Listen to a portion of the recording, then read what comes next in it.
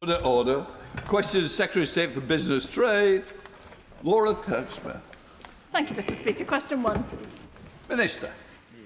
Thank you, Mr. Speaker, and good morning. With your permission, I'll answer questions 1, 9 and 22 together. This government is committed to strengthening rights for parents. This April, we are introducing bereaved partners' paternity leave and making unpaid parental leave and paternity leave day one rights, bringing over 1 million parents into scope. Next year, we'll further improve protections for pregnant women and those returning from maternity leave, and the parental leave and pay review will conclude, giving us recommendations and informing our next steps. Thank you. The government is making really great strides in improving parental rights at work, but for kinship carers, it's still tough. In Aylesbury, I met a wonderful lady who has become the kinship carer for her baby grandson, but she was only given 10 days of paid leave from work and now has to take unpaid leave to care for him, which is causing serious financial strain. So will the Minister join me in paying tribute to all of our kinship carers for their remarkable work? And will she outline what discussions she's having across government to ensure that kinship carers get the support they deserve? I thank my honourable friend for her really important question and absolutely recognise the enormous contribution that kinship carers make to children's lives and of those of her constituents. This government is committed to helping more children grow up in safe, stable and loving homes within their family network, whenever it is in their children's best interest. And I want to acknowledge that incredible commitment and the generosity of kinship carers. By opening their hearts and homes to our most vulnerable children, they are absolutely transforming young lives, and we shouldn't underestimate the life-changing difference that kinship carers make every single day. Our parental leave and pay reviews considering the needs of all working families who do not qualify for existing leave and pay entitlements, including kinship carers. Russell. Thank you, Mr. Speaker. Since 2004, the limit on relief for small employers at which they can reclaim statutory maternity pay has been set at £45,000. SMEs, of course, want to support working parents, but they need our help to do so. Could the Minister confirm whether, as part of the parental leave review, this will be looked at? Minister. I thank my honourable friend for her question and for her advocacy on this issue. The government acknowledges that the Class 1 National Insurance Contributions threshold used to determine eligibility for small employers' relief on statutory parental pay has remained unchanged for several years. Part of this relief includes an additional compensation payment, known as small employers' compensation, and last April the government increased the SEC rate from 3% to 8.5% and will increase it to 9% from 6th of April 2026. The government keeps all eligibility criteria under review whilst balancing the needs of business and the Exchequer. Josh Dripping. Thank you, Mr. Speaker. Many of us on this side of the House have long been arguing for a boost to paternity leave, one of the proudest achievements of the last Labour government. But one group that are being badly let down is self-employed dads. Just 1 in 6 are taking leave after their children are born, and that's unpaid, meaning they face a drop in income of over £1,000 just for taking a couple of weeks off. Introducing paid pat leave for self-employed dads would cost £38 million at most, possibly as low as £13 million, but it'd be a huge win for dads, mums and their babies. So would the Minister consider this as part of the ongoing parental leave review? Minister. I thank my honourable friend for his question and for his campaigning on this issue. As I've mentioned, the government's parental leave and pay review is underway and will conclude in early 2027. We know the parental leave system needs to be improved and recognise that the current system doesn't do enough to support the many dads and partners who want to be hands-on and actively involved in caring for their children.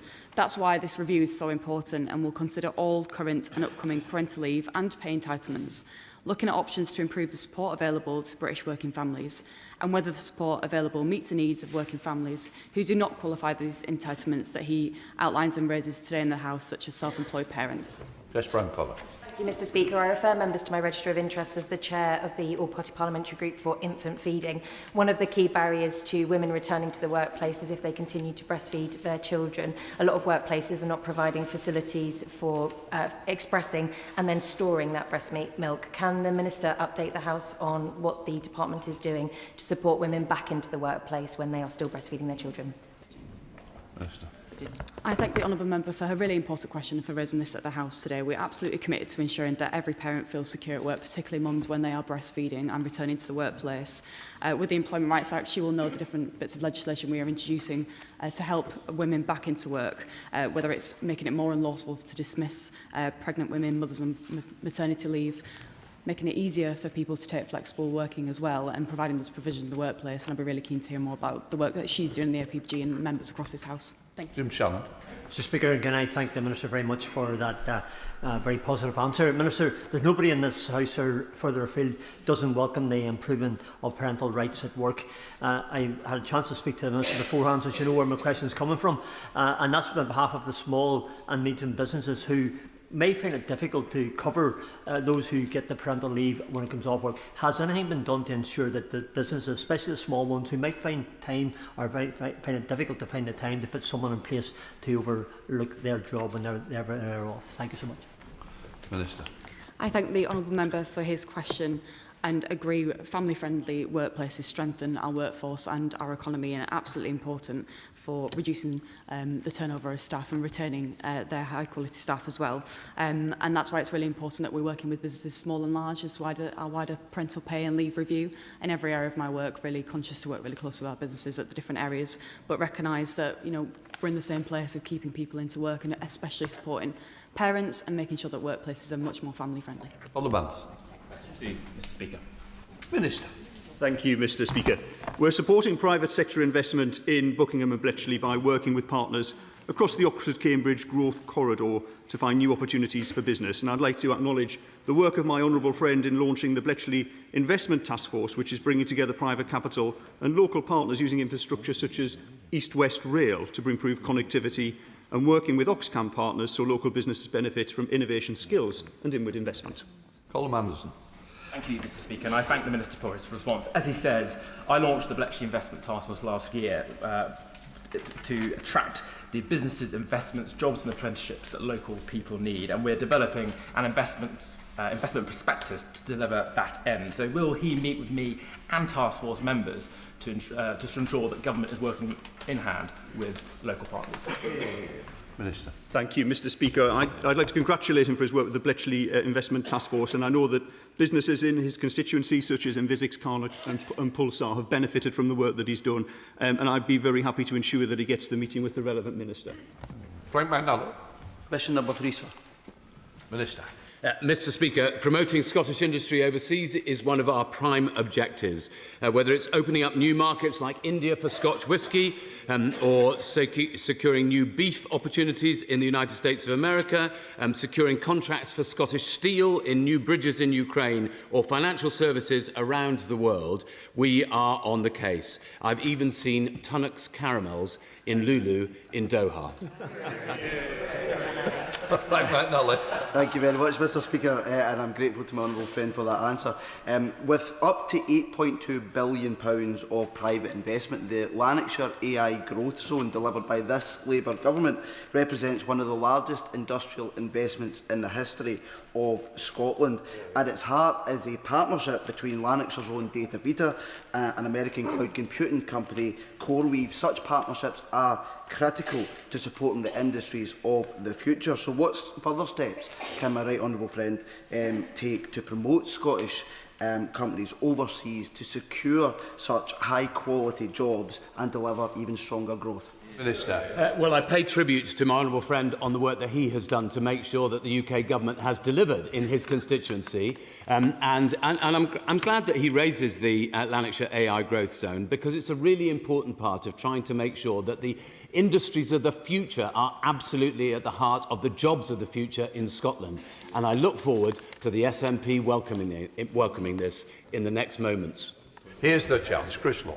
Thank you, Mr Speaker. And of course, I'll always welcome that Scotland punches above its weight, whether it be industries abroad or whether it be investment in Scotland. And indeed, under the SNP, the last 10 years have shown that foreign direct investment in Scotland has been higher outside London for the last 10 years than anywhere else in the UK, something I would expect the UK government to be also celebrating. However, instead, Mr Speaker, this week we learned through a leaked memo that Prime Minister told senior ministers of this government to go against the wishes of the Scottish Government when taking decisions. So I wanted to ask from the Secretary of State, does he agree with the Prime Minister, and does he not agree that Scotland makes the best decisions when it's the people of Scotland makes these decisions, and that will only happen when it becomes independent? It's like an open goal, isn't it, Mr. Speaker? Sorry, you haven't got a view.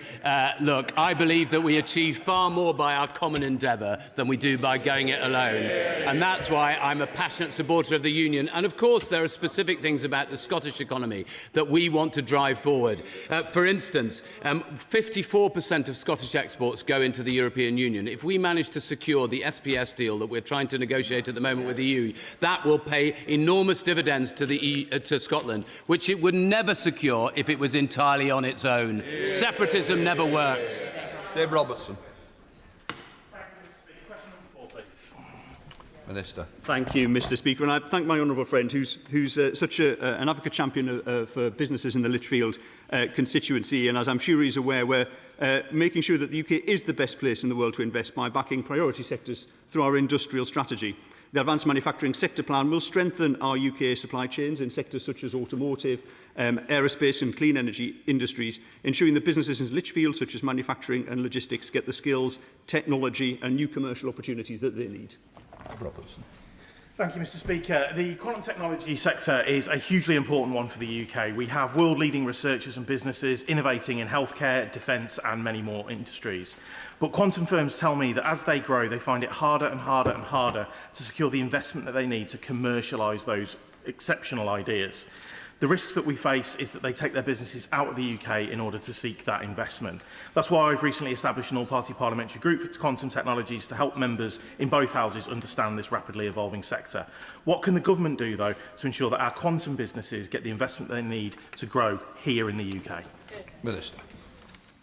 Thank you, Mr. Speaker. And I'd like to thank my honourable friend for his work in establishing the all-party parliamentary group on quantum technologies. He's quite right to identify these technologies as very important for the future, and also to put his finger on this particular problem we have in the UK about being brilliant at innovating and investing in research, but historically struggling at scale up. And that is not something that this government is prepared to accept. And so just as we're investing in critical minerals and in automotive, connected and mobility technologies, we're also investing in this area as well. The British Business Bank is doubling its annual investments to ensure that we can support scale up and bring at least 10 new-to-market growth stage funds so that we can leverage those pension investments and help British businesses to stay and grow in the UK.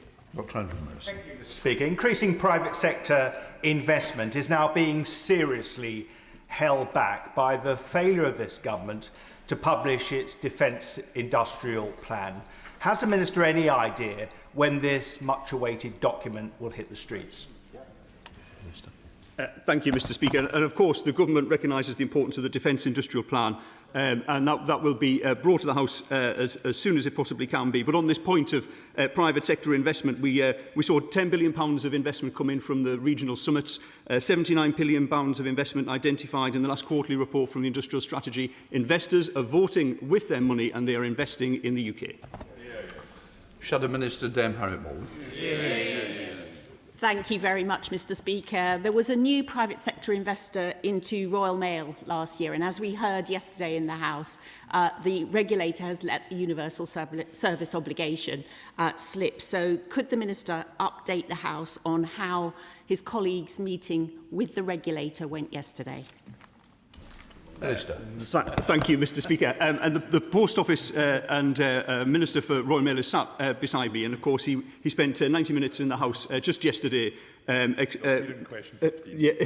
minutes in the House yesterday answering questions from members who have problems on this service around the whole of the country, and I've seen them in my constituency as well. The government is clearly not happy by the level of service from Royal Mail, and the Shadow Minister will hear in a fulsome response in question 15 when the appropriate minister will be at the dispatch box and be able to tell her everything she needs to know about that particular meeting.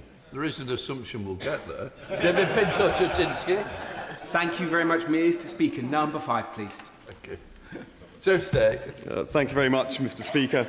Mr. Speaker, with your permission, I'll answer question 5 and 11 together. The industrial strategy focuses on business investment and creating high-quality jobs. We back our strengths in unblocking barriers, including £1.2 billion worth of skills investment by the years 2028-29. This is the Labour government investing in skills, investing in jobs, investing in creating wealth and opportunity across the United Kingdom. Thank you so much, Mr. Speaker, and I thank the Secretary of State for his answer. Communities like mine in Hendon were let down by 14 years of economic instability and a lack of a strategic approach towards driving growth under the party opposite. Can the Secretary of State set out how our modern industrial strategy will help accelerate growth in places like Hendon? I can absolutely, and firstly, Hendon has a champion in him, Mr. Speaker, and that counts for a lot, and in you, Mr. Speaker, in making sure we get through these questions so swiftly and efficiently. I can actually assure the House that the industrial strategy has delivered over £7,900 higher in average wages in those sectors that we are supporting with the industrial strategy. Over 50,000 jobs supported through investment commitments made in the industrial strategy 8 sectors simply in the last quarter. This is a government attracting investment, spending it wisely and making sure all communities, including Henley, benefit from it. What happened? Thank you, Mr. Speaker. It is no secret that clean energy is creating the next generation of well-paid jobs, and it's essential that South Dorset gets its fair share of these jobs. The development of offshore wind at Portland, including the exciting Moor Wind and Port Wind projects, would certainly help to create much-needed maritime, engineering and construction jobs for local people. So with all that in mind, will the Minister work with me and the Department for Energy Security and Net Zero and the Crown Estate to support the development of offshore wind off the coast of Portland? I thank you for his question, and of course it would be a pleasure to work with him to unlock more investment in offshore wind in South Dorset. Dorset Council and the Crown Estate have already committed up to £1 million to support a feasibility study for a £500 million clean energy port facility adjacent to Portland Port by energy developer Moor Wind. Also, the clean energy industries are expected to support, around the United Kingdom, 860,000 jobs across the UK by 2030, including up to 100,000 direct and indirect jobs in offshore wind. Now, thanks to the work that he is putting in, I am sure that South Dorset will benefit from this incredible growing British industry. Mr. Demharry. Thank you very much, Mr. Speaker. Now, of course, there are lots of well-paid jobs in the steel sector. In fact, the taxpayer is now subsidising every job at British Steel to the tune of £110,000. So, can the Secretary of State update the House on how his negotiations are going with Jingyi and when he will finally publish his long-awaited steel strategy? I'm very grateful for her question. Of course, after 14 years of running the economy in the steel industry, we have landed in the place that this government is having to sort out. I can reassure her that negotiations with Jingyi are well underway, and I will be updating the House shortly on progress there and, of course, on the strategy that I've been working very hard on with colleagues on behalf of the steel industry.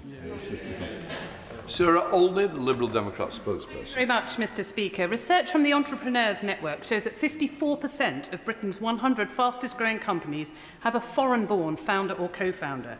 International entrepreneurs play a vital role in driving innovation, investment and job creation across the UK. And yet this government is recklessly introducing unworkable visa regulations for these very people. Since the budget in October 2024, 110,000 jobs have been lost in the hospitality sector, 74,000 in retail, and 700,000 graduates are currently unemployed. Youth unemployment has just hit 16%. So what impact assessment has the government undertaken of the impact on job creation due to their proposed changes to indefinite leave to remain? And what conversations has the Minister had with the Home Secretary regarding this damaging disincentive to those looking to build their businesses and create jobs here in the UK? I'm afraid, Mr. Speaker, that she describes the world as it is in the doom-laden Lib Dem world in which she must inhabit, but not the real world that's inhabited by entrepreneurs and businesses right around the country. The reality is, in the real world, that 381,000 more people are in work because of this Labour government since the start of 2025. She may have missed that my department, under my leadership and this team, have set up the Global Talent Task Force in the Department for Business and Trade, accompanied by a Global Talent Visa. We are out there around the world hunting down the best talent, attracting them to the UK, aligning it with investment, making this the best place to invest, to scale, to grow, to scale a business anywhere in the world. Thank you, Mr. Speaker. Question number 6, please. Minister. Thank you, Mr. Speaker. We want to build new opportunities for start-ups and scale-ups to export around the world. That's why we are providing tailored market advice, free training through our Business Academy, export finance and on-the-ground support in international markets. Thank you, Mr. Speaker. British fashion is recognised globally for its creativity. At London Fashion Week just gone, designers such as Erdem, Tolu Coker, Simone Rocha showcased the very best of British talent, and with international buyers up by 17%, we showed that we not only have the raw talent here, but the business minds to commercialise it internationally. What steps is the department taking to help emerging British fashion brands translate that creativity into export growth and scale internationally? She makes a really good point, both by standing here on London Fashion Week and by raising the points. And she's quite right that there are lots of businesses in Northamptonshire working in this field as well. One of the key things that we do is through New Gen, we provide support for, in fact, many of the people that she just mentioned, including Erdem and Simone Rocha, to be able to start out finding new export markets overseas. We send people to London, to Paris Fashion Week and to Pitti Uomo, and our creative industries are a really important part of how we intend to build on that in the future. And to use a term from another business in her constituency, I think she has Weetabix. What we really want is everybody to have 3 Weetabix for breakfast so that we can really export around the world. Richardson. Thank you, Mr. Speaker. At the recent India AI Summit, I was delighted to participate in an event with the Deputy Prime Minister, highlighting the opportunities for British and Indian growing technology companies to do more in each other's markets, and I'm looking forward to another such event in London in the coming weeks. Will the Minister join me in commending both of our High Commissioners, Their Excellencies Lindy Cameron and Vikram Doraiswamy, for their steadfast commitment to strengthening the links between our two fantastic technology sectors? He makes a really good point, and I noticed that he was commending the government on securing the free trade agreement with India, which previous governments weren't able to secure, which he did so generously. And I'm really pleased that we, Mr. Speaker, I might have misled the House previously, because I might have suggested that the India free trade agreement would be entering into force this summer, but I'm very hopeful that it will actually be entering into force this spring. The key thing is not just to have a free trade agreement, but to be able to deploy it and make sure that businesses take an opportunity to do so. Our 2 High Commissioners, both in India and here, are absolutely essential to making that happen. And I look forward to working with the Right Honourable Gentleman to do that not only in India, but also, as I note, in Ukraine. He's now been appointed to help the Zelensky's government in reconstruction in Ukraine. And I'm the Minister for Ukraine Reconstruction. I hope we can work together to achieve that too.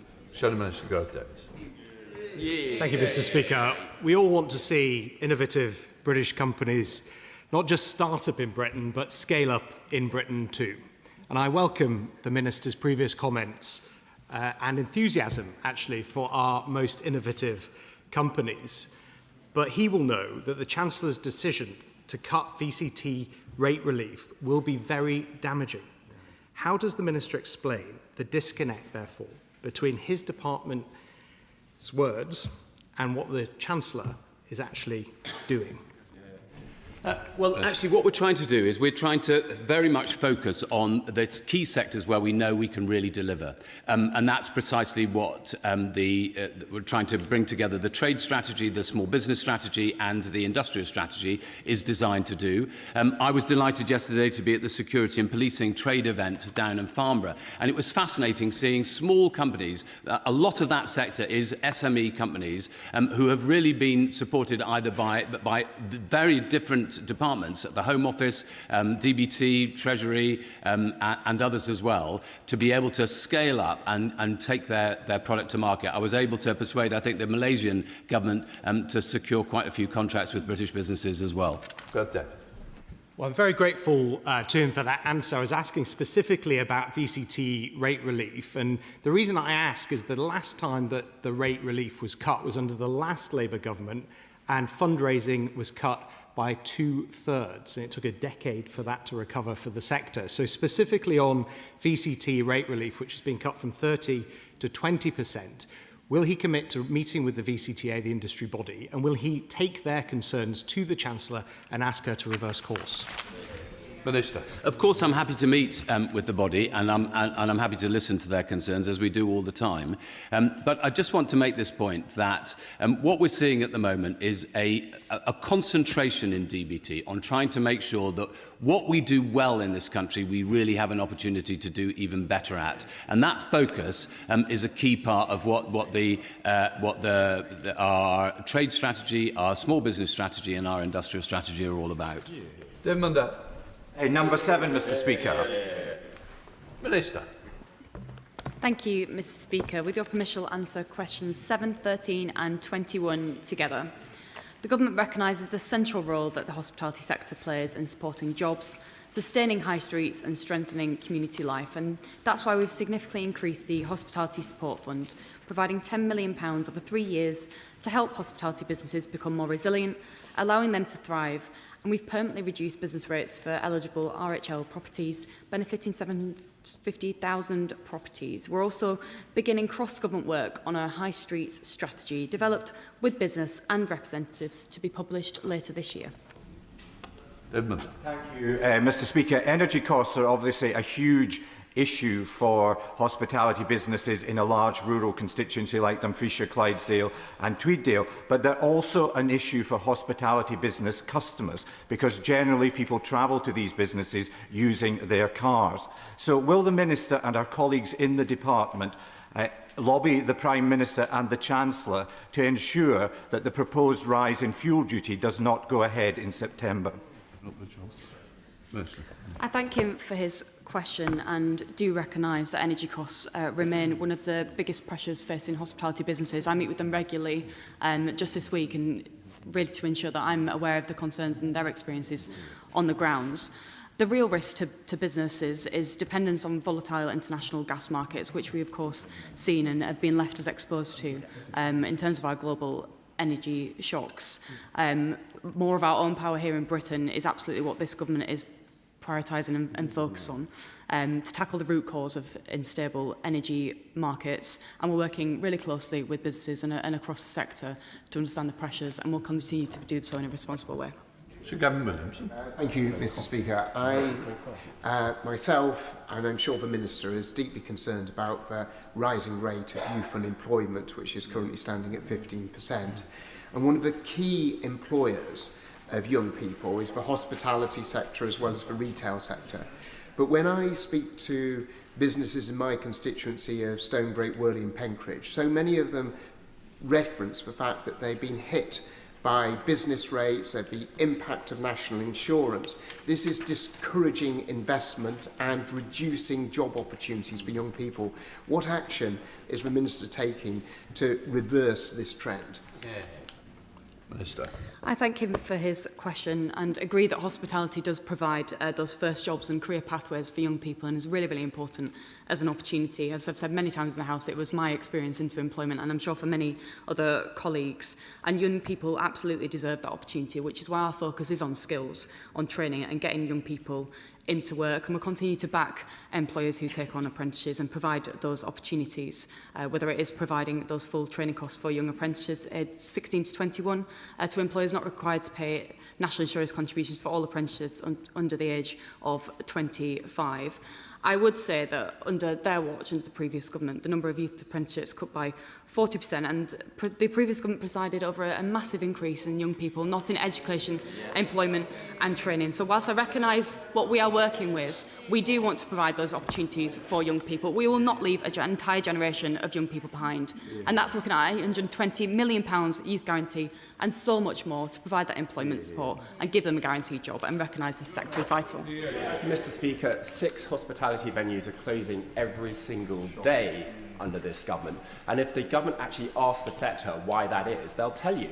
They'll tell the government it's because the jobs-killing national insurance tax rises. That is literally a tax on jobs, as well as the red tape and additional costs of the Employment Rights Act. So when is the government finally going to realise, Mr. Speaker, that these job losses and business closures are not happening despite the work of the government, they're happening because of the work. Minister. Thank you, Mr. Speaker. The party opposite left deep economic scars on our economy. Weak growth, insecure work and a fragile labour market. This government is restoring stability and rebuilding opportunity for people. Because hospitality in particular, as a vital sector for our high streets and for people, thrives when the economy grows, when wages rise and when people have more money to spend. We will always support our hospitality businesses, but do so responsibly and sustainably. They are the heart of our high streets and community, and that's why we are backing them, reforming the broken system that they left and did nothing about when it looks to business rates, and building that better support system for them so they can thrive and support all employment, and particularly for our young people. Sarah Coombs. Thank you, Mr. Speaker. Drivers looking for refreshment on the motorway have regular signs to point them to hospitality available, but for drivers of EVs, it's less easy to tell where they can get a coffee and a charge because of arcane rules that are preventing EV signage on motorways. This is also a problem on A roads, and one charge company told me they were quoted £150,000 to put up 2 signs on an A road. Given that many hospitality businesses have partnerships with EV charge providers, will the Minister work with the DfT to change these mad signage rules and support hospitality and EV charging? Minister.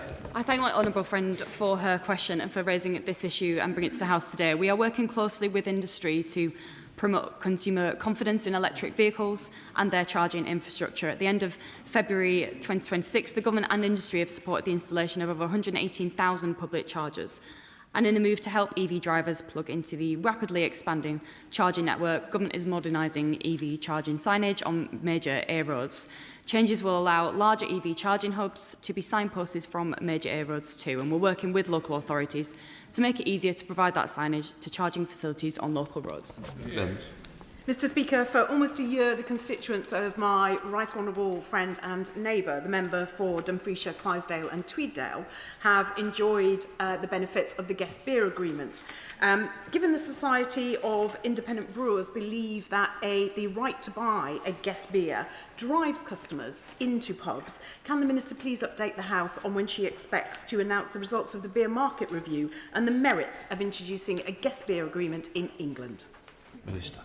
I thank my honourable friend for her question. I know we've discussed this at length and she champions the pubs in her constituencies, and I absolutely thank her for it. We do recognise the importance of independent breweries and pubs and remain committed to ensuring that the beer and pub sector remains diverse, competitive and rooted in local communities. We have reviewed the beer market to assess any barriers facing small breweries and will announce the outcome in due course. Sir Alden Liberal Democrats.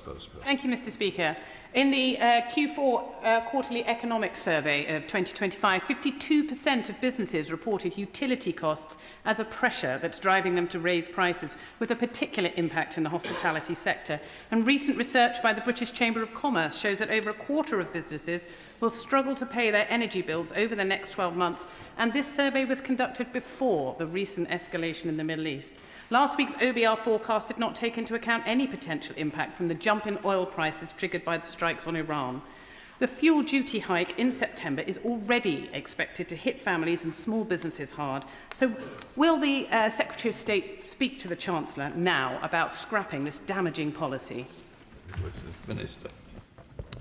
I thank the honourable member for her question. She will have heard my earlier remark that I do absolutely recognise and meet with hospitality businesses regularly to hear their concerns and pressures, and of course energy costs has come up as one of the biggest pressures facing hospitality businesses, and I do recognise the concerns they will have looking at the global conflict and the impact it will have. She'll have heard my earlier answer about the real risk to businesses is that dependence on the volatile international gas markets that have left us exposed. And she will know the work that we're doing across government and in different departments in recognising this and tackling that root cause to provide better support for businesses when we look at those unstable energy markets that have left us exposed. So we have more power here in Britain, and we'll work with the sector really closely and across government. Tom Rutland. Question number 8, please, Mr. Speaker. Thank you, Mr. Speaker. With your permission, I will answer questions 8 and 14 together. The UK-EU collaboration is vital for growth and for security. 46% of the UK's total trade is, after all, with the EU. We have had, in recent weeks, I've gone to Brussels and signed a new competition and cooperation agreement, furthering the partnership between our two territories in the interests of businesses. And I had very constructive meetings with Commissioners Ribeira, Minzatu and Virkkunen. Thank you, Mr. Speaker. After years of the Conservatives and Reform trying their best to ruin our relationship with our nearest neighbours, damaging business exports, this Labour government has been working hard to ensure my constituents feel the benefit of our renewed relationship with the European Union. Could my right honourable friend update the House on the work he's doing to ensure businesses like Worthing's very own musical instrument business Hobgoblin can benefit from the reset in relations that we've had with our European neighbours? I'm very grateful for my honorary friend and neighbour down in sunny Sussex. The reset relationship with the EU has been fundamental, and it is delivered for businesses right across Britain, including Hobgoblin there on the sunny south coast of England in Worthing. We are tackling the barriers to trade. And of course, the dialogues that we have with the EU on business mobility and recognition of professional services will unlock future opportunities into the future. Where working with the EU delivers for Britain, we will do so enthusiastically. James Hass. Thank you, Mr. Speaker. And I put on record my role as chair of the APPG for Bulgaria. And the APPG recently visited Sofia, where we met with businesses who are particularly keen to build their trade relationships with this country, particularly in the energy and tech sector, and also the work being done by the Embassy in partnership with the UK-Bulgarian Chamber of Commerce. Does the Secretary of State agree with me when we're looking at trade with Europe, we need to be looking at many of those newer markets in Eastern Europe where they're keen to create trade, particularly where we have an active business community from that country in the UK, keen to build a partnership which will benefit our country and our partner in Europe? My honourable friend is absolutely right, and his work in this area is, of course, vitally important. Our trade with every one of the newer EU member states has increased over the last 12 months to September 2025. And to give examples of the kind of work that we're engaged in, supporting Rolls-Royce, which is planning to build up to 6 small modular reactor units in the Czech Republic. One of the EU's fastest growing economies in Europe is in fact Poland, where we won Polish Airways will order the first 40 Airbus aircraft, benefiting the British economy. And we've agreed to start trade policy dialogue with Norway, negotiations on a trade agreement with Switzerland to boost trade services as well. Non-EU countries, of course, play a vital role in that tapestry as well. Vicky Slade. Thank you, Mr. Speaker. A sector needing urgent attention here is road haulage, moving goods but also people across Europe in tourism, education, but importantly film, TV, sport and music. My constituent Cameron works mainly in the music sector, supporting European tours and festivals, but he tells me the 90 and 180 rule is leading to cancelled events and job losses, with some firms only employing dual nationals or using European firms rather than British ones, or flying drivers home to swap out on these longer journeys, avoiding breaching the rules. So although the rules have existed since 2021, as the Minister told me, they have not been fully enforced. So as part of the UK-EU reset, will he look at finding a way to help professional drivers keep the show on the road? Yeah, I'm very grateful. She does point to one of the areas where the Brexit deal negotiated by the Conservative Party let down Britain. It is part of the negotiations. We are aware of these issues, and we will see what we can do for these sectors into the future. Jones. Thank you very much, Mr. Speaker. I've heard from so many businesses in Woking who have suffered post-Brexit with masses of red tape limiting their exports. Losing key trade relationships in Europe has meant many local businesses have seen their profits evaporate. So what is the government doing to develop and strengthen trade with Europe so businesses in Wokingham can start to grow again? Agreeing a bespoke customs union would be a really good start. Hear, hear. I'm very grateful. He will know that where we have the most agency is regulation in this country, when we are pledging to reduce the burden on business by 25%. The issue of regulation and the barriers to trade was something that I mentioned in my visit and meetings with 3 EU commissioners just in the last fortnight. It is something we're very aware of, and of course part of the reset is to lower the burdens. It is good to see, Mr. Speaker, that members from many parties in this House have a real interest in talking and questioning and engaging in debate about the EU and healing the relationships and creating the opportunities with our biggest trading partner, with the exception of one, who are all sitting silent. I want the one, Speaker. Daniel Francis. Question number 10, Mr. Speaker. Minister. Thank you, Mr. Speaker. Pubs and micropubs, like the ones in the honourable member's constituency at the heart of all our communities, from April, every pub will receive a 15% reduction on its business rates bill when bills then frozen in real terms for a further 2 years. 3/4 of pubs will see their bills stay the same or fall, saving the average pub around £1,650 next year. We're also launching a review of how pubs are valued for business rates and investing £10 million through the Hospitality Support Fund to help pubs diversify and improve productivity across the sector. Francis.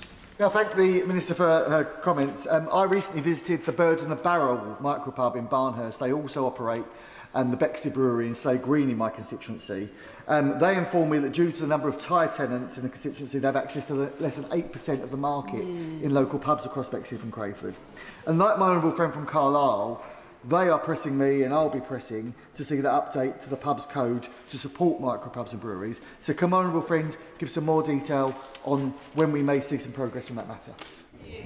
Minister.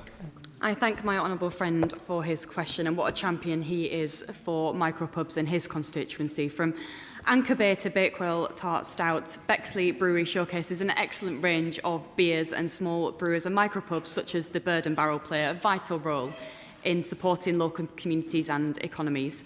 Alongside the beer market review, the government is carrying out a statutory review of the pubs code and pubs codes adjudicator, as well as a post-implementation review to assess the code's impact since 2016. The government's report covering this work will be published as soon as practicable. Thank you, Mr. Speaker. Question number 12, please. Minister. Thank you, Mr. Speaker. The government closely monitors business confidence across the hospitality sector and recognises that businesses face real and sustained pressures. That is why we have announced targeted support measures to help the sector remain resilient, including permanently lower businesses' rates for eligible retail, hospitality and leisure properties, a significant increase to the Hospitality Support Fund, action to reduce regulatory burdens, pressing ahead with the licensing reform for a new national licensing policy framework to greater flexibility for pubs and hospitality venues, allowing them to thrive. Hospitality businesses in the Scottish Borders are being squeezed by rising energy costs, wage and supply bills as well. So does the Minister think that this Labour government's jobs tax has helped or hindered the hospitality sector? I thank the honourable member for his question. Business confidence depends on economic stability, and that is exactly what this government is delivering.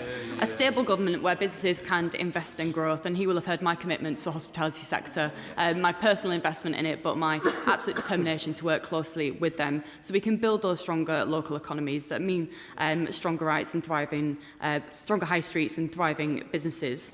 And especially when working people have more money to spend in businesses, they will see that stronger demand, and that's what we are absolutely focused on, building that stability for our local communities and businesses to benefit too. Thank you, Mr. Speaker. Number 15. We made it. Worth waiting for. Mr. Speaker, we are clear that Royal Mail's service performance has not been good enough. Ofcom is the independent regulator for the sector, and I met with them yesterday to stress the widespread concerns of honourable members about standards of service. My honourable friend has deep experience in this area, and I welcome his engagement with the main delivery office in Corby, where Royal Mail tell me they are currently recruiting 9 new postal workers to support the timeliness and quality of their postal services. Mr. Speaker, quality of service in the Royal Mail has been at shocking levels over recent years.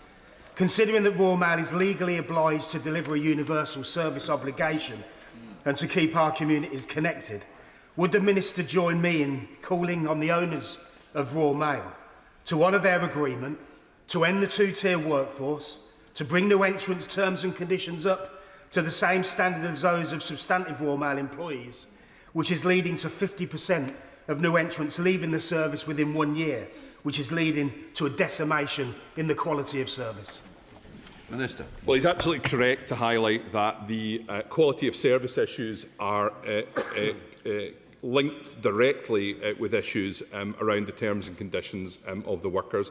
It's precisely because we take that connection so seriously that my right honourable friend, the Secretary of State, convened the meeting between the unions and the management of Royal Mail, the owners of Royal Mail. When I met Ofcom yesterday, they made it clear that they expect the plan for improvements within quality of service to be in place within days of an agreement being reached with the unions, and we'll certainly hold them to that. Thank you, Mr. Speaker. Does the Minister agree with me that by being asked to focus on parcels over letters and having overtime hours for deliveries restricted, many hard-working postal workers will feel they're undermining public trust in the Royal Mail? Minister. So I discussed the issue of the prioritisation of parcels with Ofcom yesterday. They had previously investigated this matter. I think it's fair to say that they've heard that widespread concern about the issue he raises around the House. And if they continue to be concerned about that, they won't hesitate to investigate that again. We now go to topicals. Jane Carkin. Thank you, Mr. Speaker. Question number 1. The Secretary of State. Thank you, Mr. Speaker. Mr. Speaker, in the face of global uncertainty, this government is acting with boldness, creativity and urgency to back British business. Soon we'll publish our steel strategy to secure an internationally competitive, investable and sustainable future for British-made steel. We are making highly significant interventions on energy. The supercharger discount will increase next month, cutting costs further for around 500 of the most energy-intensive businesses. Our BICs will see electricity bills for 7,000 businesses slashed by up to 25% from 2027. And we're helping businesses scale and to grow, with the British Business Bank making the largest ever equity investments and UKEF working with banks to generate £11 billion worth of support for small businesses to export. And we're opening new markets, with the India Free Trade Arrangement now through both houses of this Parliament. Just last week, I was in Brussels to sign a new competition cooperation agreement, and Mr. Speaker, I expect my department to match the dynamism of the best of British entrepreneurs, and I am proud to report that with this Labour government, it is. Thank you, Mr. Speaker. Sol Farm in my constituency is an example of a cooperative business that benefits its community. They deliver organic and sustainable food. I also have Save Our Stag in Pontsnooth, who are trying to take over and run their local pub, and the Ship Inn at Portlow, which has already done it. Setting up or transitioning to a co-op model can be difficult. Can the Minister update me on what support the government are providing to help new co-ops start up and existing businesses transition to employee ownership? Secretary of State. I'm very grateful for her really important question. She will know that our manifesto committed to double the size of co-ops in the mutual sector, and we are well on the way to doing so. She will know also that a consultation just on this issue closed very recently. We are analysing the results and we will be making further statements very, very soon. Andrew Griffiths, Shadow Secretary of State. Thank you, Mr. Speaker. Government doesn't create jobs, business does. Yet with unemployment rising, this is the last chance to ask the Secretary of State a question ahead of the start of April, when a tsunami of business rate rises will hit. Shops and restaurants will see on average a 50% increase, and the business rates of hotels will double. He and I both represent wonderful Sussex constituencies full of hospitality, high street and tourism businesses. But young people need those jobs. So for their sake and for others, will he finally postpone his business rate rise? I'm grateful for his question. I enjoy these exchanges with the Shadow Secretary of State. I noticed that the Reform self-styled Shadow Secretary of State, or as I called a shadowy Secretary of State, isn't in his place, despite being just next door in the tea room a few minutes ago. I think that speaks volumes. Mr. Speaker,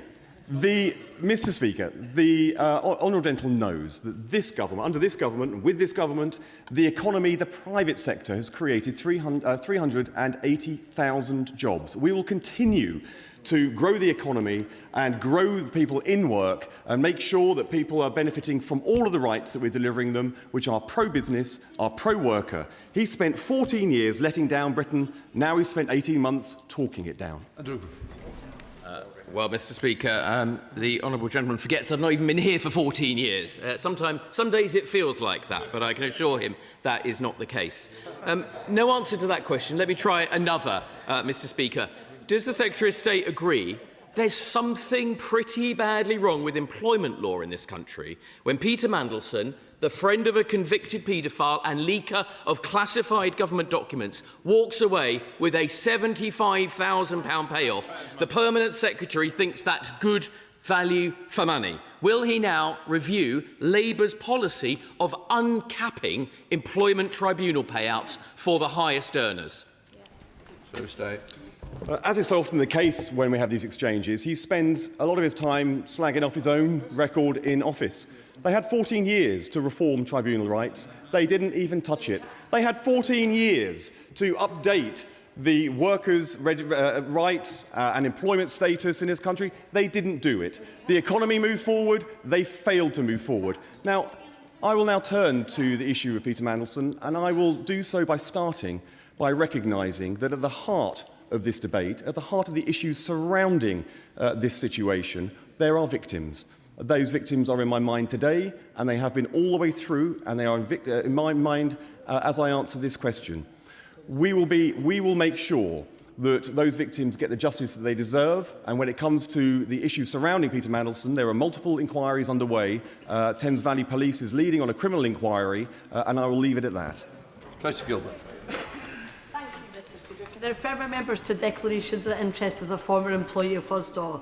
The new Rights of Trade Union Access and Employment Rights Act could be game-changing, but proposals to cap fines for breaking new rules at £75,000 is loose change for union-busting employees like Amazon. Will my honourable friend consider setting fines at a percentage of global turnover, like in cases of GDPR breaches and for ticket-touting websites? I thank my honourable friend for her question and for championing her work in this area. The government believes that trade unions are absolutely essential for tackling insecurity, inequality, discrimination, enforcement and low pay, and we're providing a legal framework for businesses and unions to negotiate access to the workplace. We must recognise that for this framework to effectively facilitate that access, it's got to be supported, and why we are consulting on this, and officials are reviewing those responses and will publish a response in due course. Ashley Fox. Mr. Speaker, small businesses in Bridgwater were hit last year with the Chancellor's jobs tax. This year they face the additional burdens of his unemployment bill and higher business rates.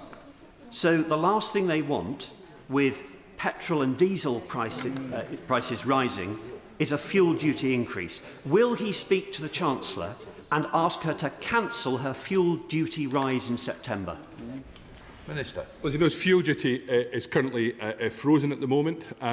But the key thing we can do to make sure that we deal with this instability in energy prices is make sure that we de-escalate in the region. And I'd remind him that his party has been calling for us to join the war.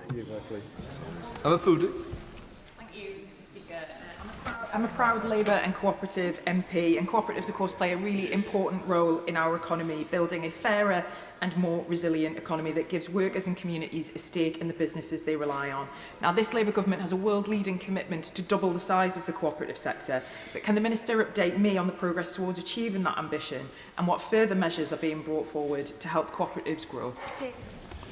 Well, she's absolutely right. I think cooperatives create a really important sense of connection at a time when people feel disconnected. But co-ops and mutuals are also more resilient and more productive, and that's why we have the commitment we've made. Our call to evidence has closed, and we're working on the proposals that will flow out of that. It's perhaps a good day to also say that I really welcome the news this morning that the John Lewis bonus is returning, and congratulate them on their results today. In room. Thank you, Mr. Speaker. Many small businesses in my constituency of North Devon will now be gearing up for a busy tourist season that is just around the corner. What steps is the government taking to support small businesses in the South West to help them make the most of their biggest window of opportunity over the summer?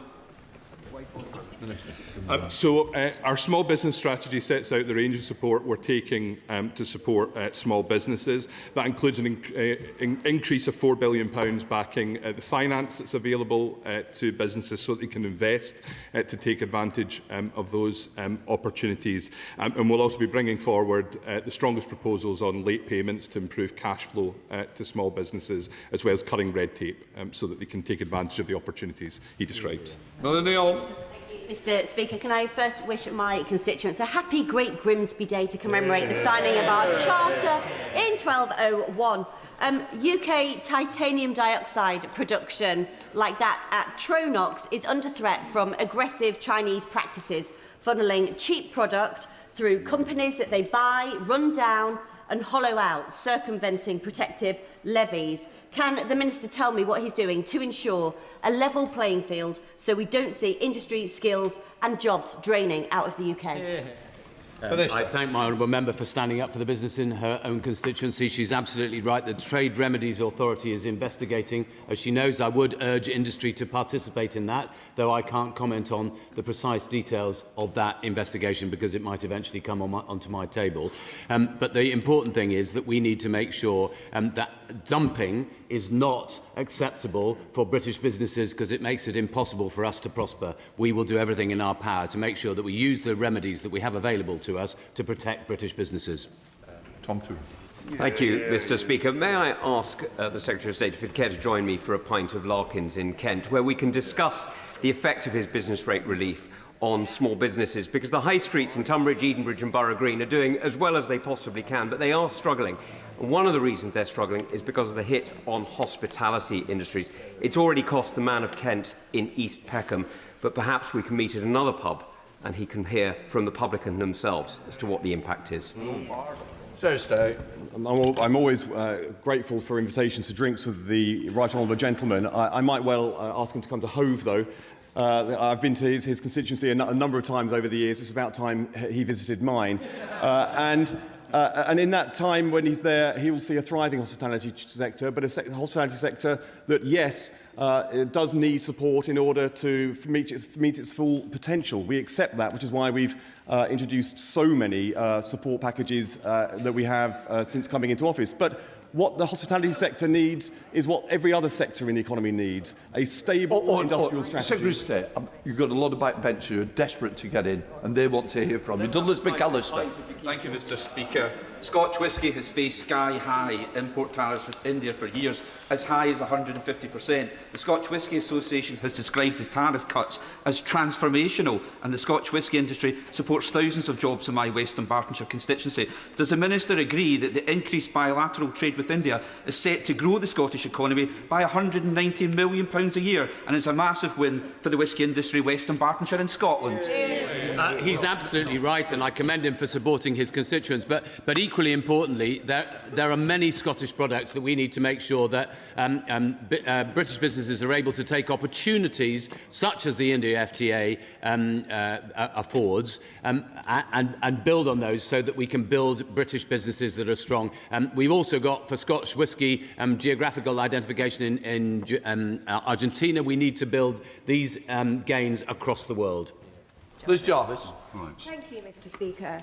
Recently, I had the pleasure of visiting Ionoptica, a fantastic local employer in Chelmsford.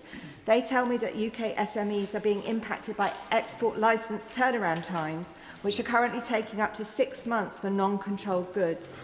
Can the Minister confirm when we will see a significant improvement in these turnaround times?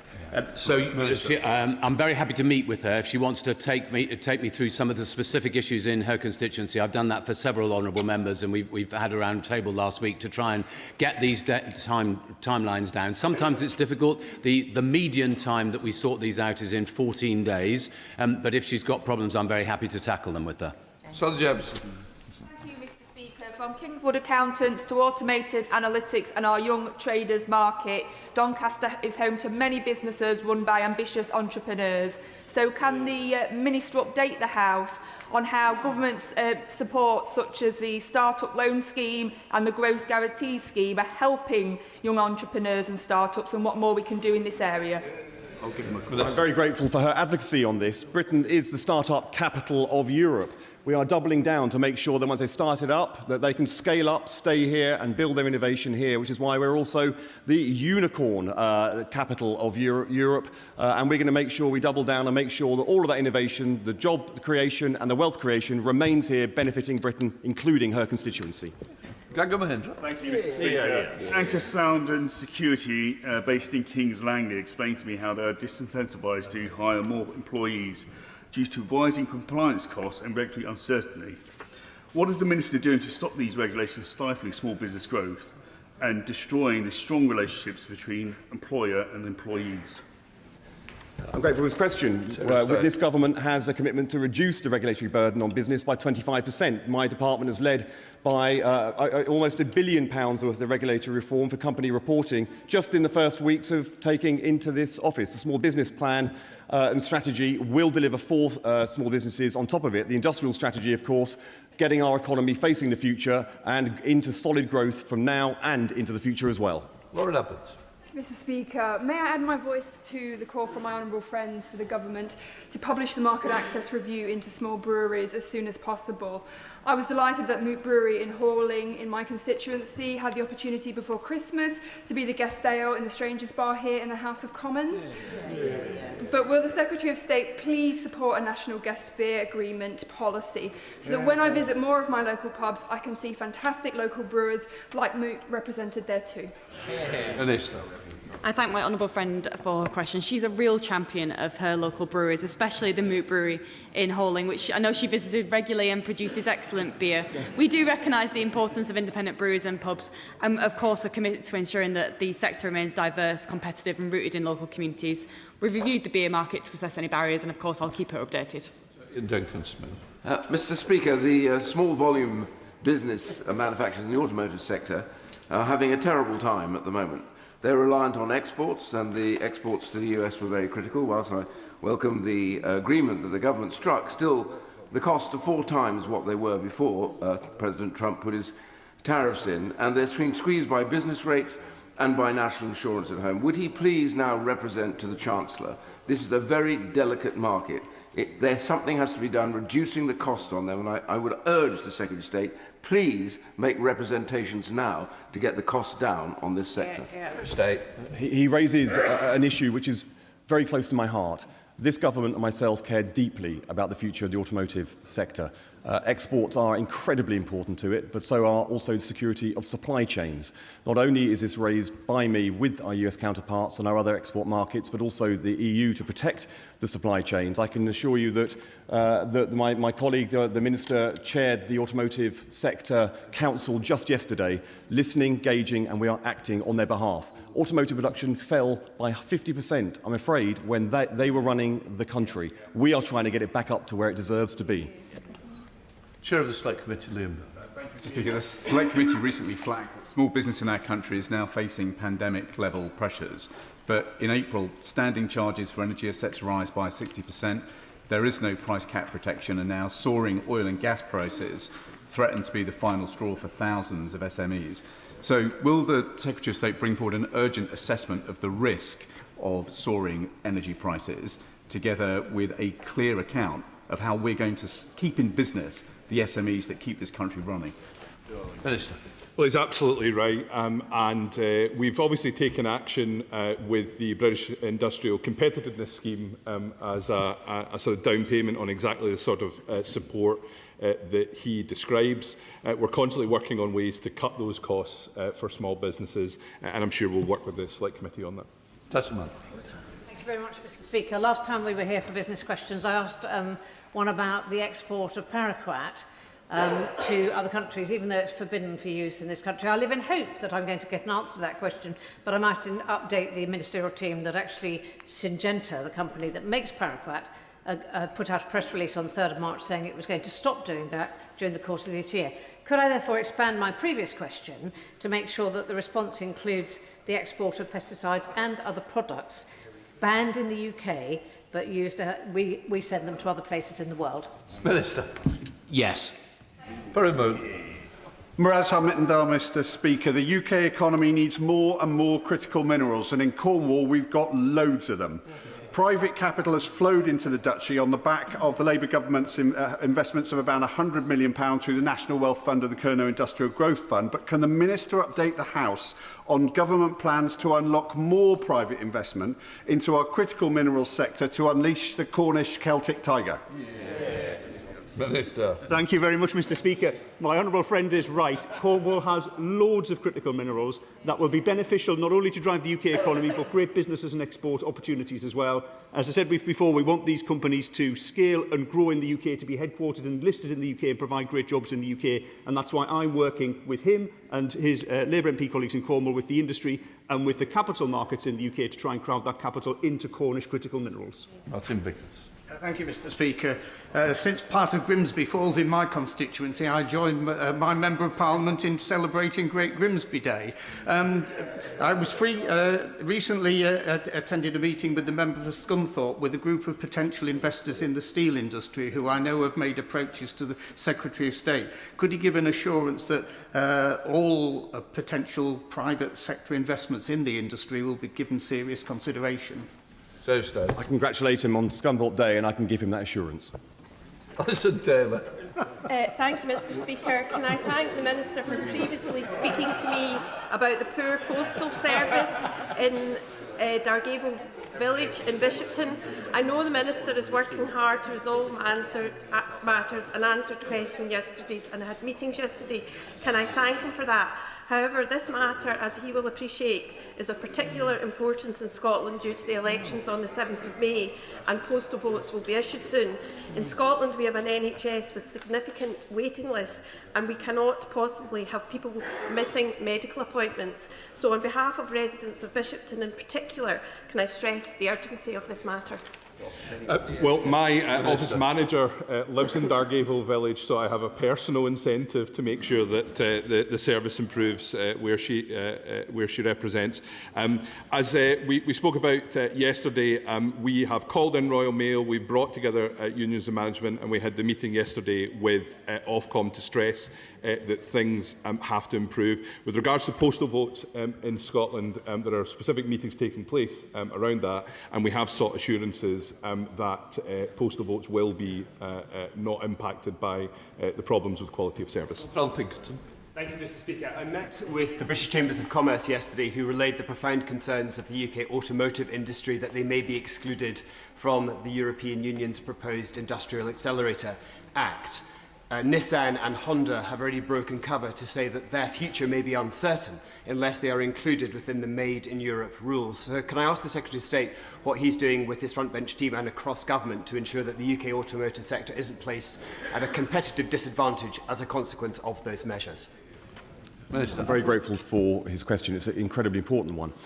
He will know that I've been very active, and my ministerial team have been very active on this very issue. And just a couple of weeks ago, when I was in Brussels raising it directly with the commissioners, he will also know that in the published Act, which has not been introduced yet, that there are potential challenges for automotive sector. It is very clear, and the voice is being heard loud and clear from the business community themselves, as well as us working with our EU colleagues to make sure their voice is heard, and that the automotive sector, for which 86% of components that are assembled in this country come from EU countries, are respected, valued and secure into the future. Brian Leishman. Thank you very much, Mr. Speaker. The sudden shift in steel import policy has created uncertainty for firms that have invested heavily in expanding their operations based on previously stable trading conditions. Will the Secretary of State commit to working with affected businesses in Scotland, including Central Rebar in Alloa, to provide clarity, to prevent further disruption and to ensure that companies vital to the Scottish industrial base are not placed at a competitive disadvantage? Minister. Thank you very much, Mr. Speaker. The government is incredibly concerned about the gradual erosion over a period of time of UK steel production, domestic production versus imports. Can I ask my honourable friend to wait the very short period of time until the steel strategy has been published, and then perhaps he might like to have a further discussion with me after that. Max Wilkins. Thank you, Mr. Speaker. High streets are a key concern for all of us in this House. And in Cheltenham, on the promenade, we have Cavendish House, which was the cherished centre for retail for 200 years. The Minister remembers it. And indeed, now it is empty. Mike Ashley, Sports Direct, left there, and now we have a big empty building owned by Canada Life. Now, would the Ministers, whoever's going to answer, agree with me that these big pension investment companies need to pay more respect to our high streets and bring forward planning applications to redevelop and regenerate as soon as they possibly can? We shouldn't be left waiting for as long as we have been. Minister. Well, as my honourable friend mentioned a moment ago, we're working on a new high street strategy which will seek to deal with some of the issues he mentions. I think we do want to see investors to step up, but we also have a responsibility through planning reform to make sure that it's easier to regenerate the types of situations he describes. Considering the global energy crisis, manufacturers reliant on gas will struggle with recent spikes in energy costs. Can the Minister confirm if his department are considering a transitional dual fuel discount alongside BICs for industries that will continue to use gas for the foreseeable future? Very good. I'm very grateful to him. He'll know that the impact that BICs is having is essential, and it will be fundamental in making sure we can get growth into the economy and sustainable business into the future. Of course, we're looking very carefully about how that, the learning from that can be applied in other areas. Right, we'll let the front benches change over.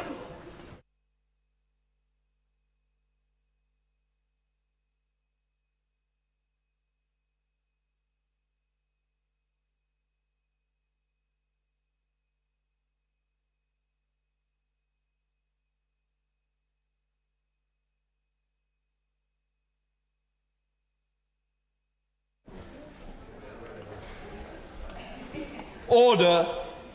Before we come to the business questions, I would like to say something about yesterday's evening's proceedings.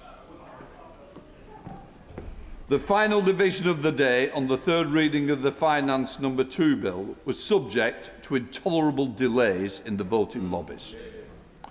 This Parliament is meant to be respected around the world and should set an example of good behaviour. The behaviour in the lobby last night, involving a group of about half a dozen government members, including the Chief and Deputy Chief Whip, was totally unacceptable. I expect better from honourable members and right honourable members. If members are asked to move swiftly through the lobbies, they must do. The fact it took 22 minutes to get a vote through is beyond the pale. I cannot believe the behaviour. It is absolutely not going to be accepted. The sergeant lost his authority because MPs said, I am not moving. Pretending to be ill, by 7 o'clock they were suddenly well again. If we think that this gives us good standing in the world, it doesn't. It is appalling. We should be ashamed. And I hope that I will be getting letters from the people who were involved in that protest. If the government can't manage the business, maybe they ought to go on a training exercise rather than disrupting the rules of the House. So I say, I expect better from honourable right honourable members. If members are asked to move swiftly, they must move and respect the sergeant. There are other ways in which the government whips can manage timings of business in the chamber. It is disrespectful to this House. To the occupant of the chair, the deputy was put in impossible position, and to the office of the Sergeant-at-Arms to behave in the way that they did. Members, as I say, involved should be ashamed. I will now call the Shadow Leader for business questions, Jessie Norman. Thank you, Mr. Speaker. Will the Leader of the House give us the forthcoming business? Leader. Thank you, Mr. Speaker. The business for the week commencing the 16th of March will include Monday the 16th of March, consideration of an allocation of time motion followed by all stages of the Grenfell Tower Memorial Expenditure Bill. Tuesday the 17th of March, consideration of an allocation of time motion followed by all stages of the Ministerial Salaries Amendment Bill. Wednesday the 18th of March, Opposition Day, debate on a motion in the name of the official opposition, subject to be announced. Thursday the 19th of March, a general debate on progress in tackling climate change, followed by a debate on a motion on online harms. The subject for these debates were determined by the Backbench Business Committee. Friday the 20th of March, the House will not be sitting, and the provisional business for the week commencing the 23rd of March includes Monday the 23rd of March, consideration of Lord's amendments to the Tobacco and Vapes Bill, followed by consideration of Lord's amendments to the National Insurance Contributions Employer Pensions Contributions Bill. Jesse. Thank you very much, Mr. Speaker. Let me start by associating myself with your remarks just now from the Chair. It is plain to all members of this House that the Government Chief Whip and Deputy Chief Whip have badly misstepped here, and indeed there has been scant respect for this House more generally from the Government Whip's office. I cannot believe such a thing would have happened when the Leader of the House was himself the Chief Whip. Let me join, if I may, the Prime Minister yesterday, and I'm sure the whole House today, in remembering the dreadful events of 30 years ago in Dunblane and paying tribute to the victims and their families. On a happier note, last Monday saw the 250th anniversary of Adam Smith's immortal masterpiece, The Wealth of Nations. Members may wish, if they like, to consult works by the Shadow Leader on this topic. I doubt if any other book or any single body of thought has had more effect in improving the lives and livelihoods of people across the world in the intervening 250 years. Mr. Speaker, we celebrate the service of our armed forces and we rightly treat defence matters, wherever possible, as bound by a united focus on the national interest. But it is precisely that focus on the national interest which requires us now to acknowledge that the past 2 weeks have been a disaster for this country. Our allies in the UAE, Bahrain, across the Gulf, have criticised this country for its, quote, slow and, quote, weak response to date. The Cypriot High Commissioner and the President of Cyprus have publicly expressed their disappointment and dissatisfaction. Why? Because we have exposed their people, our people, to drone attacks as targets, placed weapon systems on their territories, made solemn undertakings over many years to them, and now failed to come to their defence in time. It did not have to be this way, Mr. Speaker, so we must ask, how can this possibly have happened? Let us review the history. It was being publicly reported by January the 15th that America was starting to build a carrier strike force around the USS Abraham Lincoln targeted at Iran. On the 26th of January, the Washington Post reported that this force had arrived in the Middle East. On the 31st of January, our own Prime Minister himself told the BBC, and I quote, "The aim is that Iran shouldn't be able to deliver nuclear weapons." And I quote again, "We support the goal and we are talking to allies about how we get to that goal." Those remarks come close to an explicit endorsement of the United States on this operation, as they were doubtless intended to. But the key point is this. All this happened 4 full weeks before the start of the attack. Last week, at this dispatch box, I highlighted the gaps and inconsistencies in the government's position between its supposedly settled legal view and the last-ditch political decision reportedly taken in Cabinet on the Friday before hostilities began. And secondly, between the Cabinet and the Prime Minister, whose original instinct was to support the USA, but who was overruled. It is now clear that there has also been a disastrous failure of political leadership. The Prime Minister and the Cabinet knew, or should have known, for a full month that the USA was mustering a vast body of forces to attack Iran, that these could not remain on high readiness indefinitely, and so an attack must surely follow. The Prime Minister himself said last week that the government had pre-deployed some weapons to the region, yet he failed to give instructions in time to the Navy to prepare HMS Dragon. He failed to notify the Cypriots, and he failed to warn our allies and other friends across the region. Now that they are engaged, our armed forces are discharging their duties with distinction. But the result of this political incompetence has been a fiasco.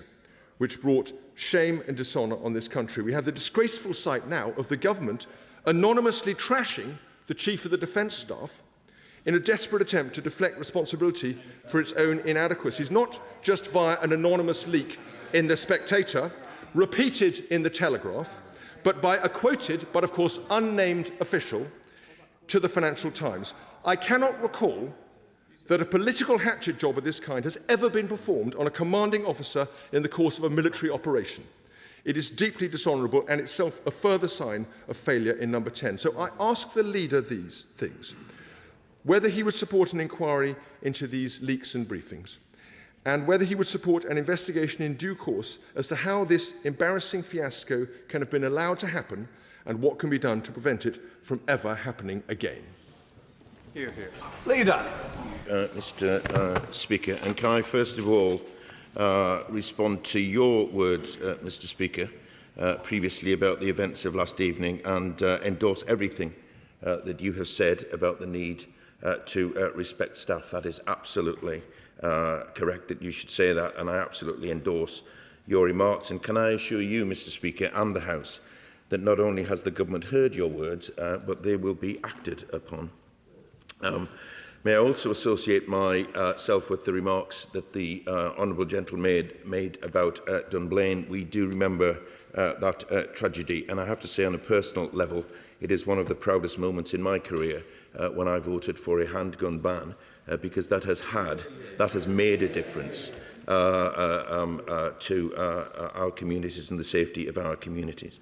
Mr. Speaker, the events that are unfolding in Iran are deeply concerning, and I will turn to the specific remarks of the Honourable Gentleman in a moment.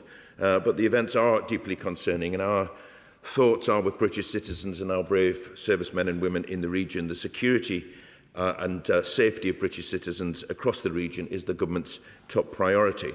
The first government charter flight landed on Tuesday morning, with the second landing on Wednesday.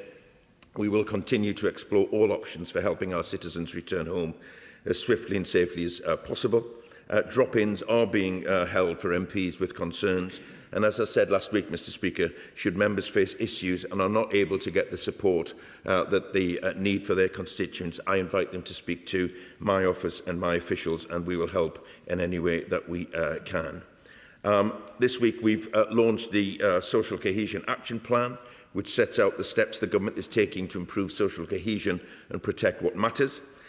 We will invest in initiatives which create opportunities for connection across backgrounds, and we will expand the Pride in Place programme, which puts more communities at the heart of decision-making in their own neighbourhoods, and we will develop new tools and powers to safeguard organisations that spread extremism, hate and threaten public safety. It's also, Mr. Speaker, I think correct to reflect on that last Sunday was COVID-19 Day of Reflection, an opportunity to come together to remember those that lost their lives and to honour the tireless work and acts of kindness shown by many during the pandemic. The government remains committed to learning the lessons needed from the COVID inquiry to protect and prepare us for the future. And as a sign of that commitment, just last year, the government held the largest pandemic exercise in British history. Let me turn now to the remarks of the Shadow Leader and agree with him on the first point that he made, which is that it is incumbent in this House that parties work together in times of crisis, which we are facing. And I agree that a bipartisan approach, if we can get one, is the best one. It's what we did in opposition, Mr. Speaker, even though some of those decisions were very difficult. So I am disappointed, not just in his remarks today, but I'm particularly disappointed in the leader of his party, because she simply doesn't seem to acknowledge the importance and responsibility which comes with her office. In terms of the story that he set out, we did send assets to the region, Mr. Speaker, at the beginning of the year. HMS Dragon is dispatched. As I've just said, we take the safety and security of British citizens and servicemen and women very highly indeed. On the wider issue in which he raises, I'd simply remind him that his government was the one that left our defences in a shocking state, with defence expenditure going down. We are not least in a diminished surface fleet. But our task, Mr. Speaker, is to rebuild our defences. We are committed to increasing spending to keep our servicemen and women safe. And in terms of any inquiry, we're in the midst of an international crisis. If such an inquiry was necessary in the future, I think it should wait until we ensure that our citizens and our servicemen and women are safe. Thank you, Mr. Speaker. Overgrown vegetation is impeding access to footpaths on Stansfield Avenue and on Pritchard Drive in Hawkinge in my constituency.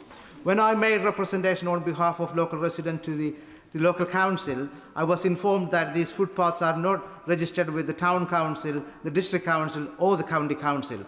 Because of the developers did not consider the long-term stewardship of these footpaths, local volunteers have until now ended up having to keep them clear themselves. Could the Leader of the House therefore find time for a debate on the responsibility of developers in ensuring the proper adoption and maintenance of footpaths and other community infrastructure?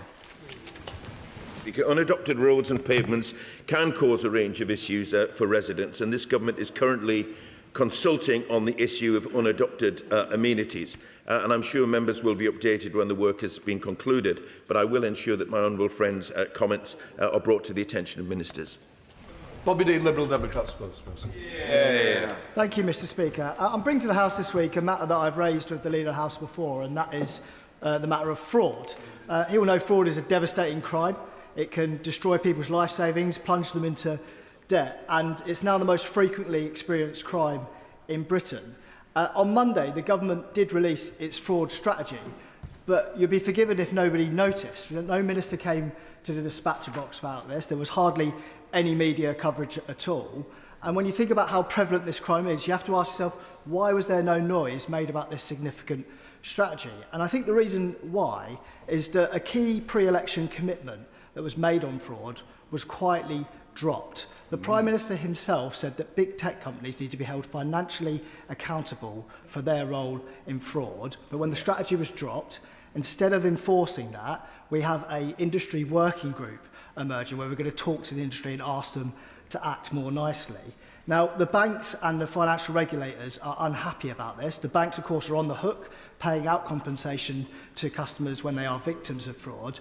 And they say that when they try to get big tech companies to act, they are far too slow, they are not responsive, and the only thing that is going to get them to act is if they are hit in the pocket for this too. So can the Leader of the House organise for the Minister to come to the dispatch box and explain why that commitment was dropped? And further, I did raise this house to the Leader of the House in October last year, and I still have not received a reply from the Minister on that matter. Thank you, Mr. Speaker. On the point of the launch of the strategy on Monday, and I think the honourable gentleman was alluding to why there wasn't a statement. The fact that Monday was particularly busy, there were important statements, that it shouldn't reflect on the importance of fraud, the fact that there wasn't an oral statement, but I'll certainly bear what he says in mind. And I'm pleased that he does point out that the government did launch its fraud strategy this week, because, as he says, fraud is distressing, disruptive, and has long-term effects on victims. And our strategy, I'm not as pessimistic as he is about our strategy going forward. It does set out how we'll use every tool at our disposal to disrupt and dismantle criminal operations, bring fraudsters to justice and strengthen protection and support for victims, with £250 million invested over the next 3 years for the fight. But I note his request for a statement, an update, and I'll bring that to the attention of the relevant minister. Justin Mathews. Mr. Speaker, Ellesmere Port is benefiting from investment in its new market and also the £20 million Pride in Place fund, but there is a big hole in the town centre where the shopping centre is basically being left to rot by the owners at hand. Now, the problem we have is that they are a private company. They've made many promises in the past of investment but have not delivered. Shops are left empty, units are not filled. The heating doesn't even work in the centre. They are milking the centre dry. They are leaving a big hole in the town centre when we've got so much other investment. It is a real shame that this is happening. So I wonder if we could have a debate, please, about what more powers local authorities can have to actually compel investment in the whole of our town centres. Speaker, the reality is that the party opposite, when they were in government, hollowed out our high streets. We are giving unprecedented new powers to local communities to seize boarded shops and revitalise neglected high streets.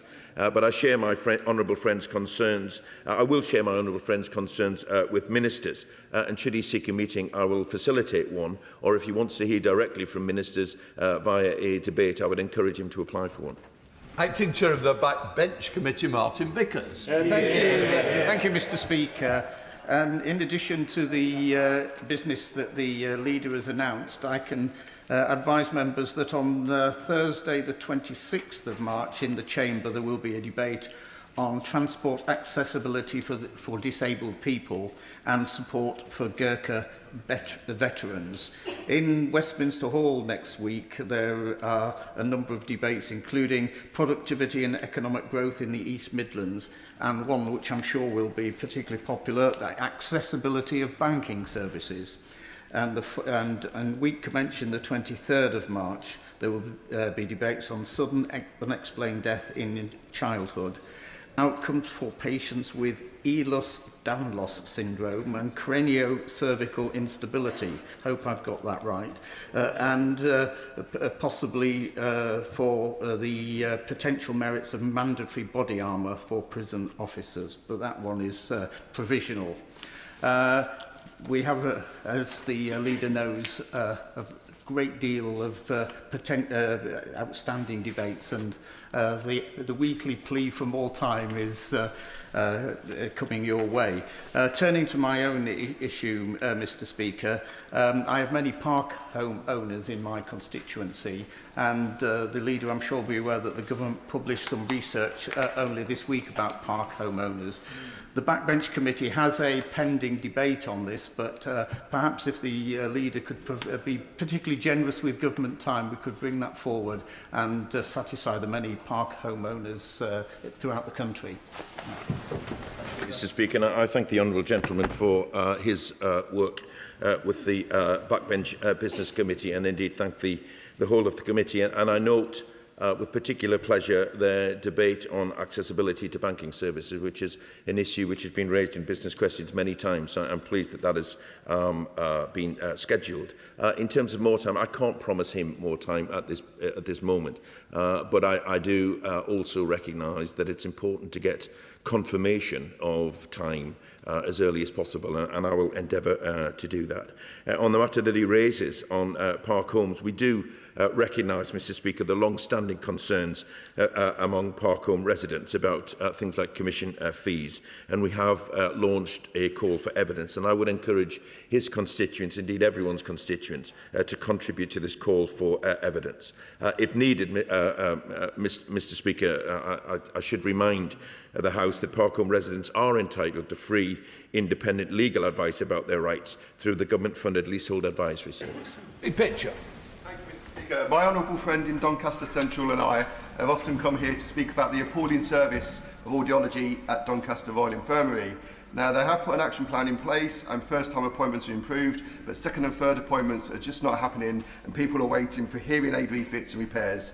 Will the Leader of the House ask ministers to set out how they will support trusts to expand capacity to follow up audiology care, including how they could use high street provision where that can be provided under the NHS? Thank you, Mr. Speaker. We know that people are waiting too long for community health services, and we are committed to cutting waiting lists, including for audiology. We're providing capital investment to upgrade audiology facilities in NHS trusts and expand audiology testing capacity through community diagnostic centres. And as he hopefully, I raised his previous concerns with health ministers, who I believe have since written to him on this matter earlier this week. But I will ensure that the department hears his latest question. Sir Julian Smith. Manufacturers and distributors of bullets in the UK are extremely concerned about the decision by DEFRA to ban lead in 2029. The EU was about to make this decision but pulled back from it. Can we have a debate about the impact of this decision on UK sovereign capability as urgently as possible? Thank you, Mr. Speaker. I can offer the right honourable gentleman a meeting with ministers if that is what he seeks, but I'll certainly draw to their attention the point that he raises. Mr. Speaker, I know lots of us in Aylesbury and the villages have watched the Channel 4 drama Dirty Business. One resident described it to me as harrowing, powerful and emotive, and they are right. The government has made some good progress in tackling the crime of sewage in our waterways through the Water Special Measures Act. But will the leader ensure that further parliamentary time is allocated to debate and advance our long overdue reforms to the water sector? Thank you, Mr. Speaker. My honourable friend raises a very important matter, and the programme to which she refers has quite rightly caused concern amongst people and a dialogue on these matters, which is important that we have that. The reality is that the previous government should never have allowed the water sector to get into this state, because the public deserves better. As she says, our Water Special Measures Act will introduce tough enforcement measures, the most powerful in a decade. The Water White Paper goes further, setting out clear powers for the new water regulator. And a new water reform bill will create the laws that we need to fundamentally change the system. And when that bill is introduced, there will be plenty of time to debate this matter. Griffiths. Mr. Speaker, the situation at Zachary Merton Hospital in my constituency of Bognor Regis and Littlehampton is causing deep concern locally. Services there were closed on what residents were told was a temporary basis, yet that closure has now been made permanent. The evidence behind that decision has not been clearly set out. Communities rightly expect candour when decisions are taken about the future of local healthcare provision. So does the Leader of the House therefore agree that there is a wider issue here about transparency and accountability in NHS service decisions? And will he consider granting time for a debate in government time on the future of community healthcare provision? Thank you, Mr. Speaker. I do agree on the need for candour and for openness for residents who are obviously concerned about the matters, not least the one that she refers to. Should she wish to make her case to the relevant minister, then I will make sure that she has that opportunity. Anton Nibbler.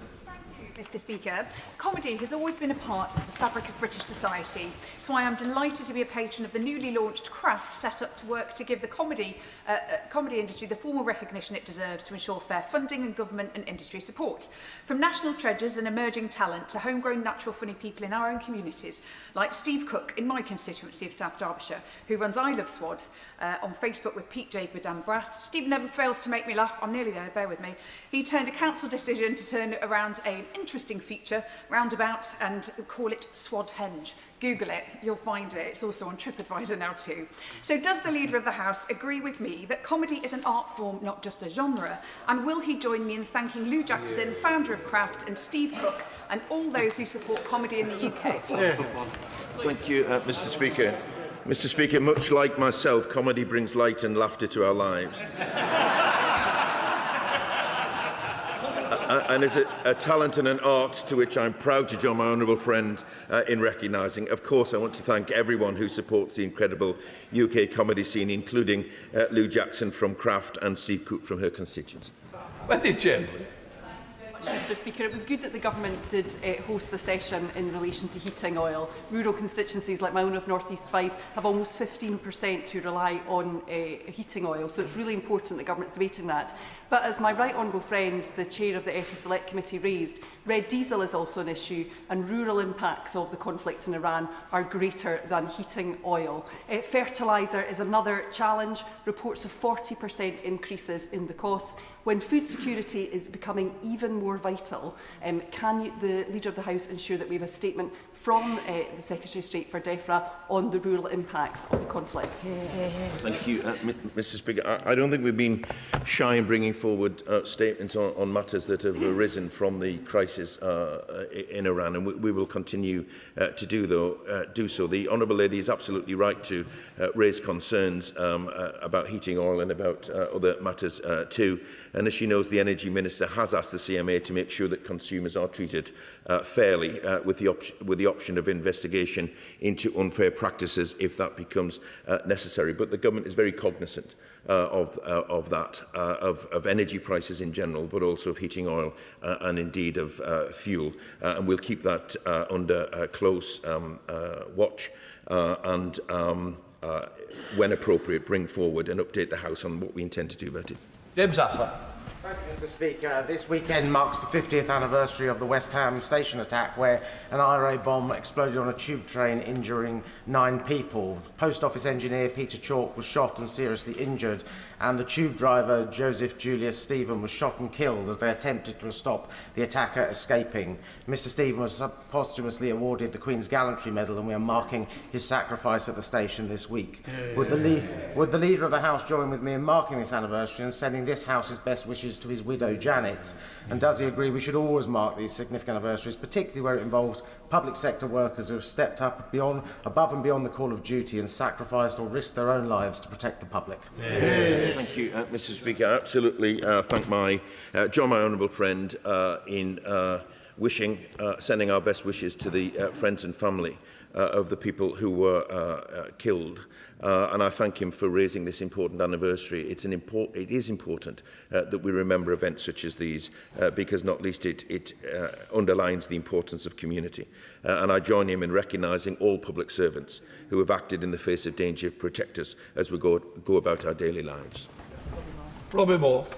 Thank you, Mr. Speaker. Last week I met with Toby Hammond, the lead volunteer for West Yorkshire Scouts. Astonishingly, the Scouts have now learned that they could be hit by Labour's proposed new tourist tax being introduced by the Mayor of West Yorkshire, Tracy Braben. Because this tax is on overnight stays, it could now apply to youth camps, outdoor experiences and sleepovers run by volunteers at Scout groups across Keighley and Ilkley who are giving up their own time, their own evenings for the benefits of our young people. It will hit thousands of young children and young people that will be negatively impacted. So will the Leader of the House grant a debate on this very issue and join me in urging the Mayor of West Yorkshire to scrap this tax once and for all that is impacting many of our Scout groups that continue to provide and deliver vital work for our young people? Thank you, Mr. Speaker.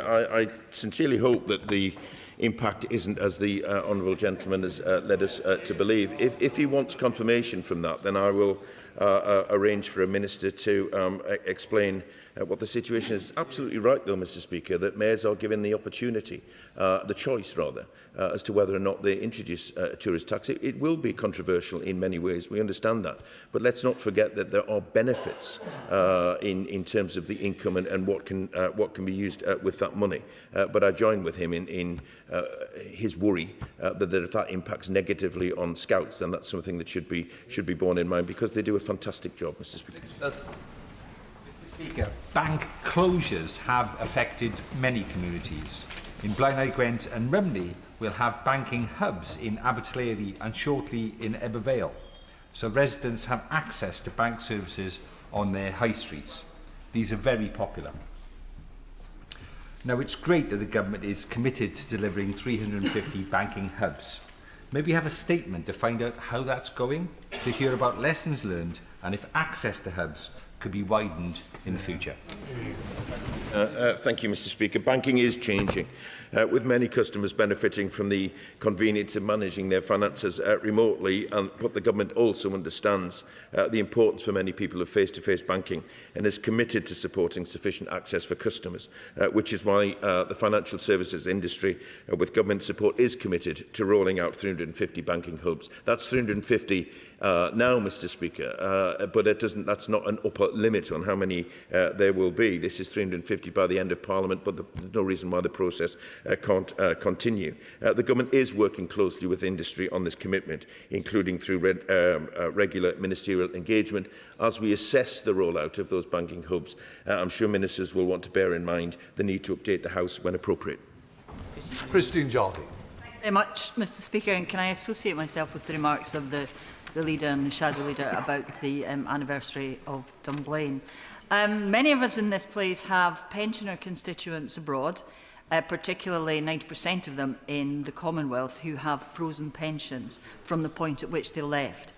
This is an issue of great concern, not just to them, but increasingly to the governments of Canada and Australia in particular, where it places a heavy burden on them. The regulations were passed recently through this House, the annual regulations without scrutiny because of the way in which they are passed. So would there be some way that we could arrange a meeting with ministers or a debate in this House so that we can examine this policy and see if there is a way of amending it to make it fairer both to those pensioners and to everyone else affected by it? Mr. Speaker, I don't know the answer to the Honourable Lady's question, except to say that if she seeks a meeting with the Minister, I will help her to facilitate one. Thank you, Mr. Speaker. The 16th of March marks the start of Sign Language Week.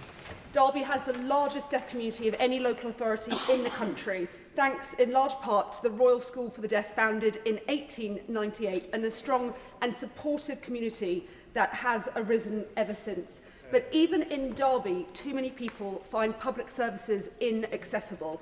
Would the Leader of the House agree that across our public services, everyone should be able to access information and communicate in a way that works for them? And will he join me in wishing everyone that uses British Sign Language in Derby and across the country a very happy Sign Language Week? Thank you, Mr. Speaker, and I thank my honourable friend for bringing this matter to the House, and I absolutely endorse her remarks about more people being able to use and understand sign language, because it's a vital means of communication for many people, and I hope that this week raises some well-needed awareness of the importance of British Sign Language. So I do take this opportunity, along with the whole House, to wish everyone a happy Sign Language Week. Lightwood. Thank you, Mr. Speaker. Farmers in King Swinford and South Staffordshire have contacted me in recent days about the steep rise in key inputs like fertilisers and straw. Now, current events are likely to make these pressures even more acute, with serious implications for farm viability and for domestic food production. So could we have a debate in government time on the rising cost facing British farmers and the long-term resilience of UK food production? Mr. Speaker. It seems like longer, but we're 11 days into this particular crisis, and the government is not, as I said before, not been shy on bringing forward statements when necessary on particular aspects of it. I will raise his concerns with DEFRA ministers, who I'm sure are watching the situation very carefully. And should the opportunity arise to update the House, or the need arise to update the House, I'm sure that's what they'll do. Jim Matmore. Speaker, there are around 430 farmer-owned cooperatives in the UK and around 150 farmer members, turning over £10 billion a year, delivering high-quality food produced to the highest welfare and environmental standards. With food security being national security and the government committed to doubling the size of the cooperative sector, will the Leader of the House grant time for a debate on expanding the agricultural cooperative sector so that they can play a role in strengthening the UK's food production? Mr. Speaker, may I pay tribute to the cooperative movement for the work that they do in this regard. They're a very important part of the story of food production, Mr. Speaker. And should my honourable friend seek a debate on these matters, I'm sure there are many across the House who would want to join in to discuss what is a very, very important subject. Sir Julian Lewis. May we have an update from a health minister on progress in the review of prostate cancer policy and whether it will focus, as it should, on such issues as targeting particularly vulnerable age groups or ethnic groups, such as black males, 1/4 of whom will be affected by this disease at some stage in their lives, and speeding up NICE approval of relevant drug treatments in England and Wales, which are already actually being prescribed in Northern Ireland and Scotland. Thank you, Mr. Speaker. As the right honourable gentleman will know, that the government has produced England's first ever men's health strategy. And we're not just reforming the way that things are done, we're putting the investment in as well. On the specific issue which he raises, which I agree with him is an extraordinarily important matter, I will seek an update from a health minister for him, and should he seek after that a minister for further detail, then I'll help him to arrange that too. No law. Thank you, Mr. Speaker. I was delighted to see the Eden Project's recent report, which shone a light on the nearly £7 billion worth of positive impact it's drawn into the Cornish economy and our community over the last 25 years.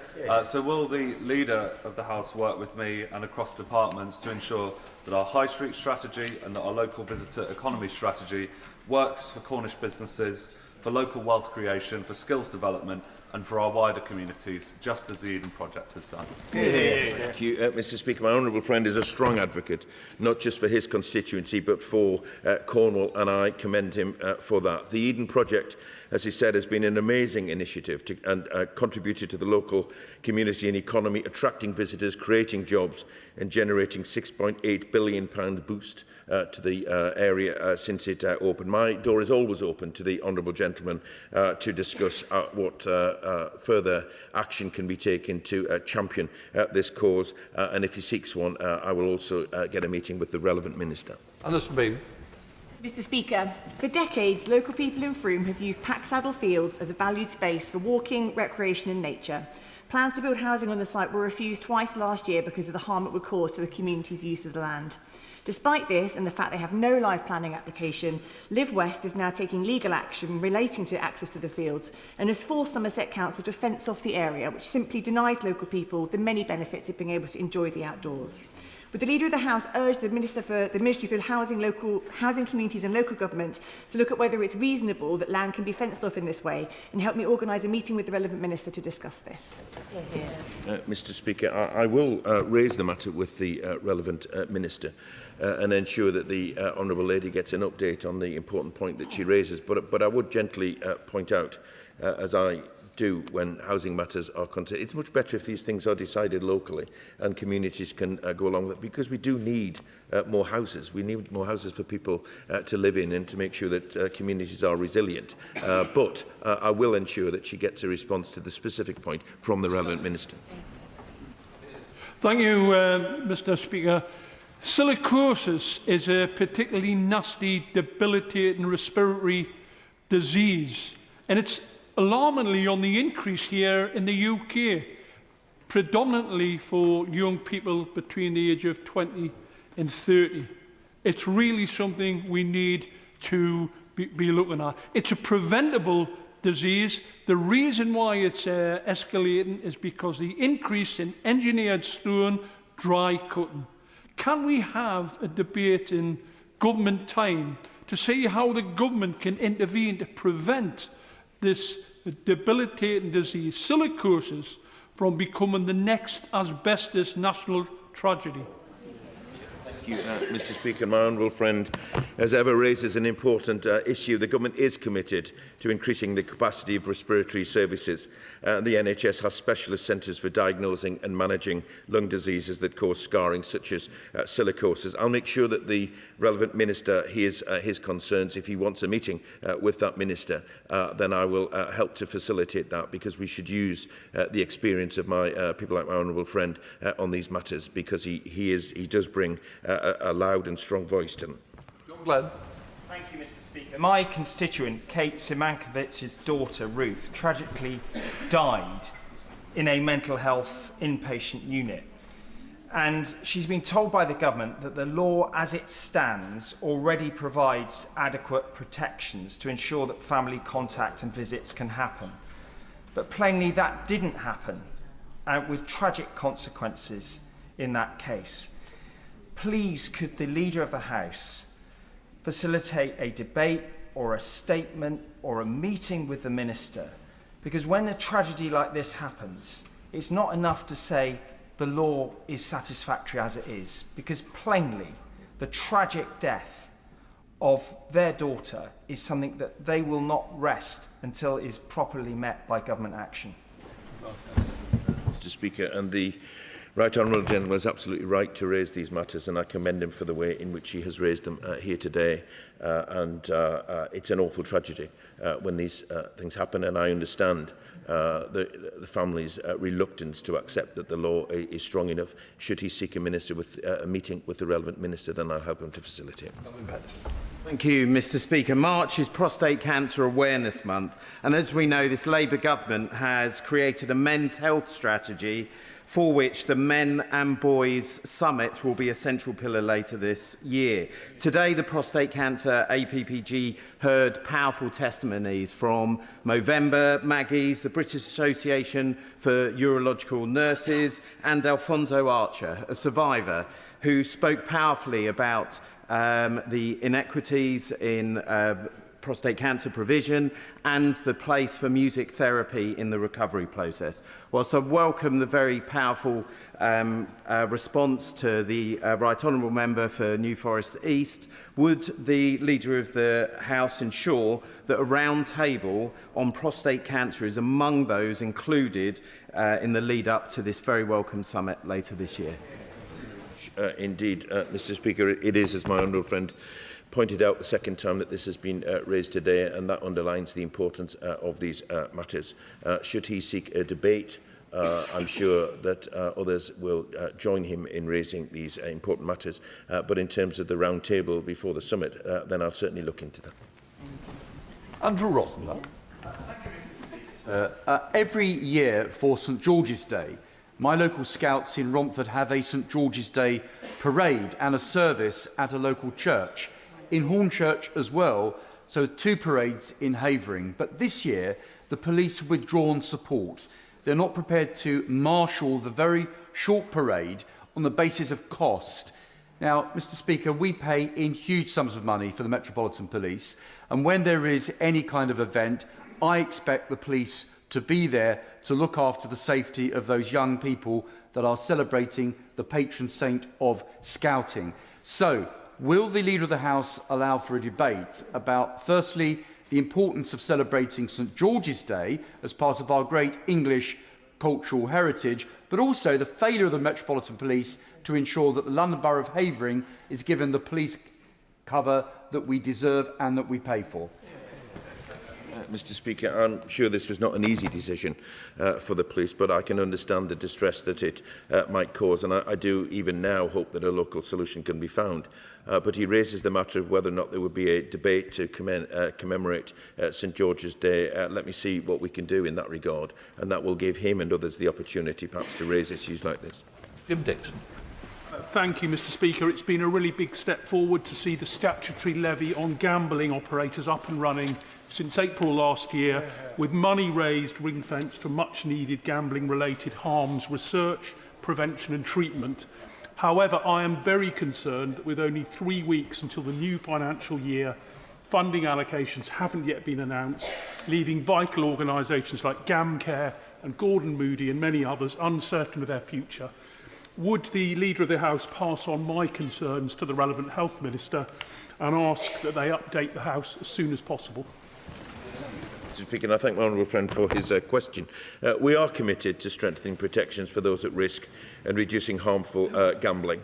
And levy commissioners are best placed to make decisions on the future of their work. I will ensure, however, that the relevant minister has heard his concerns and that he gets an update. But, Mr. Speaker, it will be from a DCMS minister, because they are responsible for the implementation and oversight of the gambling levy.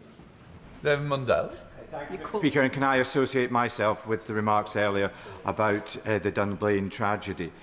Could the Leader of the House arrange for there to be a statement on the government support for egg production in the UK, a vital part of the food chain?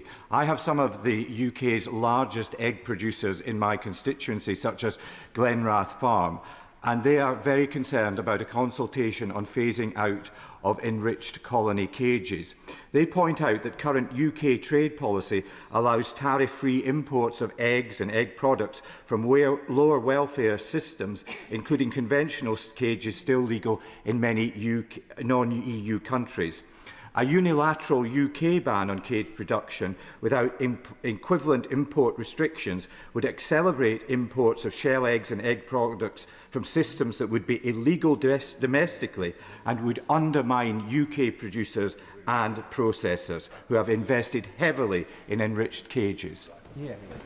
Mr. Speaker, and I thank the Right Honourable Gentleman for bringing this to the House, because I agree with him. It's absolutely vital that we support the British egg industry. He will be aware that DEFRA have recently held a public consultation on this matter, which the call for views closed last week, so we will await the outcome of that. But I will make sure that the relevant Minister has heard the Right Honourable Gentleman's remarks here this morning, and once the consultation has been considered, the outcome of the consultation, then should a statement or a debate be necessary, then we'll help to arrange that.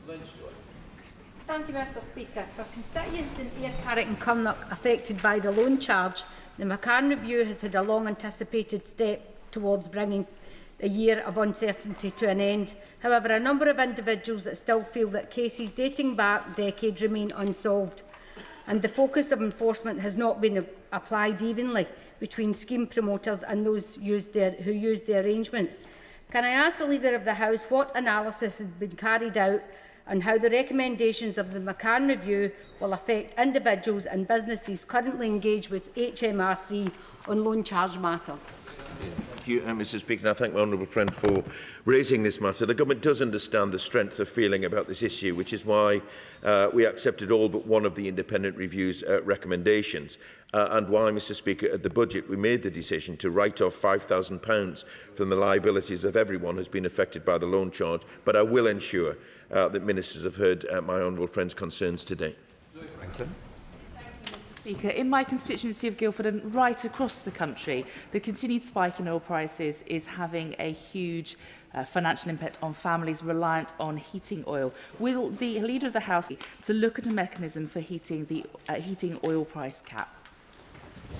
Mr. Speaker, as I said previously, the Energy Minister has asked the CMA to make sure that consumers are being treated fairly, with the option of investigation into unfair practices should they occur. We're not going to tolerate, Mr. Speaker, companies profiteering from this conflict. And should it be necessary, then I'm sure my Right Honourable friend, the Energy Secretary, will come to this House to set out what further action the Government intends to take. John Morris. Thank you, Mr. Speaker. Last summer, I did a tour of my constituency holding 80 surgeries in 4 weeks, and the number one issue that came up in West Northumberland was potholes on rural roads, where we are unfortunately lumbered with Conservative-run Northumberland County Council, who manage to be both incompetent and slightly neglecting the west of the county to an almost historic degree. I wonder if the House might join me in a visit to one of the potholes in my constituency. Thank you very much indeed, and I thank my honourable friend for raising this matter in the House. He's a very strong advocate, not just for his constituency, but for the west of the very beautiful county of Northumberland. The Government is investing £24 billion in maintaining and improving motorways and local roads across the country. And I would join him in urging councils such as Northumberland County Council to act so that our constituents can reap the benefits of this funding. In terms of the very tempting invitation that he sends me, I will certainly look at my diary. Greg Smith. Thank you, Mr. Speaker. The Liberal Democrat-chaired Buckinghamshire and Milton Keynes Fire Authority have just consulted on closing Stokenchurch Fire Station, Great Missenden Fire Station, and removing nearly a quarter of the fire engines from the Buckinghamshire and Milton Keynes Fire Authority area. It is no surprise that the consultation responses are in and the public do not want to see these dangerous cuts taken place. But the papers for next week's Fire Authority meeting seem to show that the Fire Authority are going to ignore that consultation and carry on regardless. So can we have a debate in government time about the duties on public bodies to actually listen to consultations? Otherwise the public will just look at these things for token exercises rather than real meaningful engagement.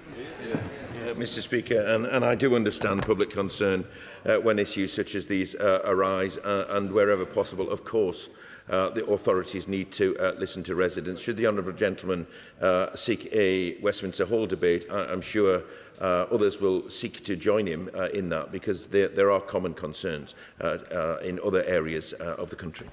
Thank you, Mr. Speaker. A constituent contacted my office to say that their daughter and her partner are caught in a student loans trap, where although they are both working and paying back their loans, they are hardly making any headway in reducing their debts. Apparently, of those with student loans, 76% feel trapped by a student loan balance that keeps growing despite making repayments. 87% do not think that the 6.2% interest rate on Plan 2 loans is fair, and 81% say that they were not fully informed about the terms of the loan when they took it out. I'm aware of the inquiry that has now been launched by the Treasury Committee, but would the Leader of the House please agree to a debate in government time in due course about how we can make student loans fairer so that our young graduates do not face the life of never-ending, overwhelming debt? Thank you, Mr. Speaker. We inherited a system of student loans which effectively was broken for many people. We are trying to make changes to improve the student loan system to make it fairer, and we will continue to look at ways to do so. Yeah, my honourable friend refers to the Treasury Select Committee, which is looking into this matter. Once they've been given time to consider it, hopefully that will be brought to the floor of the House and lead to the debate which he seeks. And then, Mr Llefarydd. I've been inundated, as many in the House, from constituents facing impossible heating oil costs, with one telling me their 500-litre order has soared from £302 to over £900. At yesterday's meeting, arranged by the Minister and the Treasury, the Government said that people should apply to their local council for emergency support via the Crisis and Resilient Fund. However, councils we know are on their knees financially and simply don't have this money. And additionally, this fund is an England-only fund. So can we have a debate in this House on the need for the UK Government to take responsibility by providing new crisis support funding for off-grid households in Wales and in the other devolved nations? This is an issue which has been raised a number of times this morning and demonstrates the strength of the feeling. So I would either encourage the Honourable Lady to seek a debate on these matters to hear from the Minister, or if she wants a meeting with the Minister to explain her concerns, I will help her to facilitate that. Paul Wall. Thank you, Mr. Speaker. Rochdale's Bassa Football Club recently returned from their tour of Bangladesh, where they met street children, blind children and autistic children who were helped by the amazing £20,000 that the club had raised for charity. So will the leader join me in congratulating Dolly's Mir, Saj Mir, all the lads at Bassa, as well as their sponsors, the restaurants Pavilion, Pandora, Panchi and Amour? Thanks. Thank you, Mr. Speaker. I'm delighted to hear about the fundraising success of Rochdale's Bangladeshi Arts and Sports Association Football Club, and join my honourable friend in congratulating the whole team and everyone associated with the team, including their sponsors, who made this possible. Dr. Andrew Morrison. In the late 1930s, this country's defence industrial base grew very fast indeed to deal with the mounting threat. The failure to publish the defence industrial plan is not in that tradition.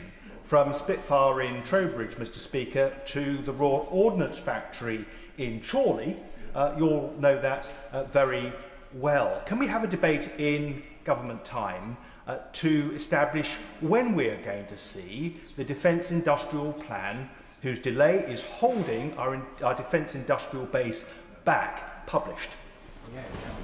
The government is committed to publishing the plan, and we'll do so at the first opportunity. But we are facing a similar situation to the one that he describes at the end of the 1930s, in that defences were run down and a decision had to be made in order to start to rebuild them.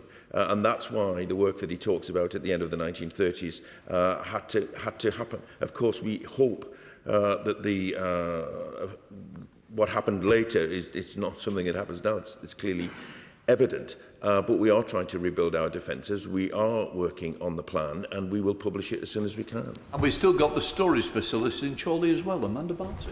Thank you, Mr. Speaker. And I'd like to firstly associate my words with the Leader of the House in support for armed forces, particularly HMS Dragon, that left Portsmouth shores. Mr. Speaker, residents in Cosham, Paulsgrove, Hillsey and Drayton Farlington have faced years of dangerous antisocial behaviour along Portsdown Hill. And following what seems to be delays from the Hampshire PCC's office and potentially the council, the average speed cameras promised to the community are still only at tender stage, and they won't be installed until after the summer. Understandably, Mr Speaker, my constituents do not want to face another summer of disruptions and unsafe driving. Could Leader of the House advise what further steps I can take to expedite action and ensure these communities finally see enforcement measures that they were promised?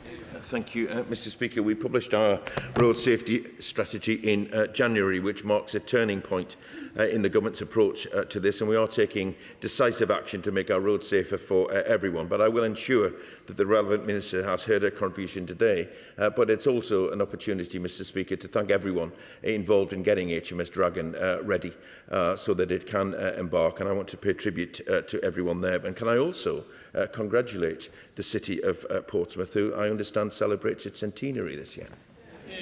Paul Cole. Thank you, Mr Speaker. Criterion Capital has recently embarked on a series of mass no-fault evictions in my borough of Merton, including Emerald House in my Wimbledon constituency. This is a shameless attempt to do so before the practice becomes illegal under the Renters' Rights Act.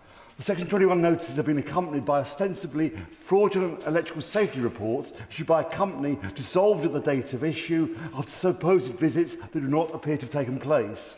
The owner of Criterion Capital is Mr Asif Assis, who has given tens of thousands of pounds to the Labour Party and to the Conservatives. Will the Leader of the House assist me in securing a debate in government time on this rogue landlord, and does he agree with me that both the Labour and Conservative parties should immediately return his donations? Leader. She was raised earlier this week by my right honourable friend on this side of the House, because I understand the concern. And it is important that the government is changing the law in this regard. And it's right that the honourable gentleman calls out people who are acting unfairly in the run-up to that change in the law. It's much more important that we protect the people involved in this rather than seek to play party politics. Thomas. Thank you, Mr Speaker. In Erewash, we are very lucky indeed to have a fantastic community radio station in Erewash Sound.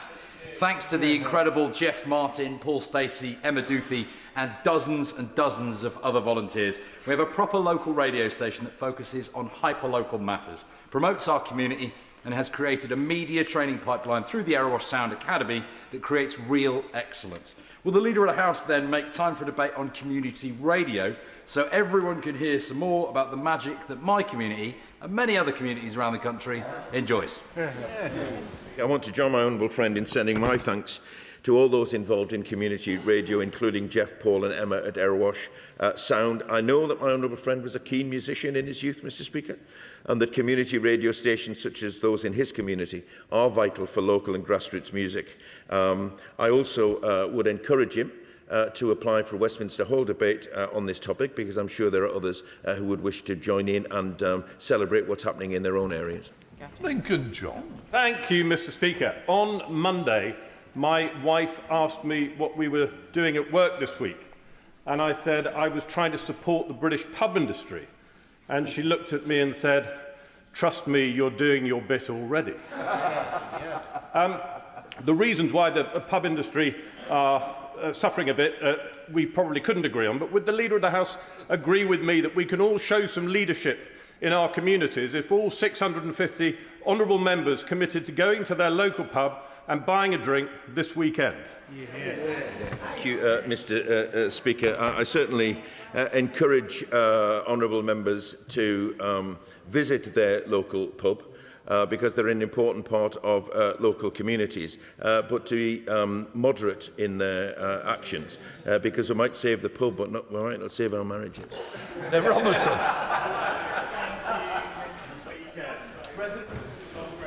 Have got serious concerns about the property management company that's running their estate, Remus.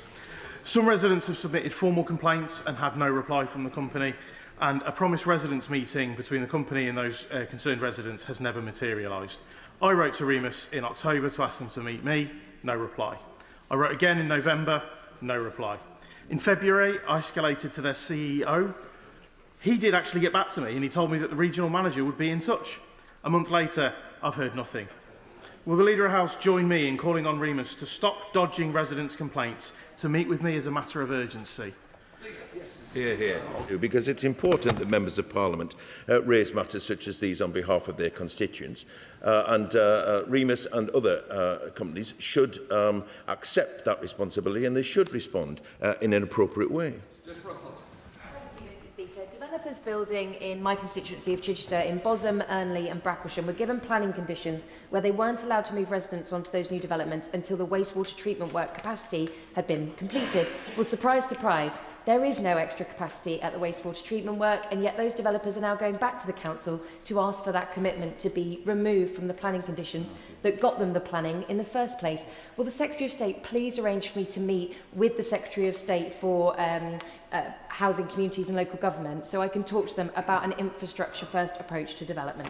Can I just suggest to members, I'm going to finish at 12, we're going to help each other, we're going to have to really speed up. Leader. Yes, I will, Mr. Speaker. Right. Daniel Francis. Thank you, Mr. Speaker. Last year, the Conservative Control Council in London Borough of Bexley demolished the much-loved Parkside Community Centre in Barnhurst.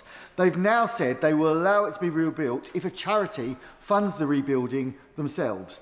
I've conducted a survey of local residents that says that 89% believes that the council should rebuild that rather than the charity. Would the Leader of the House therefore confirm whether time could be made available for a debate on the importance of community buildings and the level of support available to voluntary groups who run them? Leader. Thank you, Mr. Speaker. I'm sorry to hear about the loss of the much-loved Parkside community centres, because they provide valuable services and are, as I've said before, the golden thread that ties communities together. My honourable friend may wish to attend the Westminster Hall debate next week on social enterprises and community ownership to hear more from the Minister directly. Thank you, Mr. Speaker. The government's own strategic defence review highlighted the important role of reservists across the country, quite rightly. I'm very proud that Grantham's Prince William of Gloucester Barracks actually trains around 70% of all Army reservists in the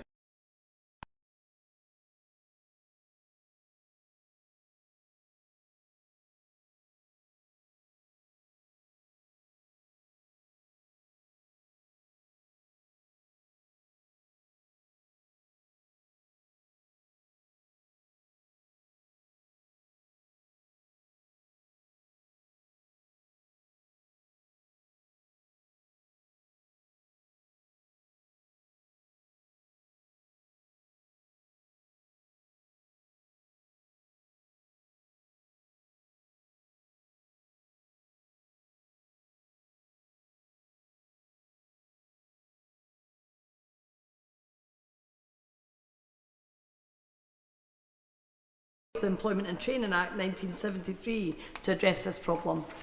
Thank you, Mr. Speaker. The government is committed to cutting violence against women and girls, and we committed to do this in our Vogue strategy, which we published last year. We recognise that a cross-government approach is essential, and we're embedding this mission into every corner of public life. But I will raise my honourable friend's concerns with the relevant minister.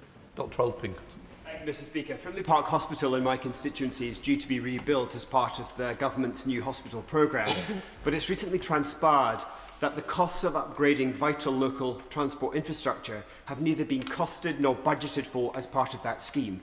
The NEO share my concerns about escalating costs and also about the slipping delivery times. I was told that those costs would have to come from a contingency fund for this scheme.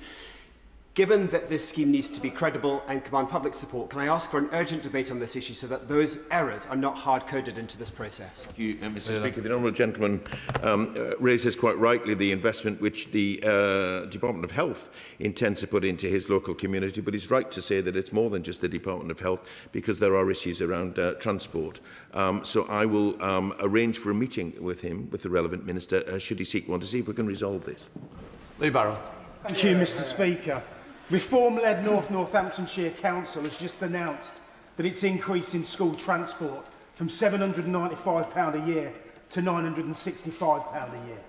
That's a £170 increase.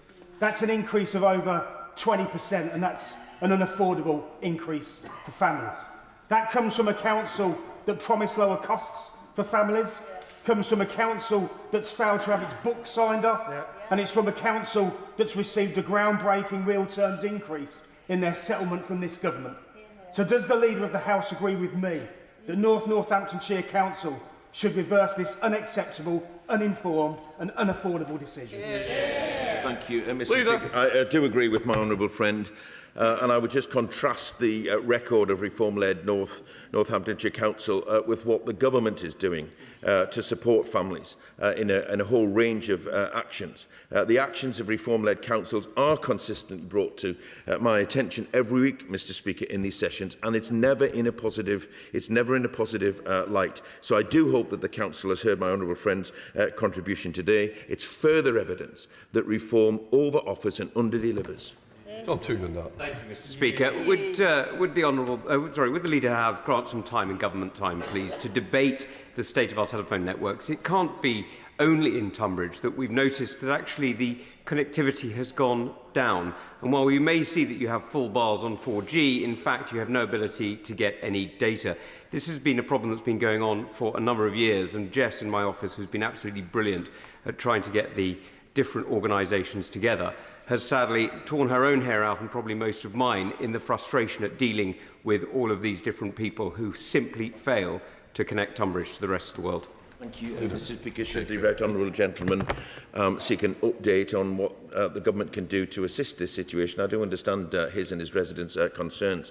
Then I will seek that update for him. If he wants to explain that to Minister directly, I'll seek a meeting for him. Mayor. Speaker, in Hemlington, in my constituency, the ward councillors Nicky Walker and Tom Moran have been trying to push the social housing provider 13 to deal with a set of empty properties around Ellis Gardens and Fontaine Court, which have been sitting abandoned for months, perhaps even years. Does the leader agree with me that 13 need to pull their finger out and stop leaving properties to rot and support people to get into these properties? Thank you, Mr. Speaker. My honourable friend raises an important matter, and I hope that 13 have heard his words today. The government expects social housing landlords to manage their stock efficiently, ensuring that vacant properties are made available wherever possible.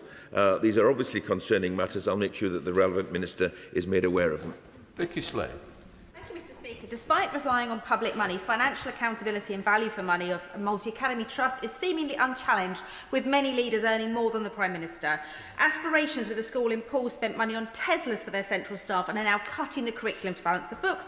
Initio is cutting teaching assistants as send increases, blaming reducing pupil numbers while boosting their exec team.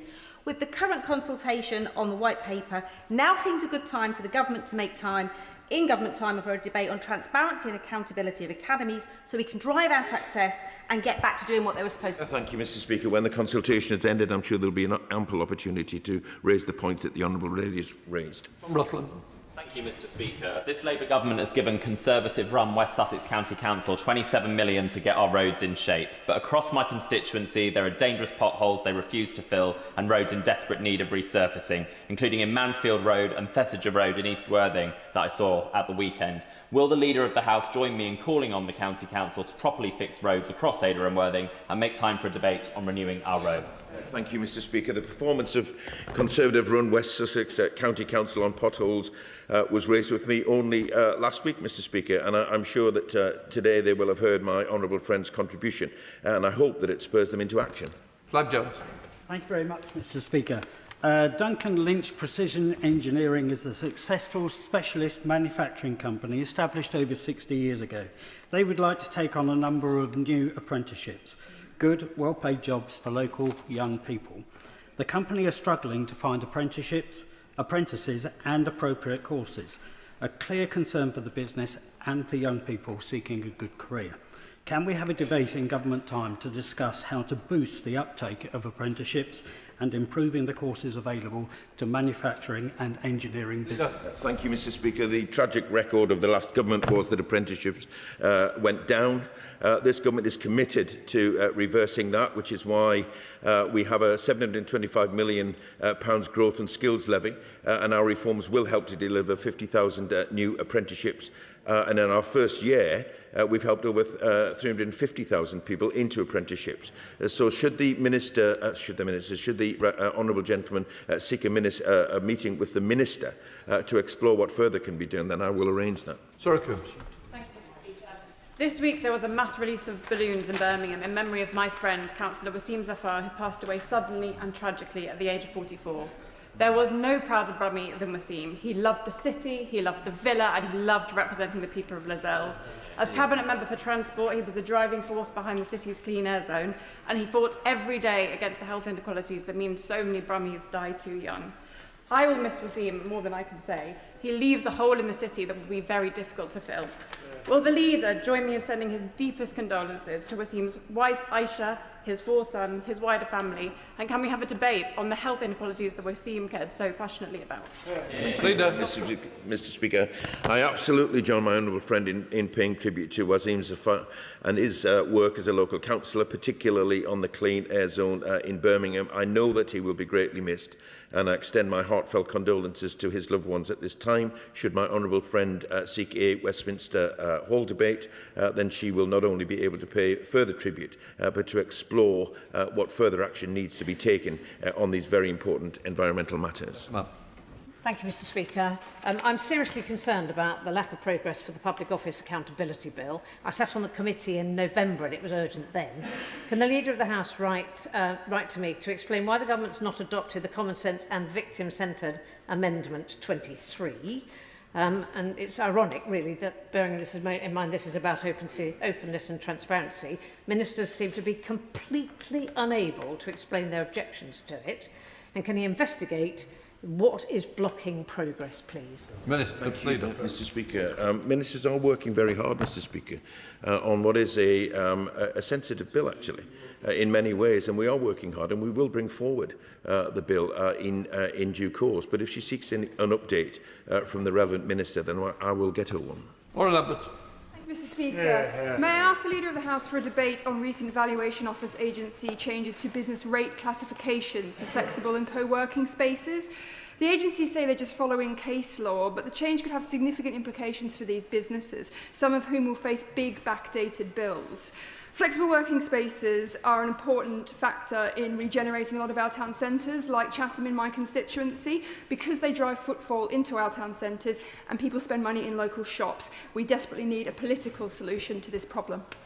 Thank you, Mr. Speaker. I absolutely agree with my honourable friend that flexible co-working spaces play a vital role in high street regeneration, and that's a priority for this government. I'll be happy to help her to arrange a meeting with the relevant minister to discuss this should she wish, or should she seek a Westminster Hall debate on these matters. I'm sure the debate would be popular. Max Wilkins. Thank you, Mr. Speaker. Under regional devolution plans, Gloucestershire is being told by MHCLG to go to the north, with Herefordshire and Worcestershire, maybe Warwickshire as well. Our ICB is being merged with Bristol, North Somerset and South Gloucestershire. Meanwhile, our police boundaries are being merged with Wiltshire. Does the Leader agree with me that this makes a mockery of the devolution agenda? And if he does, can he arrange for me to meet with the appropriate ministers so we can sort it out? I don't agree with him, Mr. Speaker. It makes a mockery of this. It's about getting local decisions made best on behalf of local people. But it is important that we recognise regional and local identity. And should he seek a meeting with the minister, then I'll help him to arrange one. Whereas, Mr. Speaker, Geoff Machel, who's from my neighbouring constituency, was diagnosed with motor neurone disease last October, and since then Geoff has raised over £50,000 for MND research through activities including plunging into frozen Austrian lakes and warm Sri Lankan seas. I should declare an interest. Geoff is my oldest and dearest friend.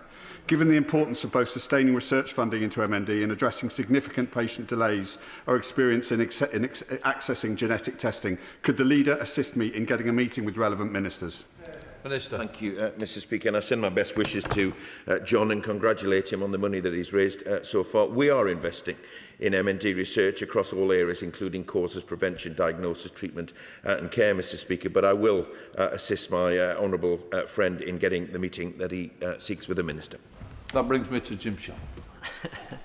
Thank you, Mr. Speaker. I want to bring to the attention of the Leader of the House, Nigeria's President Tinubu had a recent visit to the UK. There are concerns regarding the ongoing harassment, persecution and killing of Christians in Nigeria. Thousands of Christians were killed, abducted or unlawfully detained in Nigeria last year alone. Islamic militants operate with impunity and 12 states enforce Sharia law, leaving Christians as second-class citizens and punishing those who convert from Islam. Leah Sharbu is one of those in her 8th year of captivity. Could I ask the Leader of the House to raise these issues with the FCDO and ensure that Leah Sharbu can be freed? Thank you, Mr. Speaker. The honourable gentleman is absolutely committed to defending freedom of religion and belief for all, and so is this government. It's our firm belief that every Nigerian should be able to practice their faith or belief in safety, free from fear and persecution, and I commend the dedication by the honourable gentleman for consistently raising these matters in this chamber, and I will share his concern with the Foreign Office after today's session. Thank you, Mr. Speaker. In October last year, I sent a number of FOI requests to the Nursing and Midwifery Council on sexual harassment and misconduct cases. However, I've still not received a reply. For these bodies to be trusted, they have to be accountable. Will the Leader of the House please advise me what more I can do to make sure we get proper accountability under the Freedom of Information Act? Thank you, Mr. Speaker. My honourable friend will know, Mr. Speaker, that the FOI Act sets out in legislation the requirements for public bodies to release that information. So I'm disappointed that he needs to bring this to the floor today, and I will make sure that his concerns are raised with the relevant body. Chris Webb. Thank you, Mr. Speaker. 5,000 people walked through the door of the Blackpool Winter Gardens the other week for my second annual jobs fair, which I was delighted to open with the Secretary of State for the Department of Work and Pensions. Over 1,000 roles were secured on the spot. 853 have already started their new jobs, with 1,000 more handing out CVs and interviews on the way. So will the Leader of the House join me in thanking my constituency team, Job Centre staff, Blackpool Tourism Limited, and every employer and resident who attended, making it such a huge success? Thank you, Mr. Speaker. I certainly join my honourable friend in thanking everyone associated with the Blackpool Jobs Fair and making it a success, not least my honourable friend, who is a fantastic fighter on behalf of his constituents. It is incredible, Mr. Speaker, to hear that over 1,000 roles were secured on the spot, and it's the Jobs Fair which was the first ever Jobs Fair for the Youth Guarantee. It's good to see so many local employers choosing to back our Youth Guarantee, and we'll keep going further to make sure, like my friend, honourable friend, that every young person has the chance to earn or learn. Josh Dewberry. Thank you, Mr. Speaker. Having heard that MHCLG will soon decide on the next round of Pride in Place funding, I'd like to make a plug for my Cannock Chase constituency. It's my honour to represent proud communities, but many, like Chadsmore and Rugeley Springfield's estate, were hit hard by austerity that tore away support for deprived areas. Would the Leader agree with me that Cannock Chase would make an excellent candidate for Pride in Place, and could we have a debate on the benefits of local growth funding for communities up and down the country? Thank you, Mr. Speaker. My honourable friend is a fantastic champion for his constituency, and I commend him for that. The government are giving constituents the investment and powers that they need so that they can deliver the change that they want to see in their communities. So I wish my honourable friend's constituency good luck, but also wish other members of the House good luck in their campaign to get Pride in Place and to make sure that it's a success. Mr. Speaker, tomorrow marks the 85th anniversary of the Clydebank Blitz, when across the nights of the 13th and 14th of March 1941, my hometown of Clydebank suffered horrendous losses. 528 people were killed, and of the 12,000 homes, only 8 remained undamaged. And I'll be attending the service of remembrance at Cabowie St Andrew's Church in Clydebank tomorrow. Will the Leader of the House join me in commemorating this occasion and agree that all wars result in the loss of innocent civilian lives? I thank my honourable friend for marking this important anniversary, Mr. Speaker, and particularly at this time we must remember all those who serve and have served in our armed forces and who are victims of the devastating impact of war. Anniversaries such as the Clydebank Blitz remind us of those who have served, those who were wounded and those who were killed, and I thank my honourable friend for raising it this morning. Can I just say to the member for Clydebank, I did go to the memorial a few years ago. Very moving. Right, let the front benches change over.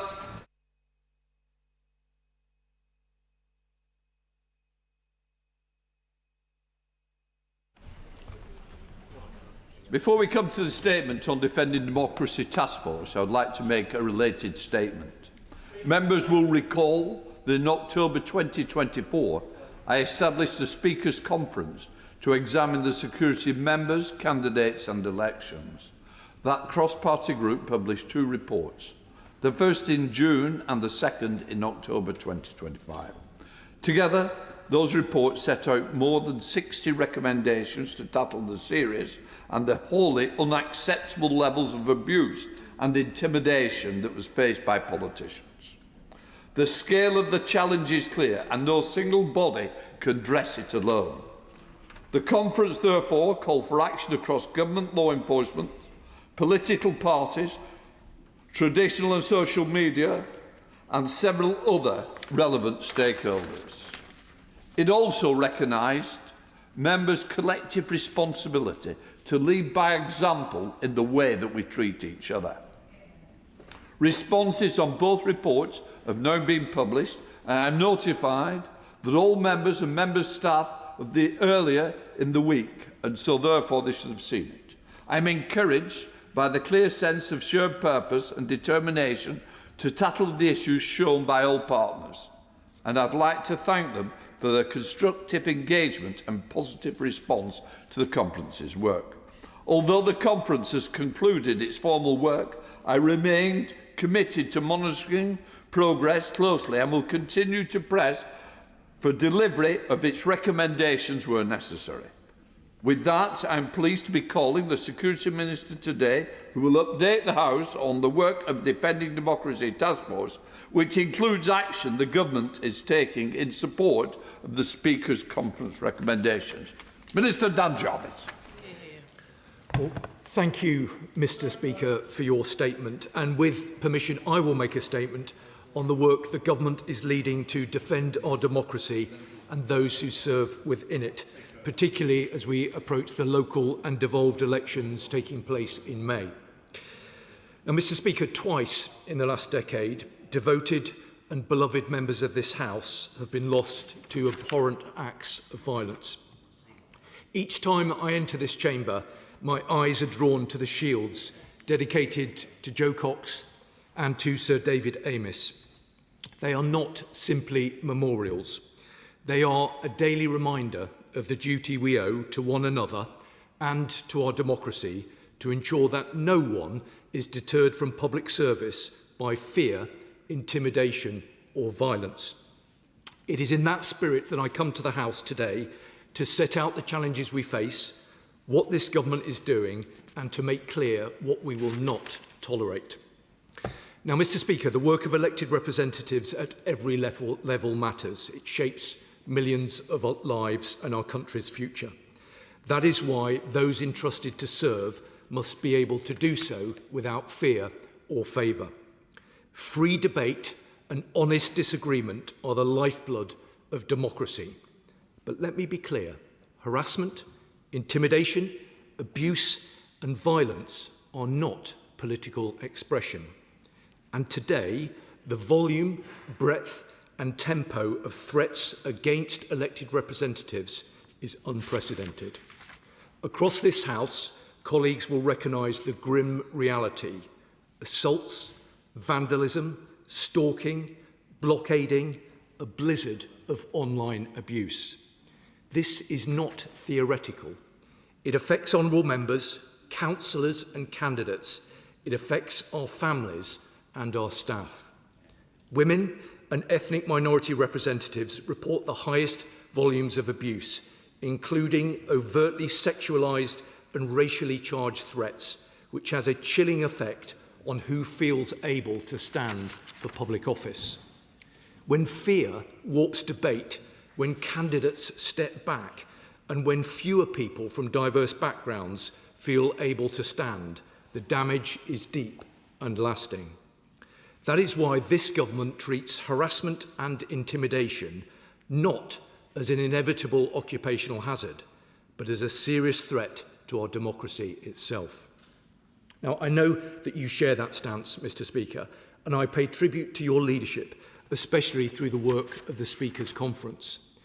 And our response is rooted in the Defending Democracy Task Force, which I chair, working across government, law enforcement, Parliament, the Electoral Commission and the intelligence community.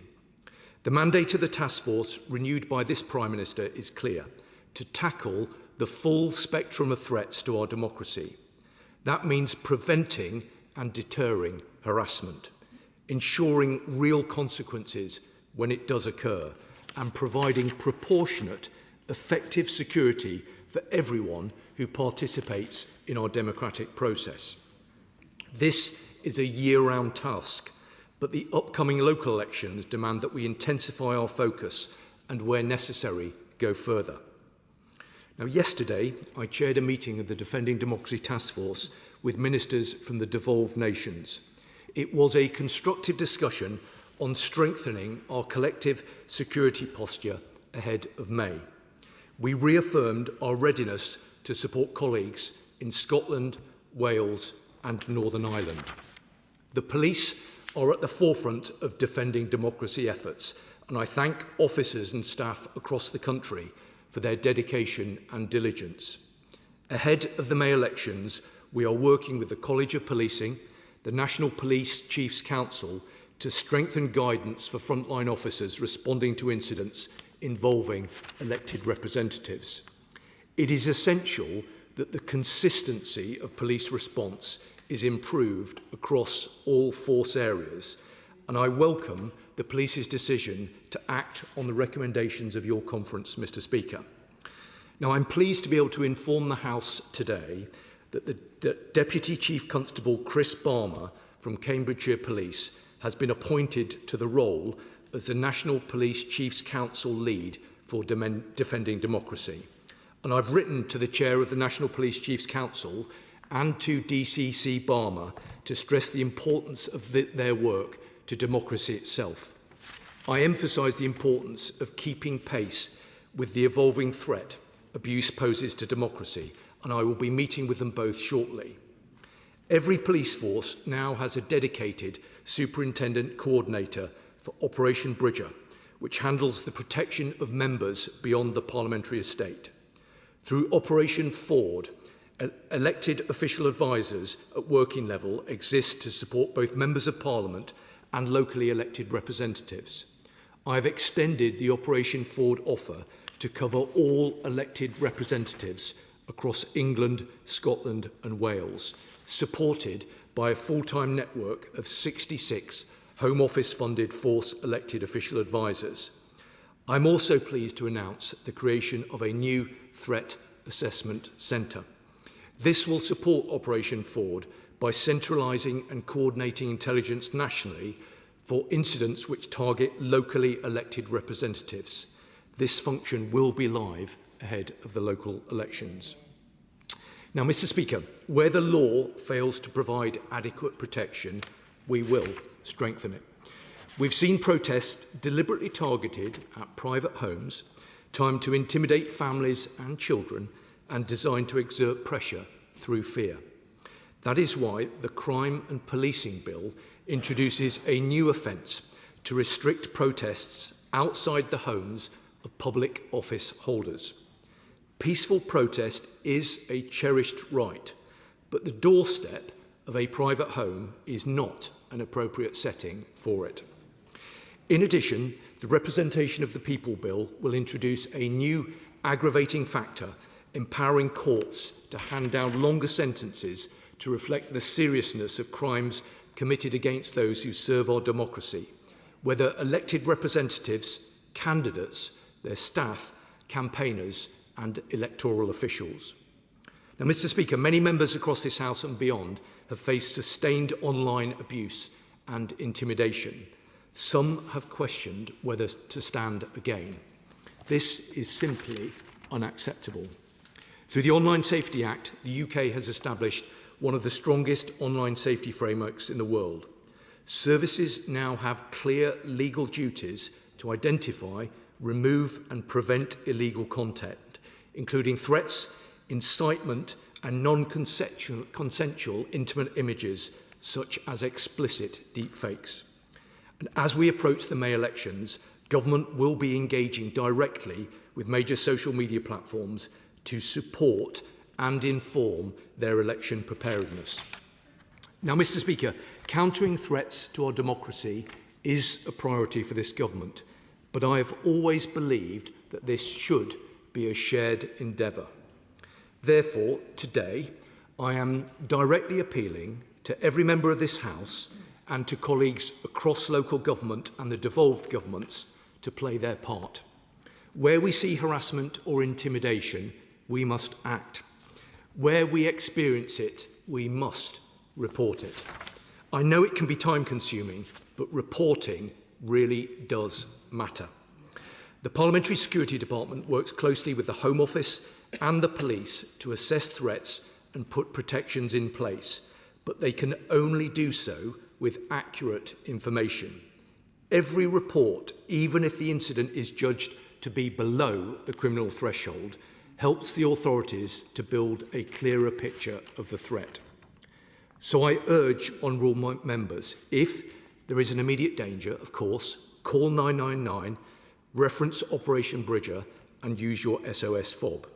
For non-emergency incidents, report them via 101 or online, but again, reference Op Bridger and inform your Bridger single point of contact. For Metro Mayors, local councillors and police and crime commissioners, reference Operation Ford, and this will be picked up by the local force elected official advisor. Let me be equally clear about our message to those who threaten, intimidate or harass those participating in our democracy. And this applies to individuals and groups alike. Anonymity is not safety. No one is beyond reach. And whether the offence occurs online or offline, those responsible should expect to be investigated and prosecuted. Now, Mr. Speaker, we must challenge at every turn the notion that abuse, threats and intimidation are now an inevitability for those working in politics and in public life. Across our society, we must never become desensitised to rhetoric about harming those who serve in public life. When we hear it or see it in our communities, it should be challenged, not shrugged off as some new normal. And all of us in this House must also lead by example. Those entrusted with public office set the tone for our national conversation.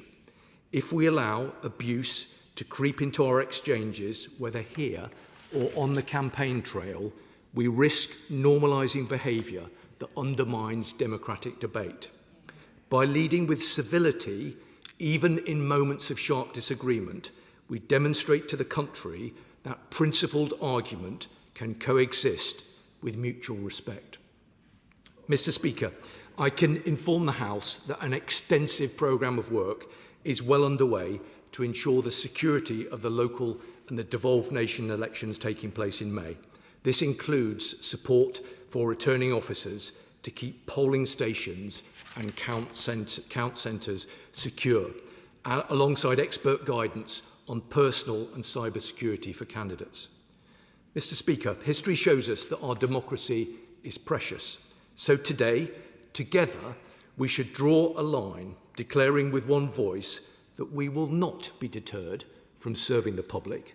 We will never tolerate abuse, threats and intimidation. And together, we will confront unacceptable behaviour, hold perpetrators to account and defend our democratic way of life.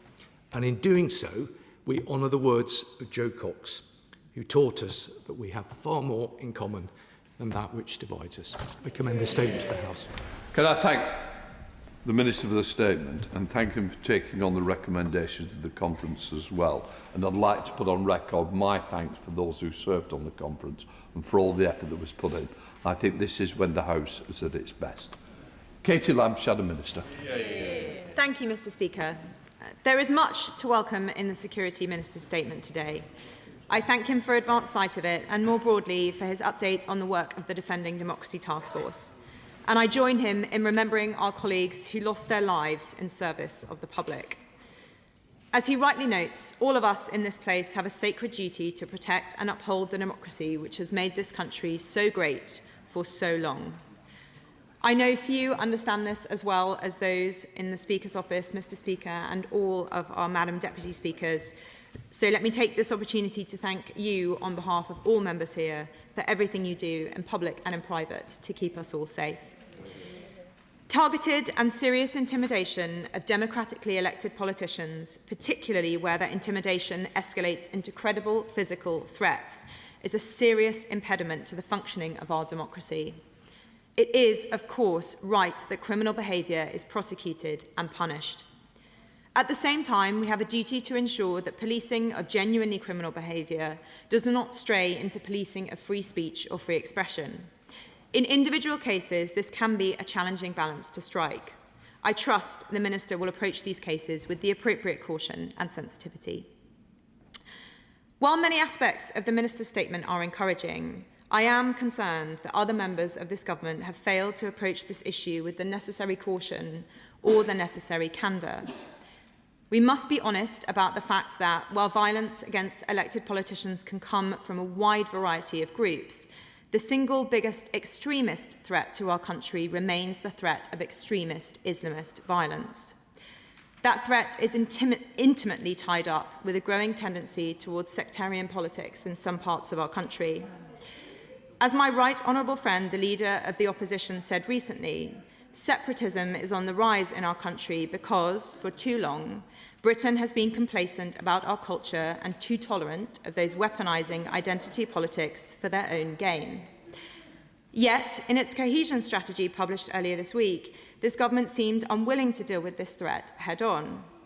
The strategy openly acknowledged the existence of communities in the UK living segregated or parallel lives. But rather than dealing with that problem directly, the government proposes a package which may only make this problem worse.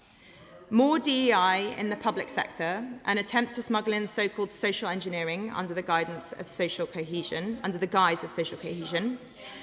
advisory boards designed to manage tensions when it was exactly this focus on managing community tensions which allowed rape and grooming gangs to operate unchecked for so long in towns and cities across our country, and a new rebranded Islamophobia definition to be issued as guidance to public servants, which will have a chilling effect on their behaviour. This will make it harder to have open public discussions about subjects like female genital mutilation, grooming and rape gangs, and extremism, including any threats it may pose to our democracy. We have already seen that creating conditions in which people fear being branded as racist for keeping the public safe can create horrific outcomes. We must never again allow guidance like this to create a culture of fear which breeds inaction, cover-up, or denial. The cohesion strategy is a recipe for further suppression of discussion of the threats that face us today and their root causes. We will not make the truth disappear by discouraging people from talking about it. That has never worked, and it will not work now. So again, I thank the Minister for his statement today and his work on tackling criminality towards elected officials. Can he assure us that his colleagues in government are as committed to dealing with this problem at its root as he himself seems to be? Minister Jarvis. Madam Deputy Speaker, let me firstly join with the Shadow Minister in expressing our, I'm sure, collective thanks to Mr Speaker, to all of the Deputy Speakers and all of the staff in this House for the important work that they do. It's hugely appreciated, and I know that we are very grateful to it. Let me try and find a point of consensus, difficult though that may be to do given what we've heard. I'd very much wanted to take the opportunity today to do this on a very much a cross-party basis. And in fact, I'd intended and will continue to take the opportunity to thank the work that was done by the previous government. In particular, I want to take the opportunity to pay tribute to my predecessor, the Right Honourable Member for Tonbridge, who set up the Defending Democracy Task Force. It didn't exist before he was the Security Minister. He set it up. It is a very strong legacy for him because he invested a lot in it, and I hope that he will see how seriously we take that work. He passed the baton on to me, and I hope that he will see that having taken the baton gratefully from him, we have sprinted forward with it. I was particularly pleased this week to chair a meeting of the Defending Democracy Task Force that brought the whole of the system together. That was always his intention, that it would provide that fulcrum point to bring together the different constituent parts of government and law enforcement and the Electoral Commission to provide, if you like, a single version of the truth and make sure that we are properly resourcing all of those who work to keep us safe. I think and I hope that he will be proud of the work that the task force is doing. He understands it's not just about periods of electoral activity. This is activity that takes place the whole year round. He knows how seriously I take it, and I was really grateful the other day to be reminded of the work that he'd done in terms of getting us to where we are now. And I hope that he will be pleased to acknowledge the progress that we've made in recent times, which I referenced in my introductory remarks. Not least, the government has introduced new legislation. It's important to bring forward legislation where it's required, which will restrict the protest outside the homes of public office holders. I don't think anyone really thinks that it is appropriate that MPs and their families should be targeted at home, and we are taking legislative action to prevent that from happening. The relationship, as the Right Honourable Gentleman will know, with the police is a very important one, and we work very closely with them to ensure that they've got the appropriate guidance that they need, particularly for police officers on the front line when responding to incidents involving elected representatives. And I'm particularly pleased to be joined on the front bench by the Minister for Democracy. She has other responsibilities, but that's a very important part of her remit. I'm really grateful to her for the important work that she has been doing in terms of the representation of the People Bill, which will introduce new measures to create a very powerful deterrent for those who would seek to intimidate those who serve in our democracy. Now, the Shadow Minister opposite, she did raise a point about policing priorities, and I understand why she would seek to raise that particular point. She will understand, not least from her time previously working in the Home Office, that the police are operationally independent, but it is important that we work closely with the police. That's why I particularly took the opportunity this morning to welcome the appointment of a new national lead for defending democracy. This is someone that I intend to work very closely with, and I think will provide an important focus for policing activity around the country. Now, Madam Deputy Speaker, I am very sorry that the Honourable Lady opposite then chose to segue into matters that were not within the scope of this statement. I'm genuinely so sorry that she decided to do so, because not least I'd given the front bench opposite ample warning of my intention to come forward and bring a statement to this House today. I did so on the clear understanding that this is something around which we can unite as a House. That on this, of all occasions, as we stand and sit in the shadow of the shields, if we can't cooperate on this, then what can we cooperate? So I hope the Honourable Lady will reflect on her comments. Dawn Butler.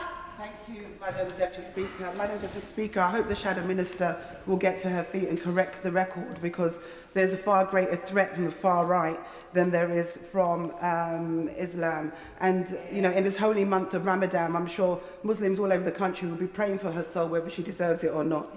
Madam Deputy Speaker, I sit on the Speaker's Commission on AI, which is chaired quite expertly by yourself. And every month I put a block of the month on my social media. The threats to our safety is getting worse. A small number of tech firms are deciding what a large number of people see here on their social media platforms with very little oversight or accountability. 8 people basically deciding what 8 billion people see. It is time, and I hope the Minister would agree with me, it's time. We can't put guardrails around the AI industry. It's moving too quickly. So we need to put guardrails around the human beings. We need to make sure that our rights are protected, our voice, our image, and what we do is protected. So we need to focus on guardrails around the human. And I do hope that the Minister will consider my human rights bill that I'm proposing very shortly. Minister Jarvis.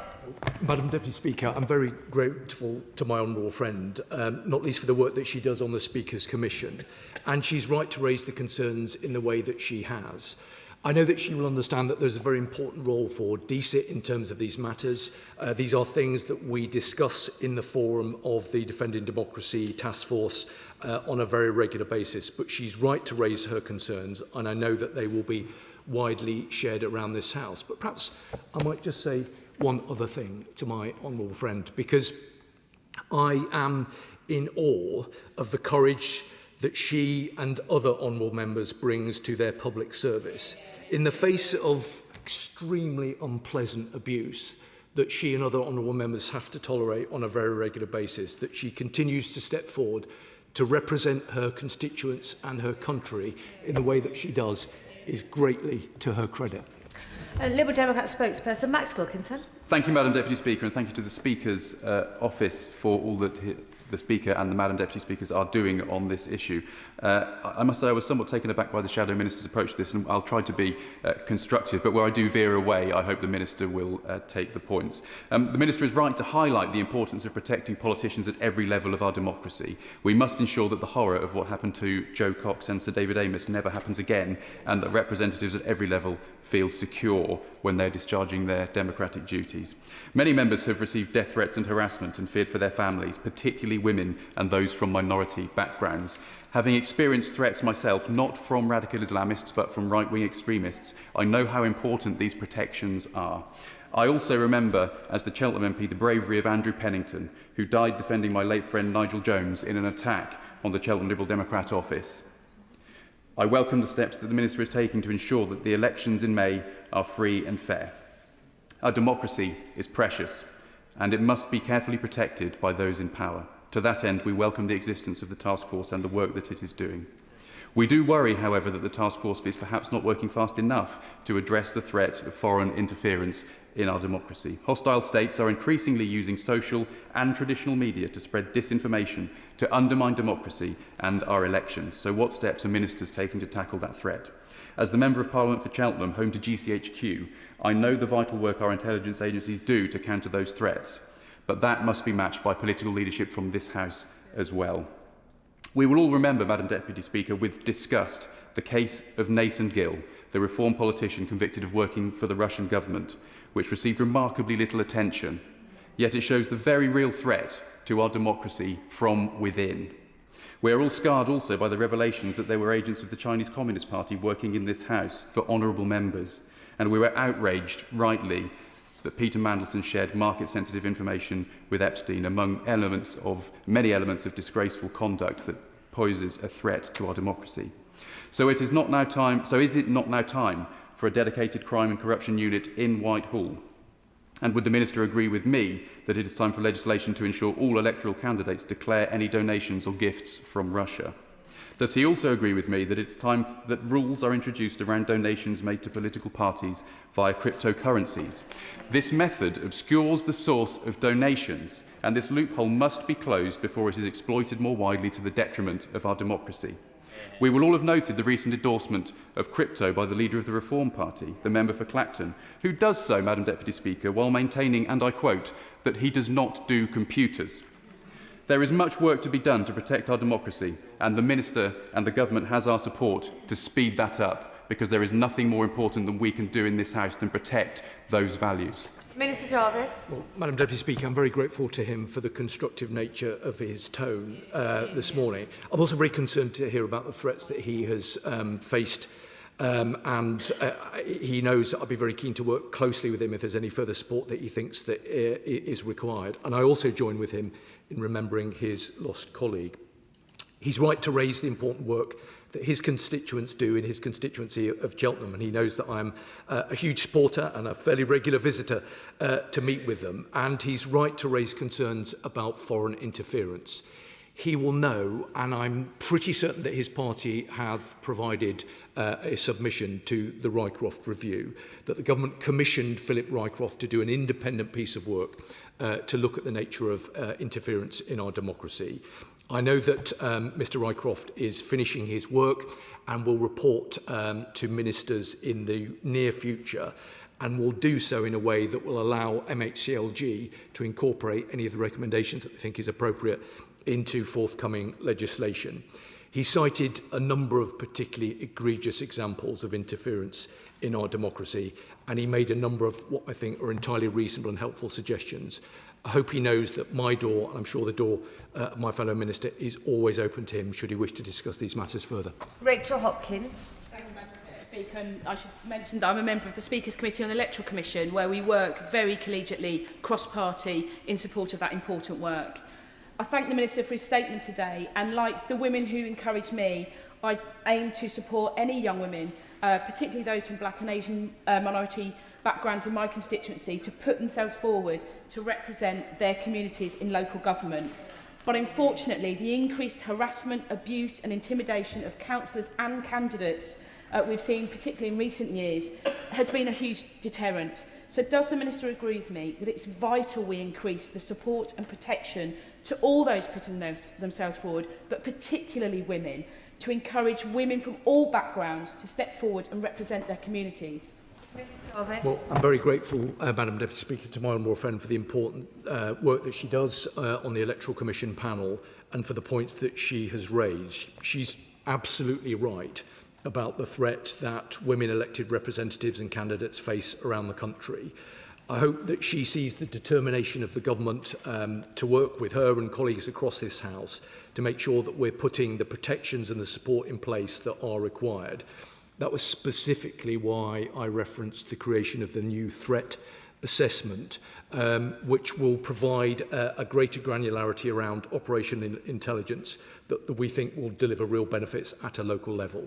She's absolutely right to highlight the concern about the threats, intimidation and harassment, both online and in person, of those participating in public life, and there are some particularly egregious examples of that in recent times. We've got to do everything that we possibly can to support those women who want to step forward, and I'm particularly concerned of the chilling effect that some of these threats and intimidation have on extremely talented women who might want to step forward in public life, but will look at the circumstances that they might have to deal with and think, well, why would I want to expose myself to that? We should all collectively be very concerned about that, and collectively we should redouble our efforts to stand against it. And that is precisely why I made the point, hopefully as clearly as I did, that wherever we encounter this kind of activity, we must report it. My neighbour, Tom Tugendhat. Thank you, Madam Deputy Speaker. May I start by thanking my honourable friend for his kind words at the beginning, and may I also extend praise to Lord Case, who as Cabinet Secretary was so important in setting this up. He's absolutely right to, of course, have mentioned Joe Cox and Sir David Amis, both of whom at various different points were in my mind when this was set up, and I am indeed extremely impressed with what he's done in taking forward the Defending Democracy Task Force. May I perhaps unfairly challenge him, however, to go a little further and to answer some of the questions that I didn't answer when I was in his place, but I hope that he may be able to answer now that things have progressed a bit.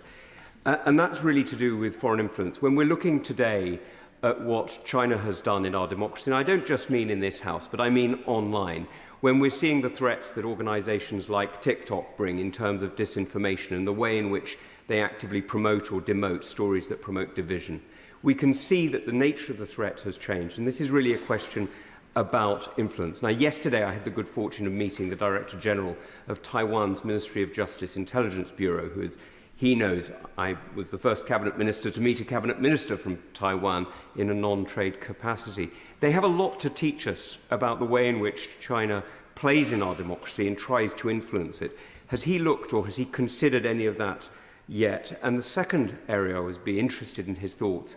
Again, an area that I didn't get to, I would have liked to have got to, but I didn't get to when I was in his position, which is on the protection of journalists.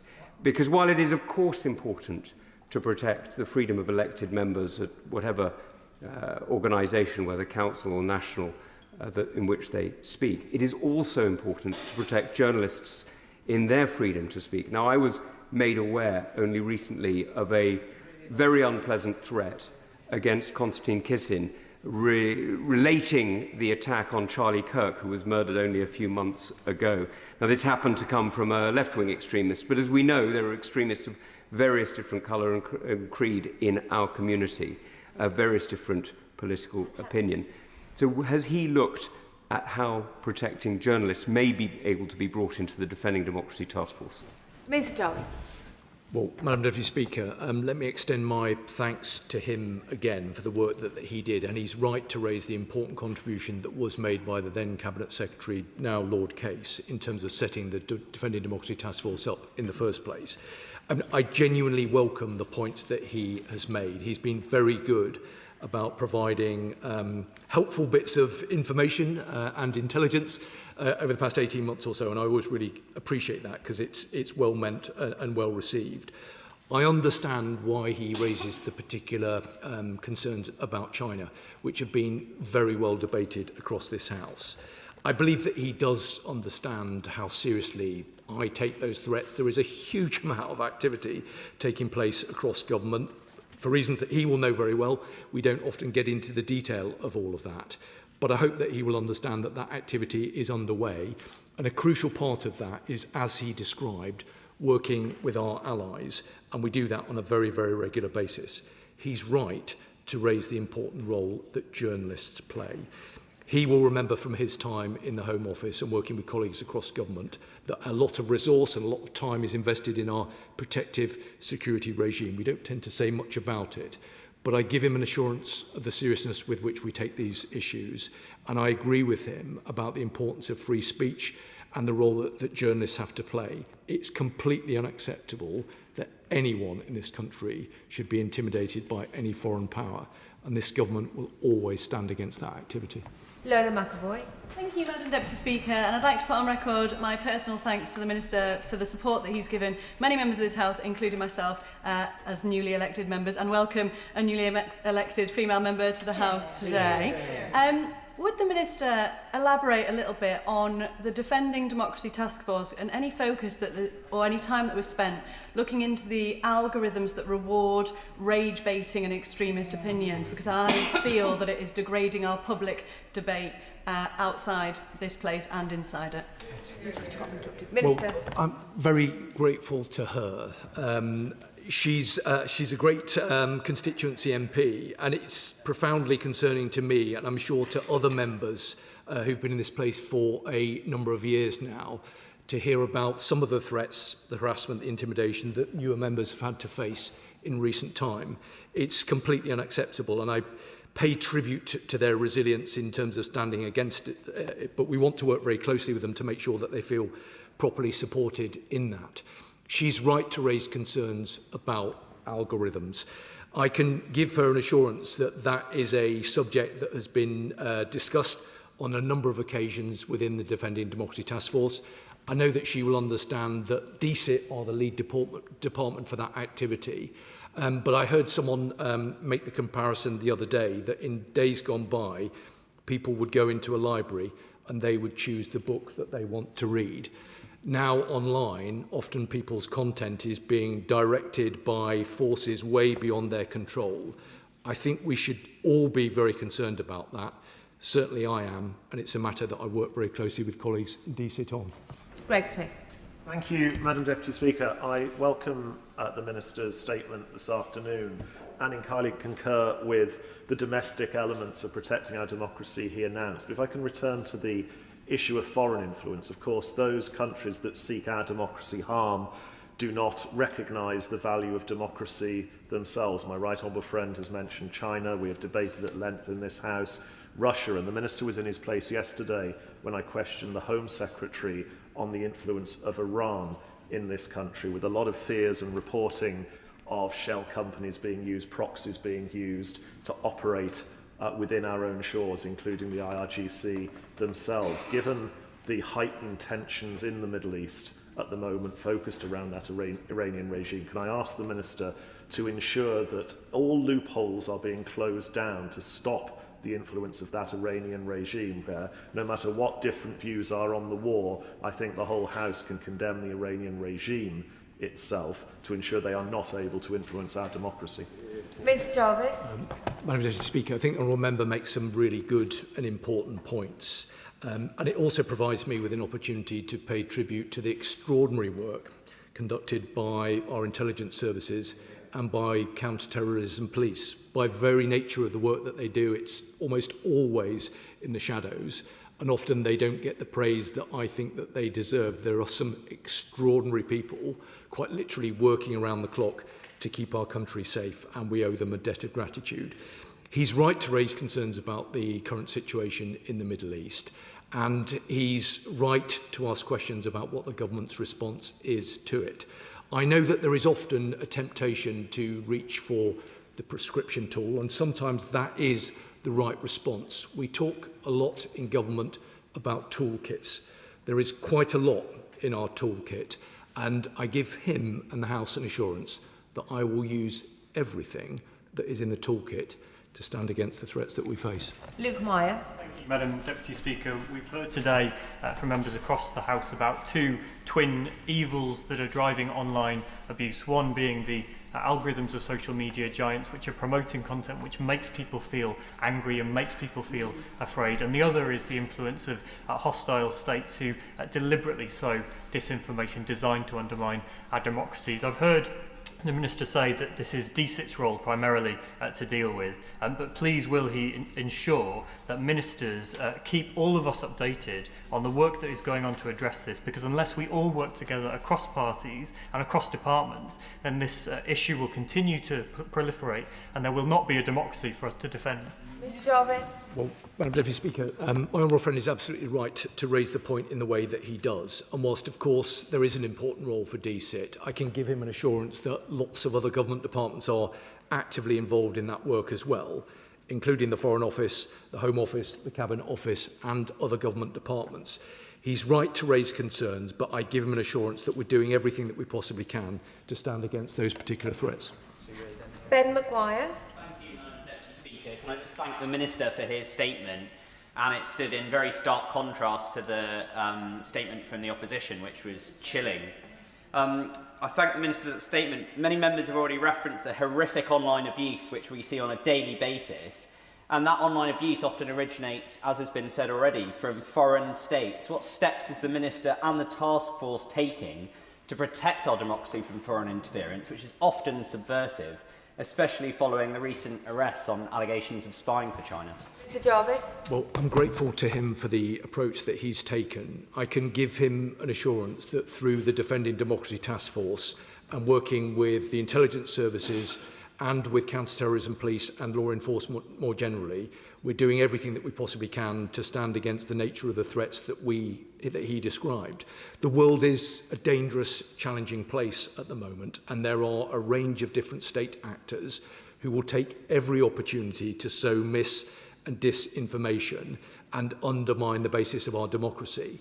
That is a very important role for government to stand against all of that. But I also think there's a really important role for this House, and that is why I've approached this statement in the way that I have. I want to work with members right across the political divide, and I'm grateful to him for the support of that approach. Chris Webb. Thank you, Madam Deputy Speaker. Can I first just put on the record my sincere thanks to the Minister for reaching out after the incident that occurred in Blackpool with me a few weeks ago. Unfortunately, since becoming a member of this House, I've received a barrage of constant threats and death threats from the far right in my constituency, and that seems to be growing, which is a real concern. So I know from my discussions with the Minister how seriously he takes the security of members of this House and also those councillors that serve in our town halls. So can he outline to the House how we can support him in defending our democracy in the right way, which unfortunately is in stark contrast to what we heard from the party opposite in their statement today? Mr Jarvis. Madam Deputy Speaker, I'm very grateful to him. He knows I was very concerned to hear about the incident that happened recently. I can say to him and to the House that under those very difficult circumstances, he did exactly the right thing. But he was dealing with a situation that he should not have had to deal with. And that's why it's incredibly important that we make sure that our response is as organised and resourced as it needs to be. He specifically asked the question about what we can collectively do, what more can we do together as parliamentarians. My response to that is to echo the remarks that I made earlier, which is to report it. I know that we're all busy people, our staff are busy, but we mustn't let anything slide. We must take every opportunity, even if it falls below a legal threshold, to report matters to the police. We can use. Councillor Blackburn. It was an honour to serve on the Speakers' Conference, and I've tried to, in all of the work that I've done around security, be a voice for the smaller parties, and particularly for people that are further away from Parliament as well. One of the biggest strengths of the Speakers' Conference was the amount of listening it did to members and members' experiences. I appreciate a huge amount of work that's been done to improve the data gathering and the fact that we're much better at pulling together understanding on threats. But would the Minister give us a reassurance that members' experiences will be listened to in addition to just looking at the data, so that we can build on those strengths that we had during the Speakers' Conference? Let me just quickly say that I had a very constructive meeting with colleagues from the Scottish Government yesterday, and I appreciate their attendance at the meeting. She's absolutely right to raise concerns about experiences, and that is why I will always make myself available to speak to any member of this House about what's happened to them. Speaker, much of the intimidation candidates now face doesn't come on the doorstep, but from anonymous or fake online accounts. Having experienced that myself, I welcome the work of this government, the police, the Defending Democracy Task Force and the Office of Mr and Madam Deputy Speakers. I'd like to ask the Minister what action is being taken to stop online anonymity being used as a shield for harassment and intimidation in our democracy, and how will candidates in Portsmouth's May election receive advice, support, protection and the enforcement they need to stand safely for public office? Right to raise the concerns in the way that she has. Hopefully she will have heard my earlier remarks, which specifically respond to the point that she's made. We're working very closely with law enforcement, and there is work underway to work more closely with the tech companies as well, to make sure that we've got all of the right protections in place for the elections. But if there's more she thinks that we should be doing, I'd be very grateful to discuss it with her. Madam Llefarydd, and I welcome the statement from the Minister and everybody's commitment in the House to keep us all as safe as possible. The Secretary of State just a few months ago called the case of foreign, of Russian interference within Reform Party a stain on our democracy. And since then, of course, we've had members linked to Welsh Labour Party are being investigated for their connections with the Chinese state. With the Senedd Cymru election just a mere 2 months away, what assurances can the Minister give me that this task force will help defend our elections in Wales from foreign influence and interference? And give her the assurance that she seeks. And I'm grateful to Welsh colleagues for their attendance at the Defending Democracy Task Force yesterday. She's right to raise the threats and the challenges that we face. We are making sure that our response to them is proportionate. Richard Baker. Thank you, Madam Deputy Speaker. I'm pleased to hear about the Minister's positive dialogue with Scottish ministers ahead of the vital elections in May. On the issue of the collective responsibility of political parties to fair and to safe debate, will you agree there should be no repeat of the racist advert published by Reform last year attacking Anas Sarwar for the heritage of his family, which was widely published and seen hundreds of thousands of times on social media? Well, I do agree with him, and I can tell him that myself, or the Director General of MI5 and myself, met with the Chief Executives of political parties just recently to discuss these matters. Madam Deputy Speaker, in 2019 I was physically attacked, or at least an attempt was made to physically attack me during the 2019 general election when a beer glass was thrown at my head. I recognise how intimidating that was, but that was nothing to the experience of those who are commemorated on the walls of this House, or indeed many of the women who sit in this chamber. Less than 12 hours ago, I'm very sorry to say, the Conservative Party put out social media posts that placed the Prime Minister's face on the body of a slug, shameful, or a worm, shameful, or a snake on a £5 note. And several months ago, the Conservative Party in my area, Surrey Heath, put out a tweet about me that suggested that I somehow supported rape gangs because I couldn't support their reasoned amendment to the Children's Wellbeing and Schools Bill. Does the Security Minister consider those social media acts to be elevating our politics and conforming to the values that we're speaking about today? Well, I'm grateful to him, but concerned to hear about what happened to him back in 2019. I think he makes an important and reasonable case. I think the majority of members in this House will agree with him, and it's something that we need to keep a very close eye on. Samantha Niblett. Thank you, Madam Deputy Speaker. I welcome this statement, and I'm particularly delighted to read where the law fails to provide adequate protection, we will strengthen it. As someone who had a case thrown out by the CPS of being an MP, I should just have thicker skin. That is welcome news. I have thick skin. But does he share my concerns that we have members of this House who are benefiting from engagement with platforms such as X and taking a significant income and then benefiting from essentially angry engagement, and it's going directly to their pockets? Well, Madam Deputy Speaker, I'm very sorry to hear about what happened to the Honourable Lady. She's right to reference the work that we're doing. We are changing the law to strengthen it in order to provide additional protections for members and for elected representatives. I think she makes a good point and a good challenge, and I know it will have been heard and agreed with around the House. Final question, Jim Shannon. Thank you, Madam Deputy Speaker. Can I thank the Minister very much for his statement and thank the Speakers' Conference as well for bringing this forward. It's really important to do so.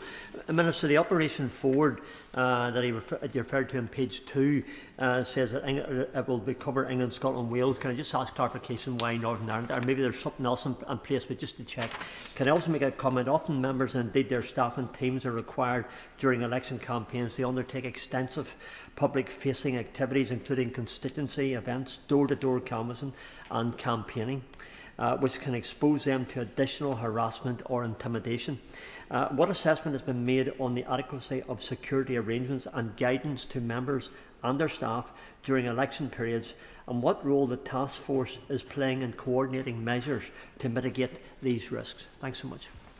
Well, Madam Deputy Speaker, I'm grateful to him, as I always am, and also grateful to the First Minister and the Deputy First Minister from the Northern Ireland Assembly for their attendance at the task force yesterday.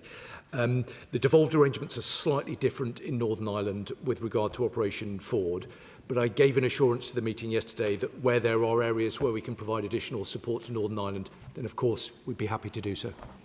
Yes, Government. That is the end of the statement on Defending Democracy Task Force. I'll give the front benches a moment or two to shuffle as we start the business of the day.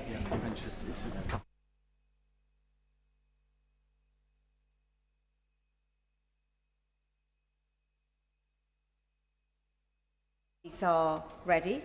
We now come to the general debate on International Women's Day, and I call the Minister to move, Minister Seema Kennedy.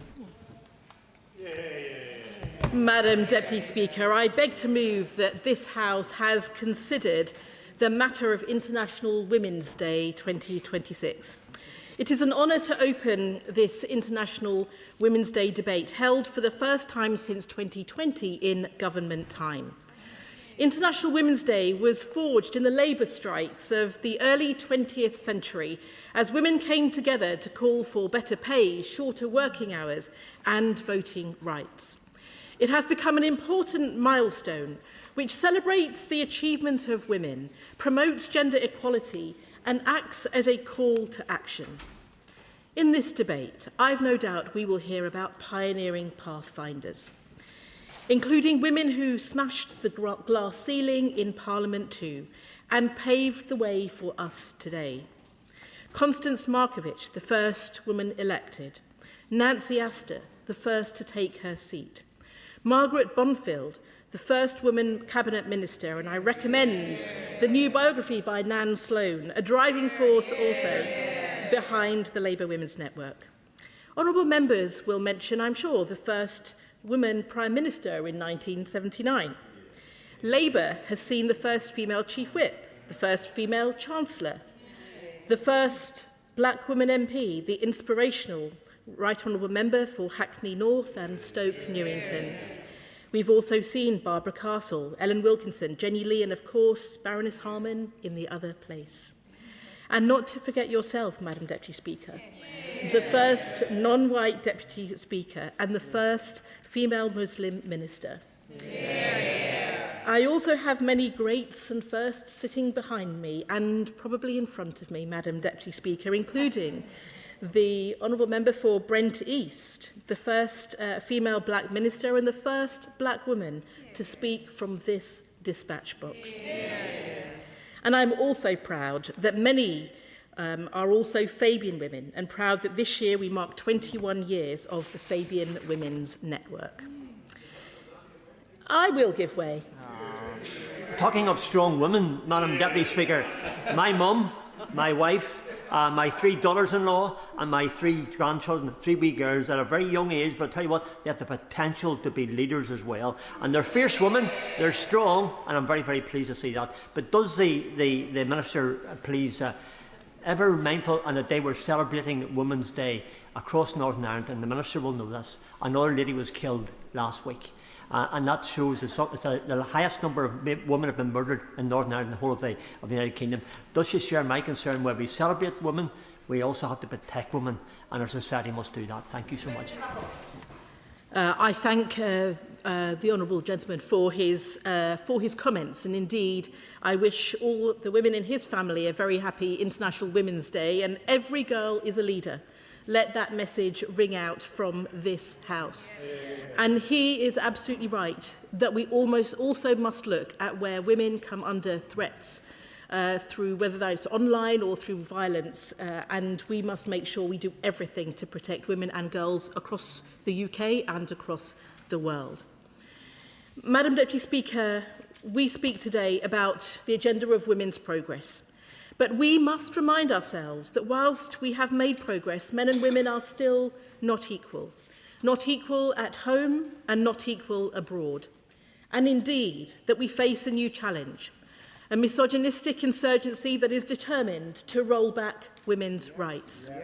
And when we look at the level of online abuse, sexual harassment and intimidation, it is horrifying to see us in a situation with products that appear designed to make money out of the sexual harassment of women. So today I want to make three main arguments: that women are still not equal, that we must be uncompromising in resisting the backlash on women's rights, and that in these fragmented times, women must work with women around the world. Madam Deputy Speaker, in a world where inequality persists in society, in the economy and in power, I am proud that Labour, led by a cabinet that is 46% women, is putting progress of women at the heart of its missions. That isn't a coincidence. Women's representation in politics drives new conversation and puts wider issues on the agenda. Of the 695 women ever elected to the House of Commons, 405, or 58%, were first elected as Labour MPs, and 182, or 26%, as Conservative MPs. Thank the honourable member for giving way. I'm proud to have joined this Parliament in 2024 as part of a record number of women elected for Plaid Cymru, and of the record 40% of women being elected in that same year. We're clearly on our way for gender equal Parliament. So with this historic milestone within sight, would the Minister commit to Government to a centenary actions call to enact Section 106 of the Equality Act, which would require political parties to publish diversity data on candidates to increase transparency? I thank the Honourable Lady for her question, and indeed that I think comments about our 40% of women in the House of Commons today is an important milestone, but we know we're not yet at 50%. And I'm proud that the Labour Party has got close to that, and in fact pretty much reached that level. And it is important that we continue to look to the centenary, as she describes, and look at a range of measures that we can see to make sure that we push forward the progress of women's representation and the role of political parties in that, but also that we look forward to the progress of women in every part of society and every part of our economy. I do want to also recognise, Madam Deputy Speaker, about the choices we make, because Labour's manifesto committed to action to tackle gender inequality, from strengthening rights for women in work and reducing the gender pay gap to halving violence against women and girls. Our groundbreaking Violence Against Women and Girls strategy begins a decade-long whole-of-government, whole-of-society effort to halve violence against women and girls, and is backed by over £1 billion worth of funding. That is a goal I know that every member of this House will be wanting to get behind. I also want to acknowledge the incredible efforts of my friend and colleague, the Minister for Safeguarding, who I am proud to stand alongside in today's debate. And exactly, more. And we're not just acting at home. We have made tackling violence against women and girls a priority in our foreign policy too. Recently, the Foreign Secretary launched All In, a new international coalition to scale up action to end violence against women and girls. It brings together global leaders, experts and campaigners, and focuses on preventing violence before it happens. Labour is working to prioritise women's health, with a refreshed women's health strategy to be published soon. Our plans to make work pay are putting in stronger protections for pregnant women and new mothers at work and tackling maternity inequality.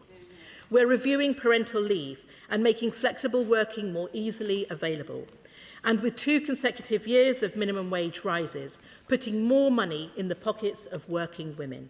Would the Honourable Lady give way on that point? I will give way very briefly. I thank the Honourable Lady for giving way, and she's giving a brilliant speech that lots of us will be feeling very emotional about. Would the Honourable Lady agree with me and members across the House that whilst increasing the minimum wage is really important, disproportionately does affect female workers, we need to restructure how we value women's work as well and the workforce that is predominantly made up from women? I thank my honourable friend for her comments, and indeed that is a debate that continues to be ongoing, and indeed will be relevant issues to that I will touch on in my remarks. Madam Deputy Speaker, last week I was also proud to launch our voluntary action plans alongside the Secretary of State for Women and Equalities. Employers with over 250 employees will be asked to submit action plans as part of the Employment Rights Act, showing how they will reduce their gender pay gaps and support employees going through the menopause. We are working with business leaders, civil society and trade unions because we cannot reach workplace equality without the support and the commitment of all. And removing the 2-child limit will also lift 450,000 children out of relative poverty in the final year of this Parliament. A poverty we know impacts women, who the Women's Budgets Group describe as the shock absorbers of poverty. On business, Madam Deputy Speaker, the Chancellor has backed the Invest in Women's Task Force, launching a funding pool of over £600 million to be invested in women-led businesses, including £130 million from the British Business Bank. That is the largest fund of its kind globally, addressing the enormous access to finance barriers that exist for women. And alongside, this government is supporting more women in the UK's tech sector. Every year, the economy loses an estimated £2 to £3.5 billion because women leave the tech sector or change sector due to barriers that should not exist. Men outnumber women 4 to 1 in computer science degrees, a subject I also studied, Madam Deputy Speaker. Women are less likely to enter tech, stay in the sector or rise to leadership. I will give way very briefly. I wonder if she would be able to talk about not just the tech sector, but in my constituency there's a huge number of engineering jobs, and there's such a glass ceiling when it comes to engineering that women rarely manage to make it above. It's a similar issue with race equality when it comes to the higher tiers of engineering. Madam Deputy Speaker, never a truer word was spoken. What I will say, Madam Deputy Speaker, is that building on the Honourable Lady's comment, it is worth the House knowing that at the current pace, it will take 283 years for women to achieve equal representation in tech. That is why I am proud that the Secretary of State for Science, Innovation and Technology has launched the Women in Tech Task Force to champion diversity in the UK tech sector, with a pipeline strengthened by stronger engagement with tech in the classroom. There are spaces in which our economy is going to grow, and we need a plan for women to be part of it. Because through history, Madam Deputy Speaker, women have consistently been the backbone of our communities, giving their power, their time, their ideas, and more. And they have done this in our classrooms, our offices, our hospitals, our military, and in the home.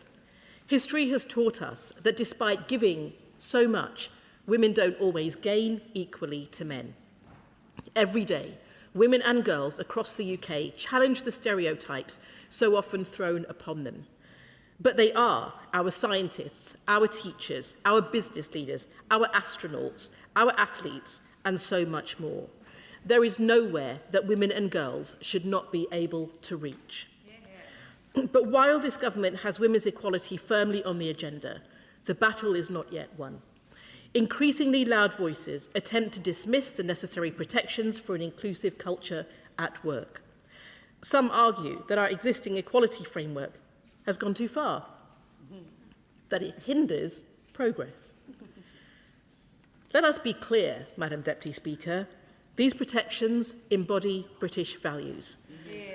That women should be treated equally with men, or that you should be treated equally regardless of your race. That is a core British value. It was fought for. The Equality Act last September was described by a now Reform MP as fuelling a corrosive culture of grievance in a Westminster Hall debate, who then called for it to be abolished. But it is not a grievance to recognise that a woman made redundant for being pregnant, or who leaves work because her employer doesn't make reasonable adjustments for the menopause, leaves us poorer as individuals, as an economy, and as society. And this battle, these voices, they are taking up space online too. When we look at the level of online abuse and intimidation, we must tackle this misogynistic insurgency that threatens to roll back women's rights and is having a huge impact on the well-being and aspiration of women and girls across our country too. Online abuse of women athletes is set to be discussed at the next Women's Sports Task Force meeting.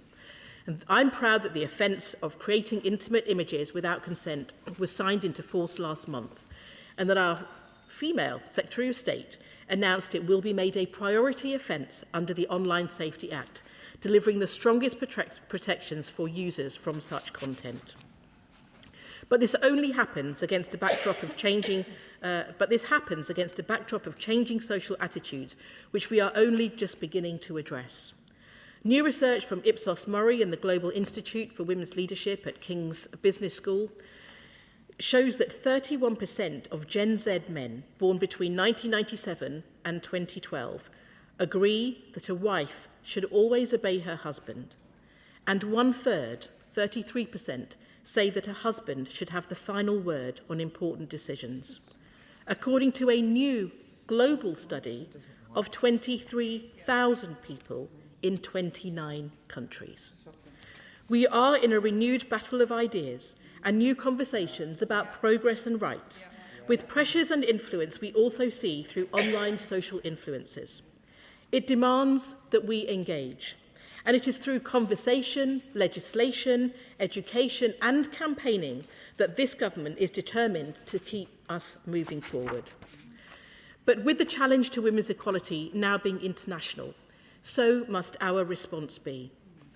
In the year 2000, we led the first UN Security Council resolution on women, peace and security. It was a simple but transformative idea that peace is more durable when women help shape it.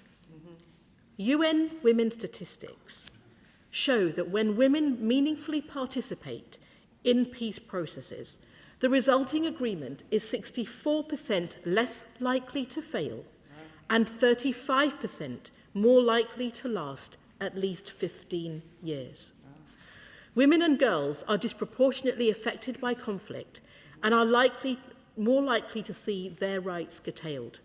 60% of preventable maternal deaths and 53% of under 5s deaths take place in settings of conflict and displacement. We continue to use our voice at the United Nations to push for women to be embedded in peace processes, resolutions and humanitarian responses. Indeed, this week, Baroness Smith of Malvern and the UK Special Envoy for Women and Girls, Harriet Harman, are leading our delegation at the Commission on the Status of Women in New York, because this government stands in solidarity with women and girls, not just in the UK, but around the world. So to conclude, Madam Deputy Speaker, International Women's Day marks the beginning not only of a month-long celebration of women's history, but also, I hope, a year of progress and action. The theme for this year's International Women's Day is Give to Gain, the aim of which is to emphasise power of reciprocity and support, whether through advocacy, education, mentoring or time, to help create a more supportive and interconnected world. Building new networks in our communities to bring hope, leadership and change, renewing our determination, connecting with our sisters at home and abroad, will give us a renewed front line to resist the rollback of our rights and push forward for the progress of women and girls for generations to come. But this month is more than about reflection. It is about maintaining momentum. As Ruth Bader Ginsburg said, women belong in all places where decisions are being made. That isn't an observation, it's a directive. It is for us, Madam Deputy Speaker, to hold the light up, to highlight progress, and to keep fighting for a better world for women and girls everywhere. The question is that this House has considered International Women's Day, and I call the Shadow Minister Joy Morrissey. Thank you, Madam Deputy Speaker. It is a privilege to be representing today the International Women's Day debate and to follow the Honourable Lady. And it is wonderful to hear the Honourable Lady talk about her passion for fighting for inequality and for the rights and to fight the gender pay gap as well. And I hope very soon to see you in Shadow Cabinet, to see the member in Shadow Cabinet. Yes, yeah, I mean real cabinet, yeah, not us, yeah, that would be terrible for you. You wouldn't like that. And that topic is what unites us today in this chamber, that we may have differences of opinion on every topic and come at every ideological point of view, but we are united in our ability to exercise that right to debate and to stand up for women. Yep. And I am so grateful to be part of this country and to be able to have those rights that so many women no longer have across the world. And I'd like to pay tribute to Madam Deputy Speaker for not only her amazing work here in the chamber of keeping us all under control, but which is a full-time job for anyone. But it is more, I just wanted to highlight the incredible work that Madam Deputy Speaker has done to champion Uyghur women and girls. When everyone was turning their back on Uyghur women and girls, Madam Deputy Speaker, you led the campaign. Yeah. You tirelessly campaigned across the world to make sure that their story was heard and that their voice was heard, and you worked cross-party for that. So thank you from everyone across this House for your incredible work. Please. I'm incredibly grateful, which is why I was then sanctioned by the Chinese Communist Party. But there's a lot of very powerful women in this room that won't be deterred by any sanctions regardless. So please continue. Joy Morrissey. I feel that if one has received sanctions, it is a badge of honour. Firstly, to honour the international scope of this debate, I would like to take this moment to think about the women of Afghanistan who have suffered under the Taliban. The life of all human beings is intrinsically valuable and should always be remembered. And Afghan women whose rights have been systematically dismantled, 100 decrees to restrict their freedom of movement, education, work, expression, visiting a doctor, financial freedom, and there is no protection against violence, beatings, and forced child marriage. May we remember them today, and how quickly the rights we take for granted can disappear. Both across this House and throughout our great country, women have shaped our communities, strengthened our institutions throughout the United Kingdom and the Commonwealth, and led with courage, determination, and resilience. Women are leaders in business, in education, in science, in armed forces, in charities and volunteer organizations, and of course, here in Parliament. We must also recognize the women who contributed, who are often not recognized. The carers who support their families every day with no thanks and no recognition. The volunteers who hold our communities together, the mothers, the daughters, the sisters, the friends who provide strength and stability in the time we need it most.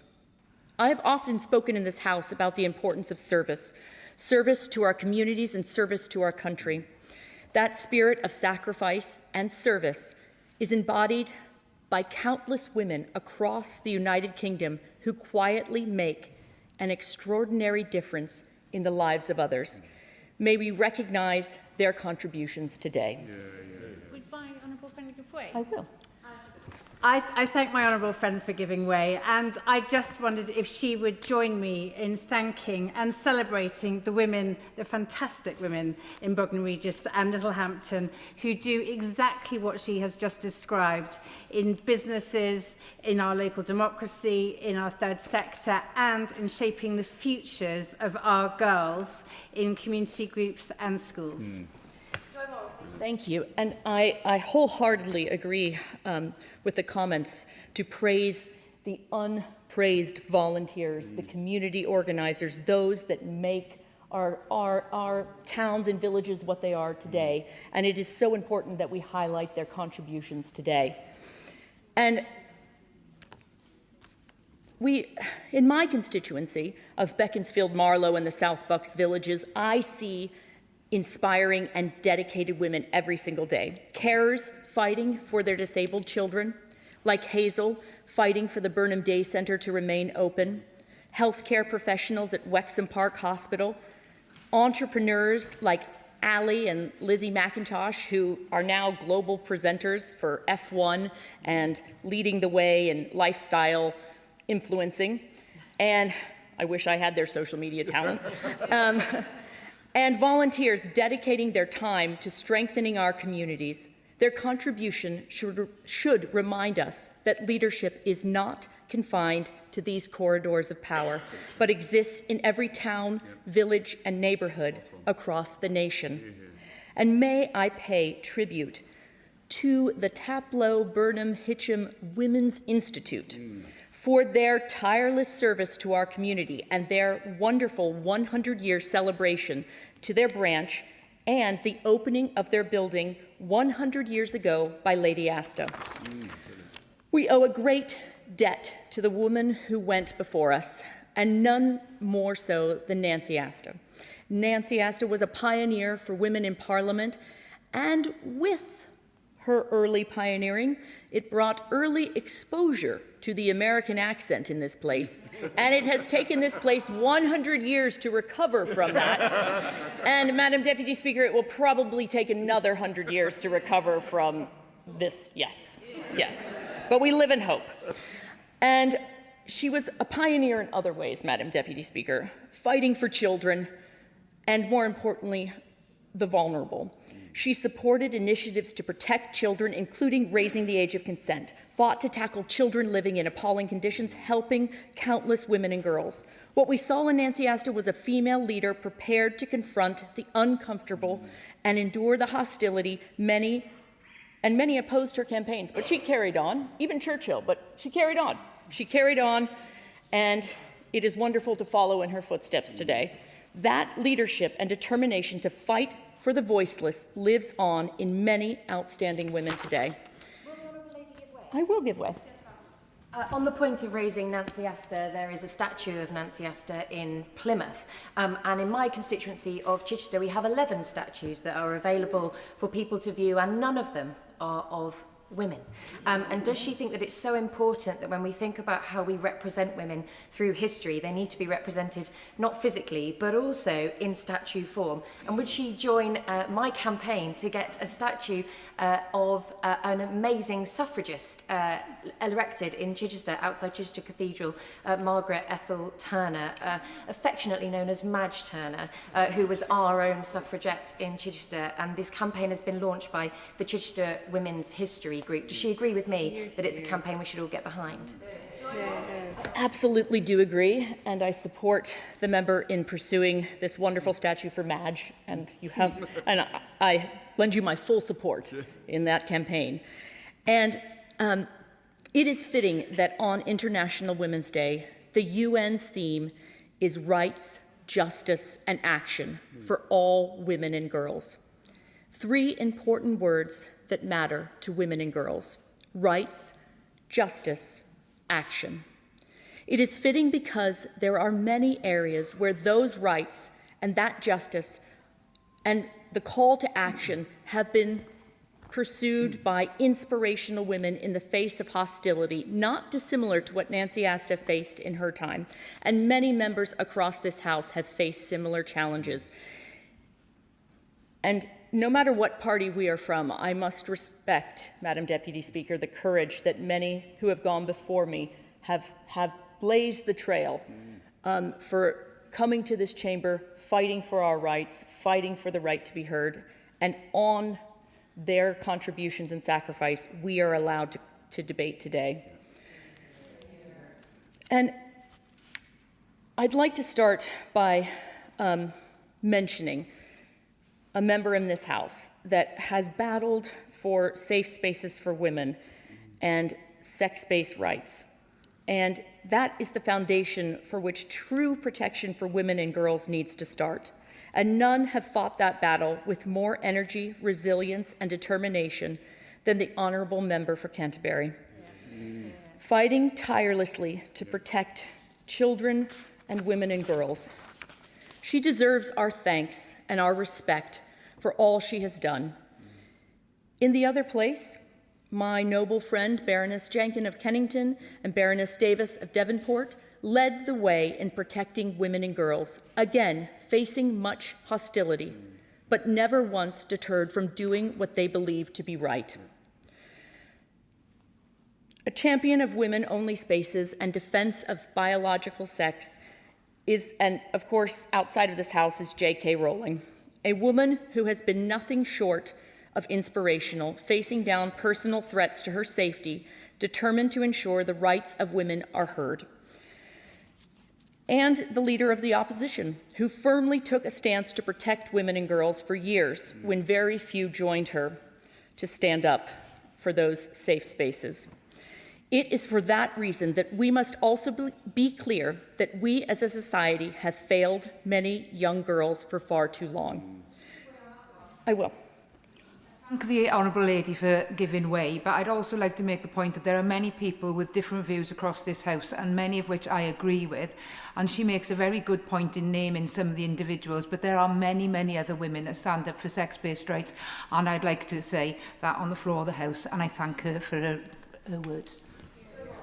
Thank you for that. And there are many women from all different ideological perspectives who have contributed to this debate, and I want to thank them. Of course. For giving way. Thank you, Madam Speaker. I thank the Honourable Member for giving way. And in her speech, we should also recognise that some people have also been transphobic. We must be very mindful that there are a lot of people who are trans, who feel very vulnerable at this time, and some have committed suicide. So in this debate, can we also hold them in our thoughts? Yeah. And may I thank the member for that very nuanced response and contribution, and may I thank her for being the first female of color at the dispatch box, leading the way, and also a chairman of a select committee, and someone who all members of this House from every party respect and admire, and thank you for everything that you do. And as we try to protect young women and girls, no clearer or more scandalous a failure than the rape gangs scandal that we are now confronting. Here I want to pay tribute to the Honourable Member for Rotherham and the Honourable Member for Keighley and Ingley, who have both raised this in Parliament, along with Alex Stafford, who is no longer in this place, and the Honourable Member for Ashfield, a cross-party effort of raising this issue time and time again, while very few other members of this House did so. May I commend them for being brave enough to do so. And yes, may I thank, there are so many that I'm not able to thank today, but I want to recognize them as best that I can. And Baroness Casey said, too many shield away from the issue of ethnicity in the rape gang scandal.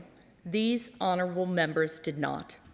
That is real leadership from cross-party members for protecting women and girls. This International Women's Day, let us unite in clear determination that where Nancy Asta led in confronting injustice for the voiceless, parliamentarians of today will follow.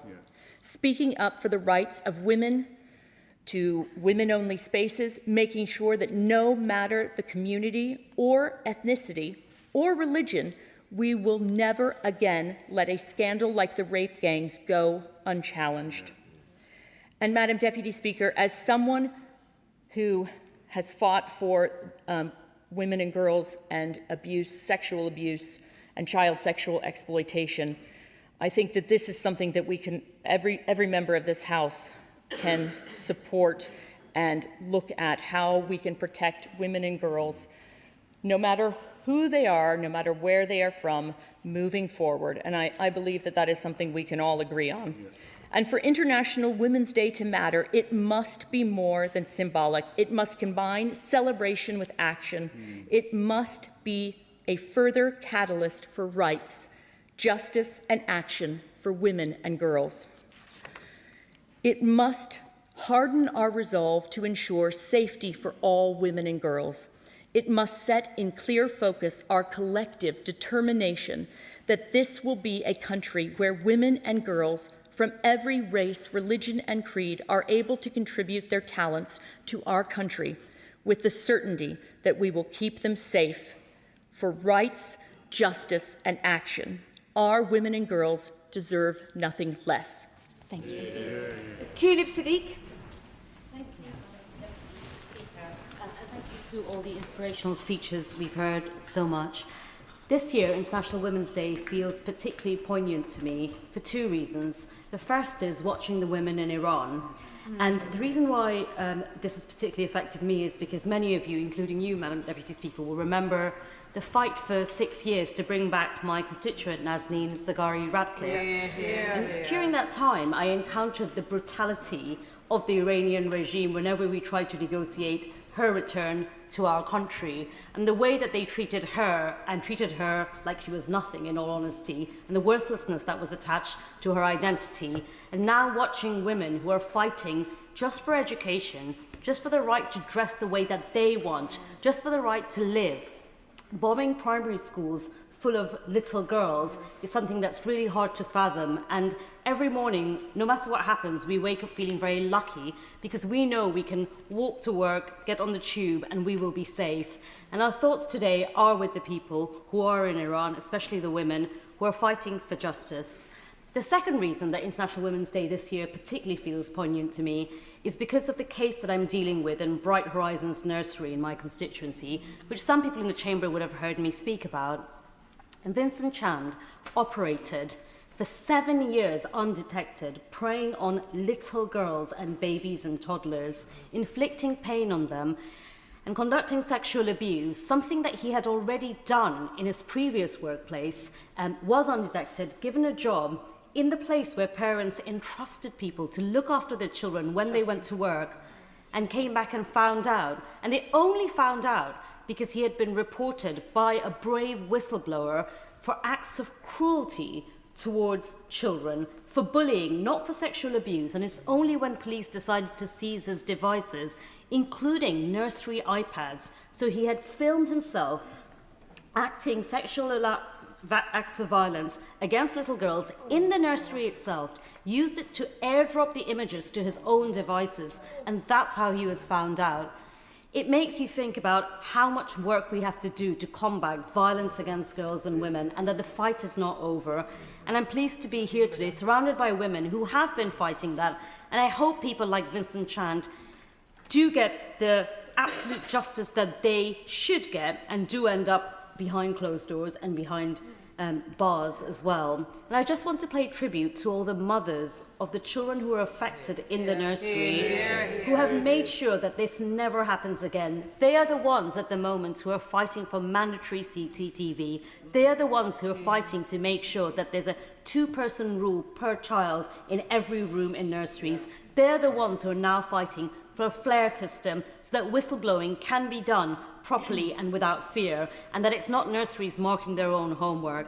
But every time I speak about this case, I also want to say that for all the cases that have happened of sexual abuse in nurseries and early years practitioners, there are 1,000 and million other babysitters, staff members and nursery staff workers who look after our children day in, day out, and make sure they're loved and protected. So let's make sure we don't tar everyone with the same brush. But we do need to take it seriously, and something does need to be done.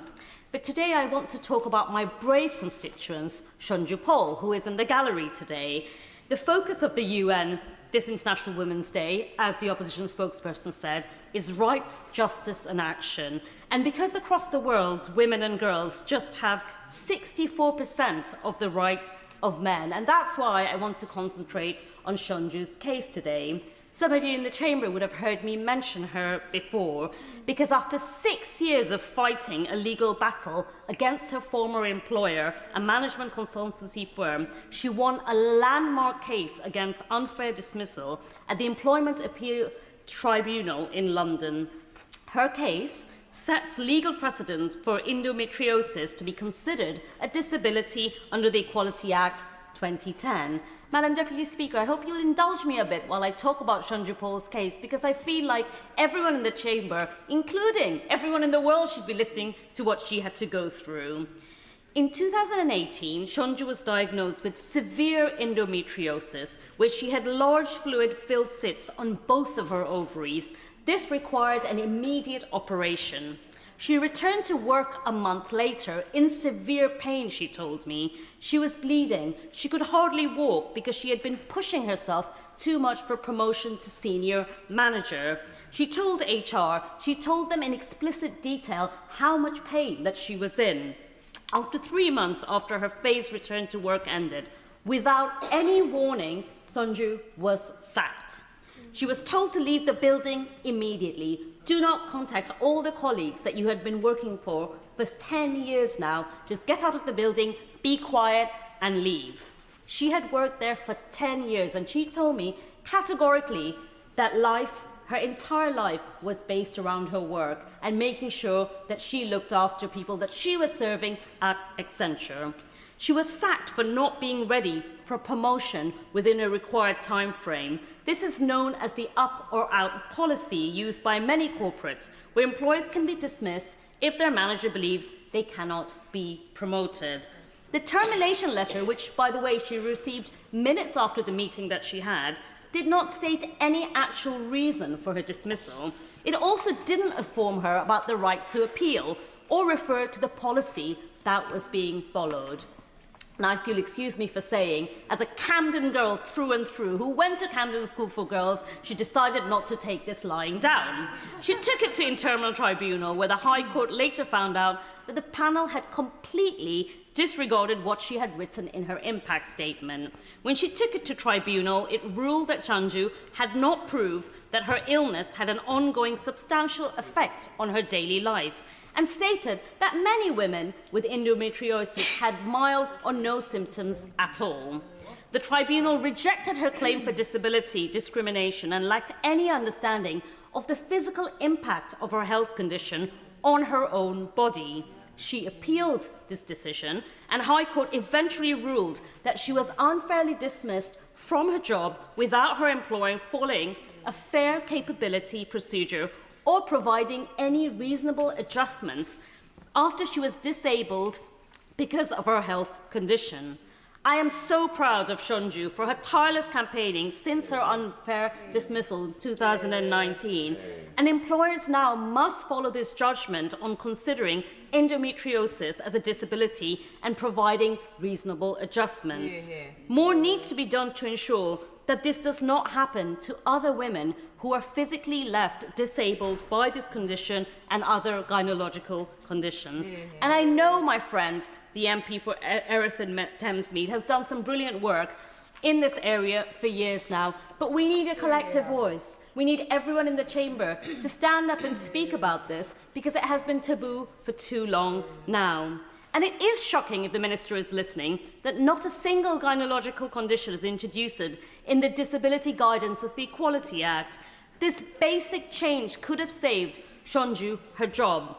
So much time, money and anxiety that she spent 6 years fighting for this unfair dismissal. It could have made a huge difference for countless other women that we haven't heard about who are facing the same discrimination in the workplace across the country. 1 in 10 women are suffering from endometriosis. 69% of sufferers say that they face discrimination at work. Cases like this are far too common, and it's left us with 1 in 6 women with endometriosis unemployed because of their condition. Women should not be forced to go to tribunal just to get the rights that they deserve. And that's why I believe women with endometriosis should be given specific workplace adjustments and the right to reasonable adjustments to their condition. And alongside that, endometriosis should be listed under recurring and fluctuating impairments in the guidance for the Equality Act, so that employers actually understand their legal duty to provide reasonable adjustments to women who are suffering for this condition. And finally, oh yes. I thank my honourable friend for giving way. You may be coming to this, but it is an incredible... Oh, sorry, Madam Deputy. Don't wish to correct any one of our fantastic female parliamentarians, but you means me. You means me. One more time. Dawn Butler. Thank you. And you are amazing, Madam Deputy Speaker. My honourable friend may be coming to this, but my friend Elaine Banton was the lawyer in this case. And I just wanted to also put that on record to your excellent remarks for your constituent. Well done, Dawn. Thank you to my honourable friend, and Elaine Banton definitely deserves a mention in the workplace as well. There's a lot more I'd like to say about this case because I think it's so important, but I'm very conscious that I don't want to take up too much time because there's so many women who want to speak today in the debate. But I just want to mention that growing up, and I did grow up in a Muslim Asian household, but even then, I didn't hear anything about endometriosis. I never heard the word menopause growing up. If I was ever on my period, I was told to quickly move away and listen and change and make sure my brother didn't hear anything. There is a point at which we need to change that. My mother was very forward in other ways. Growing up in a Muslim household, on Friday nights, we always had dinner with our Jewish neighbours. She was very clear about the fact that in our house you could celebrate Christmas, Eid, Durga Puja, Hanukkah. You could do whatever you wanted because we were citizens of the world. But if you ever mentioned your period, menopause, or endometriosis, that was simply not allowed. So for the sake of Shonju's case, but also for all the South Asian mothers who are listening out there, this is the time when we need to break the taboo. We need to talk about conditions that affect women, particularly when it affects young girls as well, so they don't feel ashamed and they don't feel like they have to hide it if they're affected by the conditions in the workplace. I thank my honourable friend for giving way. She's making an incredibly powerful point. But if we are going to really change things, we actually need fathers to speak to their daughters. And I recall making a very deliberate point when my daughter started menstruating and standing in the supermarket trying to assess and understand what I was faced with a wall of things, and people coming up to me and saying, do you want some help? And saying, no, I need to work my way through this. And we need men to advocate and understand these things as well. Absolutely. Thank you very much for that point. And I wholeheartedly agree with my honourable friend, who is a staunch feminist, and which is one of the reasons why he's in this debate speaking today. But I'll finish now by saying that the justice that was served to Shonju is not just a victory for herself. It's for the countless women across the country who fought so hard to get reasonable adjustments in the workplace. And I hope the Minister will consider this case and legislation will follow from the Labour government to ensure that women never have to face discrimination in the workplace again. Fantastic speeches to stop me interrupting them. You and your, unless you're referring to the chair, should not be said at all. Now I'll come to the Liberal Democrat spokesperson, Alex Brewer. Thank you, Madam Deputy Speaker. This year's theme, as we have heard, is Give to Gain, and that prompted me to think about feminism on a global scale and how interconnected we truly all are. Our globalised world is far from isolated countries bounded by iron borders. We exist in physical space and online. Our geopolitical landscape is shifting constantly, and feminism must move with it. The experiences of women are shaped by overlapping factors of race, class, disability, migration status, sexuality, faith, and geography. Feminism policy cannot be effective if it only reflects the lives of the most privileged. Some of the gravest injustices faced by women globally include physical violence, forced marriage, and economic exclusion, and these fall hardest on those at multiple intersections of disadvantage. Progress for women is never a zero-sum game. When we lift up the most marginalised, we all rise. Which is why Give to Gain is such an important theme and has made me reflect on how we as a country and as a society must give through overseas aid if we are to help build a more progressive, fair and stable world. So today, Madam Deputy Speaker, I want to raise one of the most difficult and taboo subjects in the area of violence against women and girls, but it is one we must confront. That of female genital mutilation, commonly known as FGM or cutting.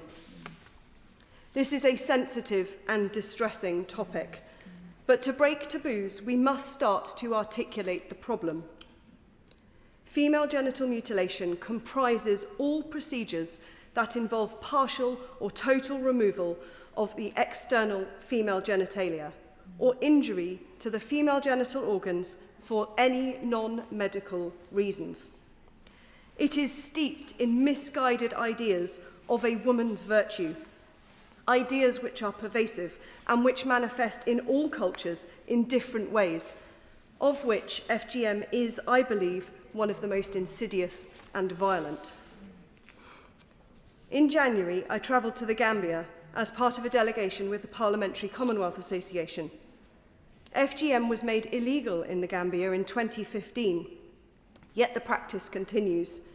In fact, in order to avoid detection, cutting is now carried out on younger and younger girls, and sometimes even on babies, with devastating, sometimes fatal consequences.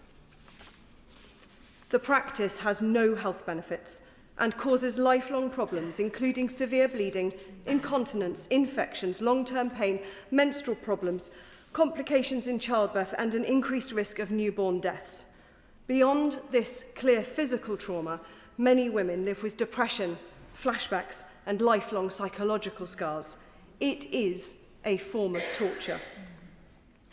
FGM is a serious violation of human rights and bodily autonomy, not a cultural inevitability, and more than 4 million girls are at risk every single year. Yet in the Gambia, I also saw hope. I saw the profound impact of not-for-profit and grassroots organisations working creatively and sensitively within communities to remove economic and cultural barriers to change. Data gathering is difficult in a country with such severe levels of poverty, but initial estimates suggest the prevalence of FGM has fallen from around 76% to around 51% of girls. NGOs and grassroots women's organisations are uniquely effective because they are trusted by families and embedded in communities. These organisations are part funded by British overseas aid, which this government is now reducing. Their funding runs out this year, just as the message is starting to get through. Reduction to aid like this tears holes in the safety net for the world's most vulnerable communities and leaves young girls more exposed.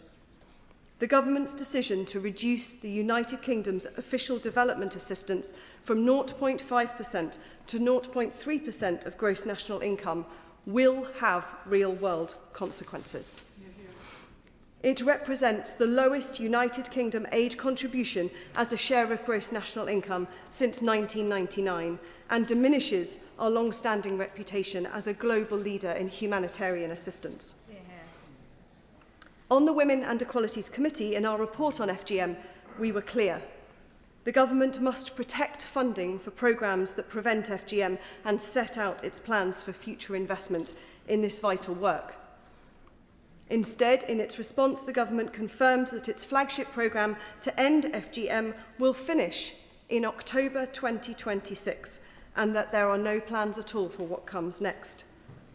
This is not just disappointing, it is deeply irresponsible. When Britain invests in the freedom and well-being of girls globally, we gain a safer, fairer and more stable world.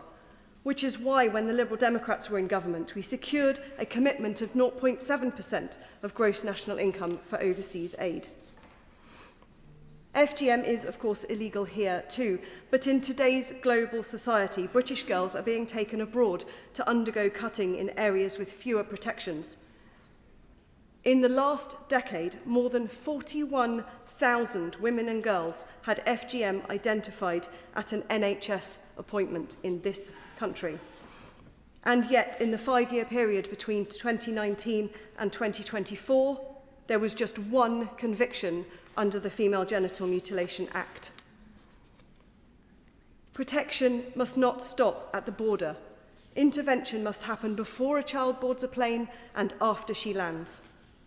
Frontline NGOs in source countries are often best placed to prevent FGM before it happens.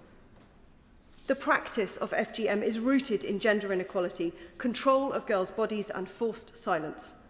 True solidarity means recognising that their struggle is our struggle. By supporting global efforts to end FGM through aid and diplomacy, the UK helps meet its international commitments and reduces the chance of FGM happening to people who live here. This government must not be complicit in removing the progress that is preventing such violence against girls, no matter where they are born.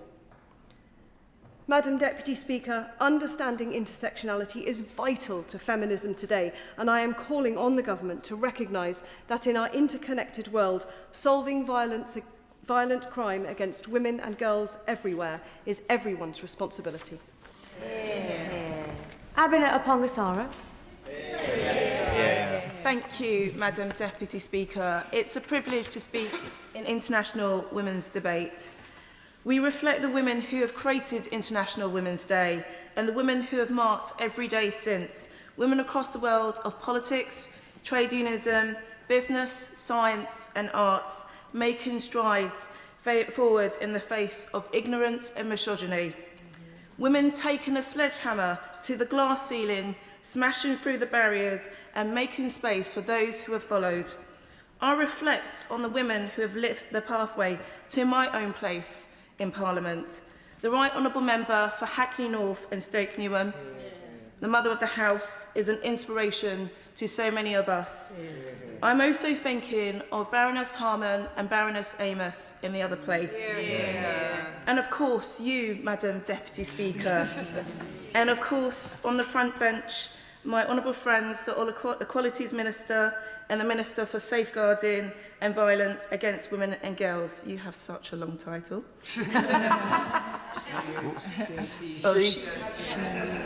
She can't compete. Yes. And all the women I've met through my years leading the Labour Women's Network. These are the giants on the shoulders we stand. They lift us up. And in turn, we must lift others in Parliament and in our communities. And globally too, we have heard in this debate about the status of women globally. Across the globe, women are denied rights, basic rights to school, have a job, be paid equally, enjoy equal legal rights, and exercise basic freedoms. For example, Afghanistan, 2.2 million girls are banned from secondary school by the Taliban. Only a quarter have jobs. In particular, cruelty of Afghan women are barred from entering the medical professions, but the Taliban ban women being treated by men. So women are denied the basic right of basic medical care. In Iran, women hold only 64% of legal rights enjoyed by men. In Iran, women are required permissions from husbands to get a passport or travel abroad. Girls as young as 13 can be married if a male judge decrees it. There are no criminal offences of rape within marriage or violence in the home. It is women who are leading the resistance to the Ayatollahs in Iran, risking everything from justice and liberation. And we should take inspiration for women standing up for their rights around the world and here at home. So I'm proud that we've passed the Employment Rights Act, because it's women who will benefit the most, especially low-paid women, women of colour and working-class women. Workers will have a right to guaranteed hours for the first time, which means clarity on how much you will be earning and the stability to plan childcare and family expenditure. This will be life-changing for millions of families. And none of these steps forwards come from a clear blue sky. They come from decades of struggle and argument, reversals and defeats, and step forwards and progress. They come because of the suffragettes campaigning for political rights and the likes of Barbara Castle campaigning for economic rights. So yes, we've seen the progress in social, political and economic fronts, but equality is still a distant dream. As the Minister said, take pay. According to the Office for National Statistics, median weekly earnings for female employees working full-time was £710 at April 2025, compared with 815 for male full-time employees. Equal pay remains some way off. And then also take healthcare. The harsh truth is that women continue to get a raw deal in the healthcare system. We do not enjoy true equality within the NHS. We have a system shaped and largely run by men, with women's health a secondary concern.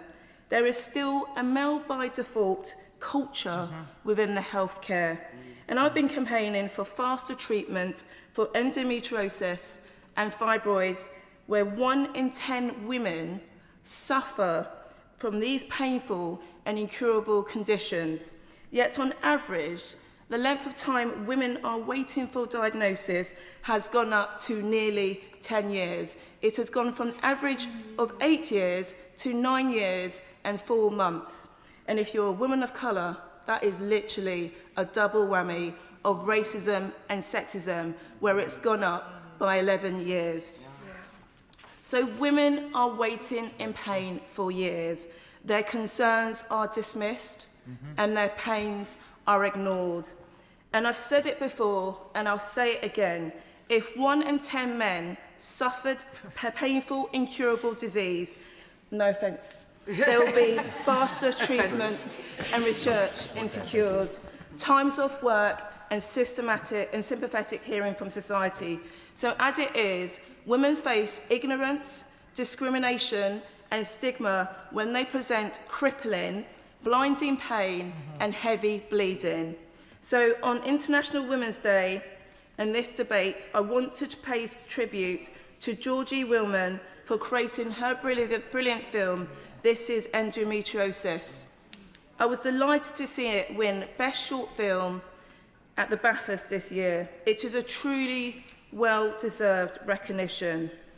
I would also like to commend the work of the Chair of the Women and Equalities Committee and the Chair of the APPG for endometriosis, and of course my honourable friend for Hampstead and Highgate, who has been supporting her constituent who was dismissed for working in her organisation for after 10 years because of her condition with endometriosis.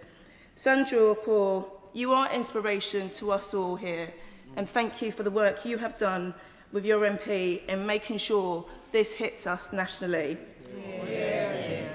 I have argued that the solutions must include enhanced training for GPs to speed up diagnosis and improving the education of young people and women on menstrual cycle.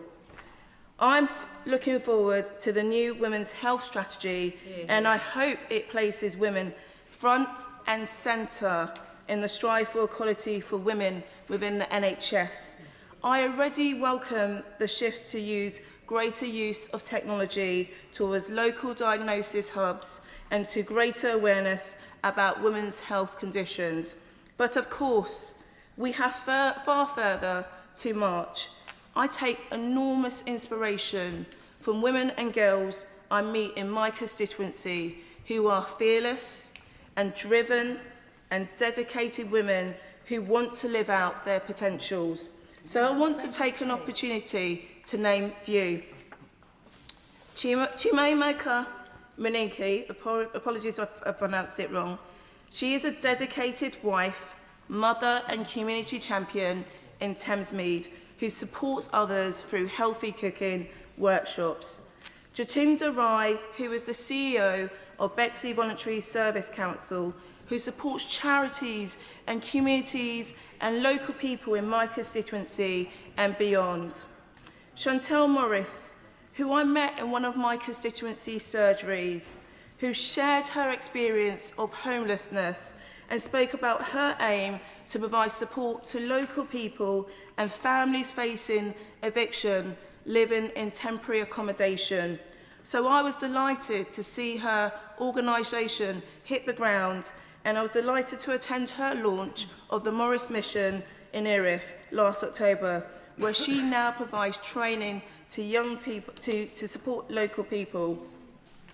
Jo Dunkley at the Off Ropes, who has done incredible work bringing the brilliant charity to life through her passion of boxing, shared by so many.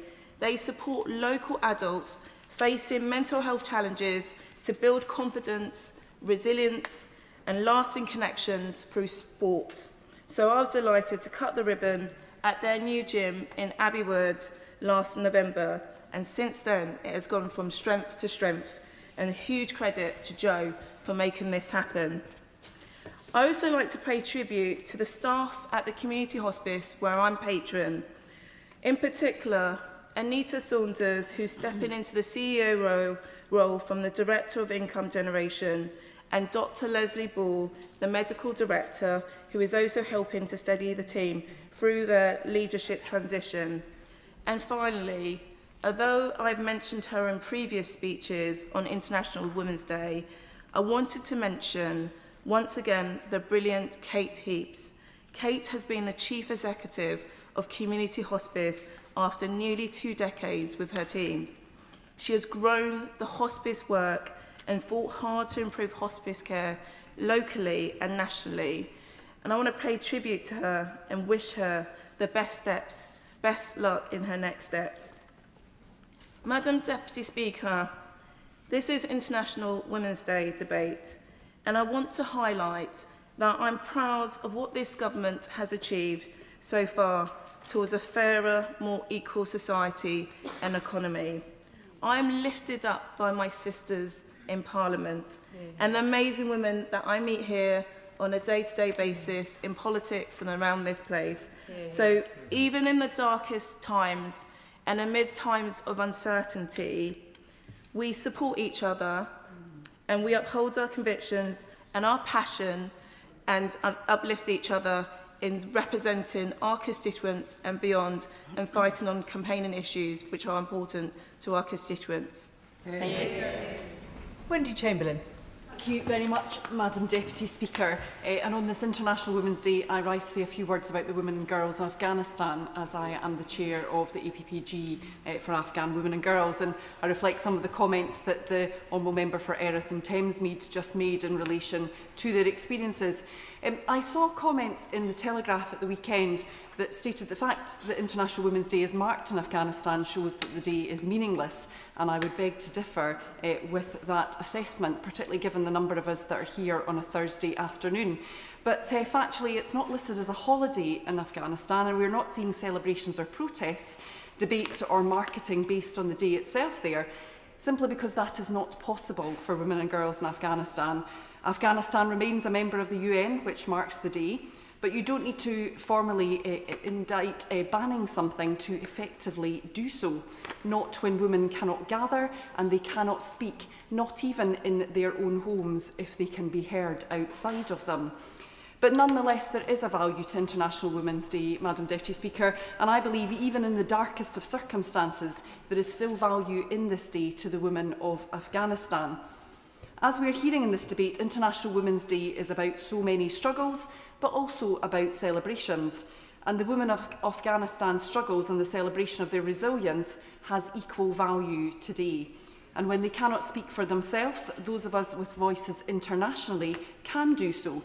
And indeed, elevating the voices of Afghan women is what the APPG is set up to do. But there is no sugarcoating it, Madam Deputy Speaker. It is bleak in Afghanistan. A new penal code was introduced in January that has effectively legalised domestic violence, including sexual assault within marriages there. Husbands are explicitly authorised to discipline their wives for non-specified transgressions. And the only crime in the books is for a husband who beats his wife with a stick in such a way that it causes severe injury, such as a broken bone. The burden of proof for this offence lies on the woman, and the punishment, if proven, is just 15 days in prison. Injuring animals in Afghanistan carries a greater penalty. And I doubt if we will ever see a prosecution under this law, given that gathering the proof that required would involve the husband who has committed the assault chaperoning his wife to hospital to get the evidential X-ray required. And on the other hand, if a woman tries to leave a marriage by visiting her father or relatives and does so without her husband's consent or refuses to return, you can imagine circumstances where somebody would look to do that in order to escape domestic violence in their house. Then that woman can go to prison for 3 months. And if a woman is found to have abandoned Islam, and I believe here we are talking about the Taliban's interpretation of the faith, which many disagree with, then she can be jailed indefinitely with 10 lashes daily until she chooses to return to the religion. There are severe restrictions on working, which the Honourable Member for Erith and Tenthmead referred to. Some organisations in some areas have negotiated the right for women to keep their jobs. Women still can provide health care, though increasingly women are being denied the right to be trained in healthcare, which means that you can very easily see what that means for the future of maternal and female care in Afghanistan. But we are certainly a long way away from there being a freedom to work, and financial autonomy is simply not a reality. And the future for the next generation is even bleaker. For girls now growing up without completing their education and without women being able to have medical training, there will be a point where there are no women left to provide that healthcare. And the reality is that in a country at war, at the forefront of the climate crisis, where 17 million people faced acute hunger this winter, and with millions of displaced people returning from its neighbours, including Iran, it is women who are bearing the brunt of the desolation. And I'm aware that in setting out this reality, I'm not elevating the experiences or feelings or voices of any one woman. There are 25 million women in Afghanistan, and each and every one of them should have the right to speak, to live freely, and indeed to live at all. And prior to 2021, they were able to do so. So on this International Women's Day, I would like to see commitments from the government to the women and girls of Afghanistan. I put on the record that I do not agree with the government's decision to close the door on safe and legal routes to refuge or to study or work. I was told on Monday here in the Chamber by the Minister responding to the statement on the government's response to immigration that it was about ensuring that universities were not making the decisions in relation to who got to stay here. But if there are no other ways for people to come and seek safe refuge, it is not surprising that people take that opportunity. And if they no longer have that opportunity, it will not be surprising if they revert to circumstances such as irregular routes, and by that I mean the small boats that we all say we want to prevent. But having made those decisions, I call on the government to do more in Afghanistan, much more. The Minister at the outset in her remarks talked about the work this government does overseas, but I do beg to differ in that assessment. Afghanistan is not one of the ring-fenced countries that the government has featured as it looks to cut ODA spending. But Afghanistan is apparently a priority. I'd really like to understand what that means and what that looks like.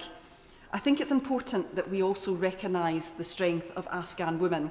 The APPG has had the privilege of hearing from several Afghan women in the last year, as well as NGOs and academics who've spent time on the ground. We've heard a lot, unsurprisingly, about the loss of hope, but we've also heard about resilience, the unbelievable resilience. Afghan women live in unthinkable circumstances for any of us here, but they keep on. And whilst this is a speech setting out terrible things, I'm not asking you to pity the women and girls in Afghanistan. In talking about them, I'm asking you to take action. And I know, Madam Deputy Speaker, you were previously a member of the APPG in the last Parliament and how supportive you were and continue to be. But to end, I want to share the remarks that the APPG heard last year from a female medical practitioner on the ground, who told us that she was speaking to us as parliamentarians as a witness to the quiet suffering and untold strength of Afghan women. These stories are not just tragic, they are powerful, and they must inform policy decisions and humanitarian priorities moving forward. I urge the government to heed those words. Madam Deputy Speaker, it's my absolute pleasure to rise to speak in this year's debate to mark International Women's Day. The important day that it is does give us an opportunity not only to reflect on how far women have come, but disappointingly how far we have yet to go, but it also allows us to recognise the women who continue to shape and strengthen our communities every single day. And I want to use my time today to celebrate some of the remarkable women across South Derbyshire who are making a real difference. It's my absolute favourite thing to do to make sure people feel seen in this place. Firstly, Kalila Story. Kalila is my right-hand woman in the constituency. She runs my office and I honestly do not know what I would do without her. I'm sure many of us across this house will probably share the experience with some incredible women in their teams. Also, I'd like to give a shout out to Lib Orm and correct a mistake I made in business questions this morning when I didn't give recognition to her as being the founder of I Love Swad, which is a Facebook page which has got almost 46,500 members. Incredible achievement. And also Leslie Aspey. Now, I hope Leslie Aspey feels seen by me for the woman she is, both in the constituency as her MP and in this place. She will know why I've mentioned her name. In Melbourne, Sharon Brown is the driving force behind the wonderfully vibrant Melbourne Festival of Arts and Architecture, which last year celebrated its 20th year. She also manages the Creative Melbourne Gallery. Through her work, she has brought art, culture and creativity to the heart of her community, creating opportunities for artists and inspiring residents and visitors alike. Also using creativity as a force for good is Julie Batten. She's the director of People Express. Julie has led the organisation since 1992, and under her leadership, it has used the arts as a powerful tool for engagement, working with a diverse range of people across our community and enabling them to become the writers, filmmakers and artists of their own stories. Her work helps ensure the creativity is truly accessible to everyone. Supporting local enterprise is Keely Briggs, a marketing expert who provides networking opportunities for businesses across South Derbyshire, particularly in Swadlincote. She is a passionate champion of small businesses and organises the annual Small Business Showcase, giving local entrepreneurs a platform to grow and succeed. Entrepreneurship is also embodied by Elaine Pennell, the founder of Lemon and Lime Interiors, whose business has grown into a highly successful company, supporting homeowners and property professionals alike. Supporting that growth with her is Katie Lavis, who started her own business and now works with Lemon and Lime as it continues to expand. Another fantastic local entrepreneur is Tracy Payne, whose work and dedication exemplify the determination and creativity of women running small businesses in our community. Public service is another area where women across South Derbyshire make an enormous contribution. And Angela Archer, Chair of South Derbyshire District Council, is a passionate advocate for children with special educational needs and disabilities. As a parent of SEND children herself, she co-founded the charity Shout to support families navigating the challenges that SEND can bring. There are also people like Keddy Bailey, who quietly supports families of SEND children, demonstrating the compassion and commitment that empowers families at times of significant challenge. In the voluntary sector, I want to recognise the work of Holly Benton, Chief Executive of South Derbyshire CVS, and Petra Parker, who manages their food hub. Together, they support local people to access food parcels, befriending services, help to return home after a hospital stay, and a wide range of support, ensuring that no one in our community feels alone when they need help the most.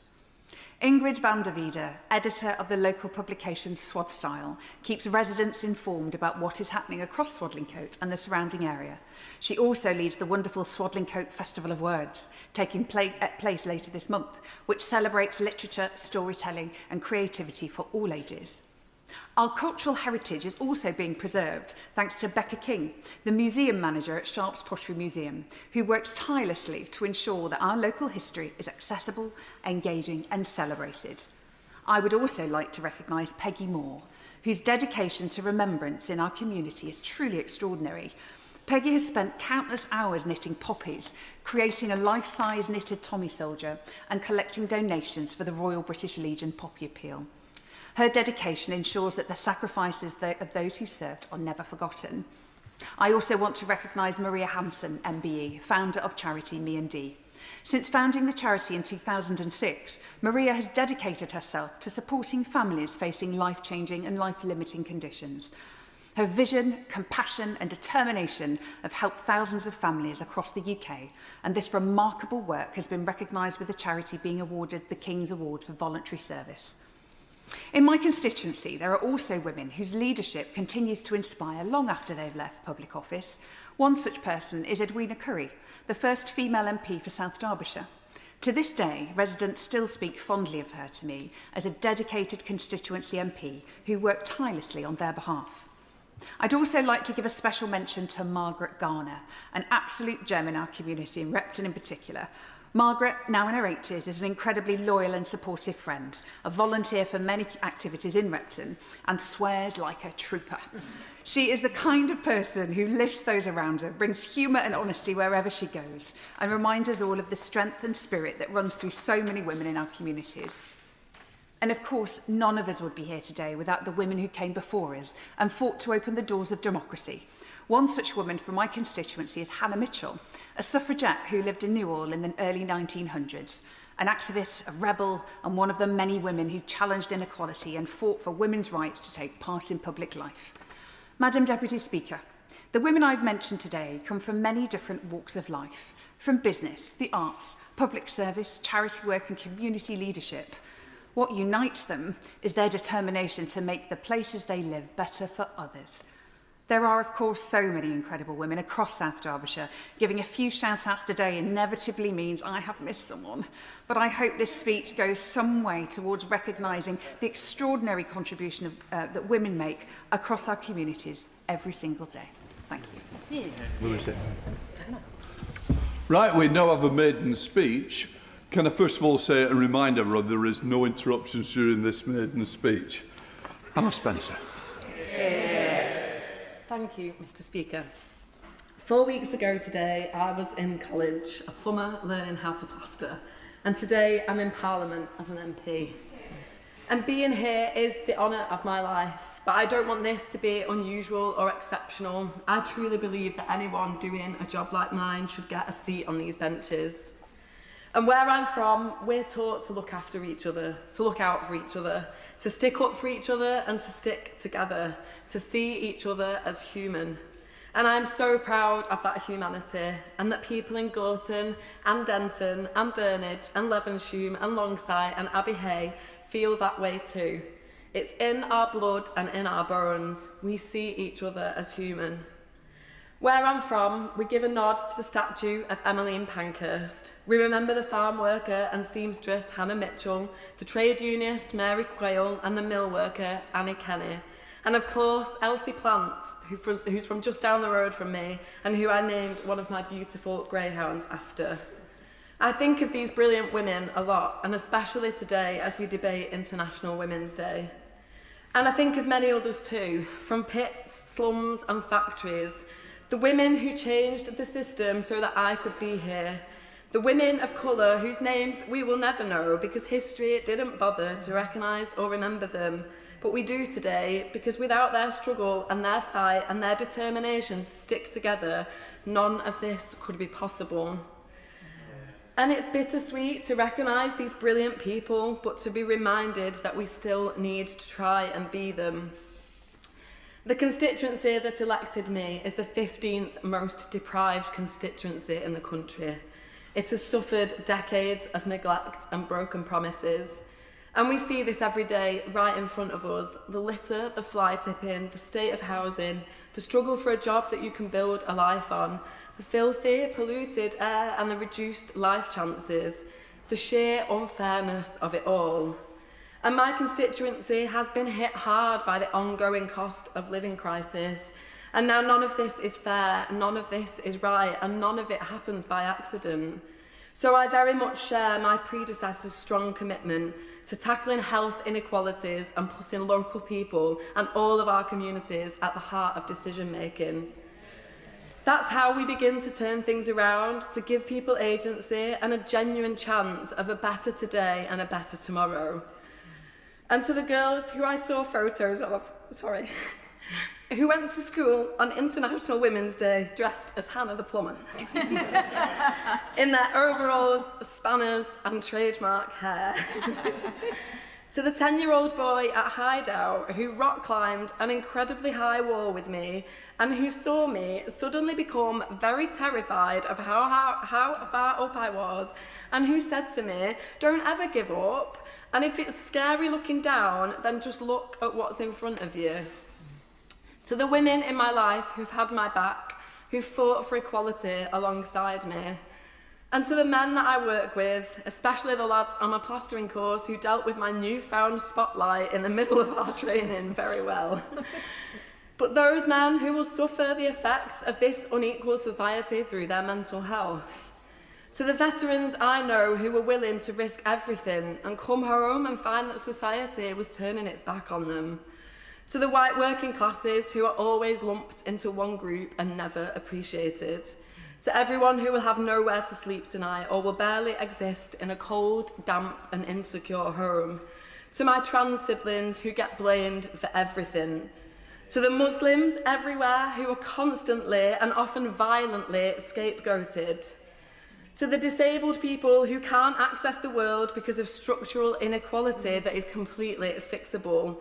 To the people of colour who have to work harder at everything. I don't always get it. I won't say I always understand it, but what I do know is what it feels like to be looked down on, to be let down and left behind, to be less worthy because of something about me.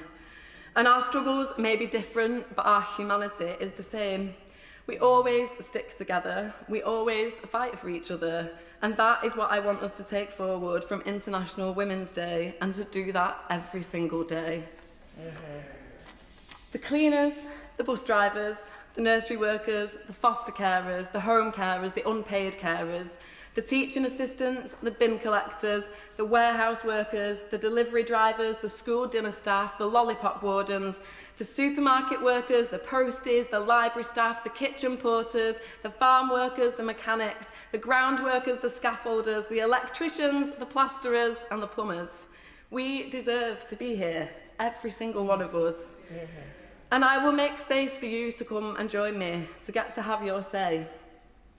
And from the bustle of Longsight Market to the many Irish pubs in Levy, Sue's Chippy and Tony at California Wines in Gorton, the amazing young people at Hideout, the best hash brown butty at Cafe Plus in Denton, and the women-led social enterprise at Dahlia Cafe on Burnage Lane. You are the best of our brilliant communities. I want to put Gorton and Denton on the map by championing the positives about our community. The spirit, the warmth, the grit, and the way that we help each other out every single day. Whether that's our neighbours where we live or our siblings in places like Afghanistan, Gaza, Sudan, Iran, wherever we are, we deserve to live freely as the human beings that we all are. We do things differently in Manchester, and it makes me proud every single day. And now I want to make Abbey Hay, Levenshulme, Burnage, Longsight, Gorton and Denton proud of me. Thank you so much for putting your faith in this plumber and newly qualified plasterer. Together we can make hope normal again, and we will look after each other, whoever we are, because where I'm from, that is just what we do. Thank you. Can I just say, and at least you can cross the football political divide by being a Bolton Wanderers supporter. Melanie Ward. Thank you, Mr Speaker, and let me start by congratulating the Honourable Member for Gorton and Denton on her first speech in this place. I welcome her to her place, and I don't know if she's noticed that the Palace of Westminster is in need of some maintenance, and so it's entirely possible that both her plastering and her plumbing skills will come in useful in the very near future. I rise to speak in my first International Women's Debate, and I have followed this particular debate, Mr Speaker, since before I was elected, and so it's a true privilege to take part today. And I have to say, and forgive me, Mr Speaker, but if the composition of this chamber, by which I mean the number of men and women relative to each other, was like this more often, I feel like we might have some different kinds of debates in this chamber. Today we celebrate women in our communities and across our country and our world. We celebrate extraordinary women who achieve incredible things for the good of humanity. And in that context, it is a great but sad honour to sit opposite the coat of arms of my late dear friend Jo Cox, with whom I served on the board of the Labour Women's Network, and think of her every time I come to this place and see her coat of arms. We miss her and her contributions dearly. I previously mentioned Jenny Lee in my contributions, a proud Fifer who grew up in Cowdenbeath in my constituency and served as a Labour MP for 2 different spells.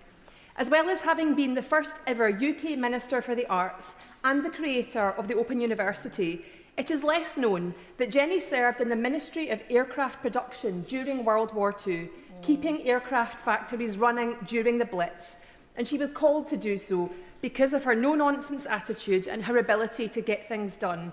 That's something that I take inspiration from.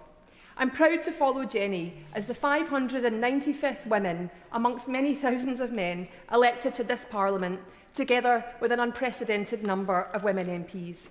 Our Labour government has important plans to advance women's equality, from halving violence against women and girls to transforming women's experiences of maternity care, a subject about which I met Right Honourable the Baroness Amos just this week.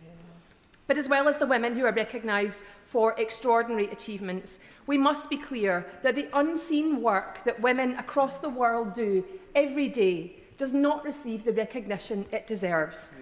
According to the UN, women and girls do 16 billion hours of unpaid care work every single day.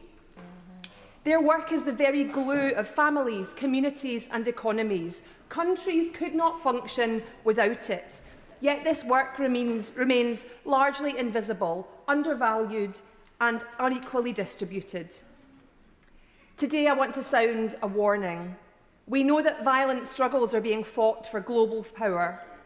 But around the world, and increasingly at home, the struggle for power is being expressed as a struggle for control over women and our bodies. My honourable friend, the member for Aylesbury, and I have written about this together this week. There are many shocking examples of the battle to control women's bodies.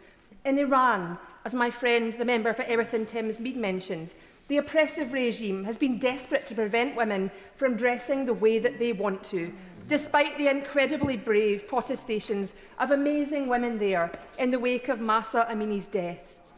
In Afghanistan, as the honourable member for North East Fife spoke about so eloquently, the Taliban have tested the limits of whether the world would stop them from enforcing gender apartheid, forcing women out of schools and workplaces and into the home.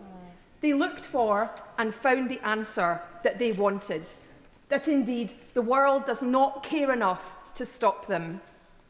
In Sudan, the world's worst humanitarian crisis, rape and sexual violence is routinely used as a weapon of war. At the Munich Security Conference, which I attended recently, our Foreign Secretary, my honourable friend, the member for Pontefract, Castleford and Nottingley, spoke powerfully about her visit to Sudanese refugee camps and the horrific accounts she heard there, including the systematic rape of girls as young as 8. I'm proud to be a former chair of the Circle, the global feminist organisation founded by Annie Lennox. Only this morning they shared data with me which shows that sexual violence in conflicts worldwide has increased by 25% in the last year. Madam Deputy Speaker, in conversations about a shifting global order, there is an increasing subtext of the need to control women's bodies. We see this in some of the attacks on the legitimacy and funding of the United Nations. I've worked with the UN in my previous work, and make no mistake, there are many reforms it would benefit from. However, starving its institutions of funding to do work that no one else will do, for people no one else will help, is a grave error.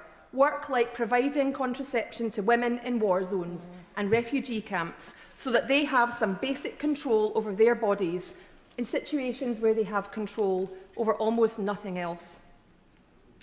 And in the context of domestic cuts to our own aid budget, which is a source of concern to many of us, we must do everything possible to preserve support for women and girls. And I know that the Foreign Secretary is doing important work on this. But we mustn't content ourselves by believing that this misogyny only exists abroad. Matt Goodwin, the Reform candidate in the Gorton and Denton by-election, said that women who don't have children should be taxed more, and that young women need an education in fertility. Shameful. As if The Handmaid's Tale was something that we should aspire to. He seems to believe that women who choose not to have children or cannot are somehow failing in their duties. Reform have said that, were they in government, the Equality Act, the basis for much of the progress we've made on women's rights in the UK, would be repealed. Shame on them.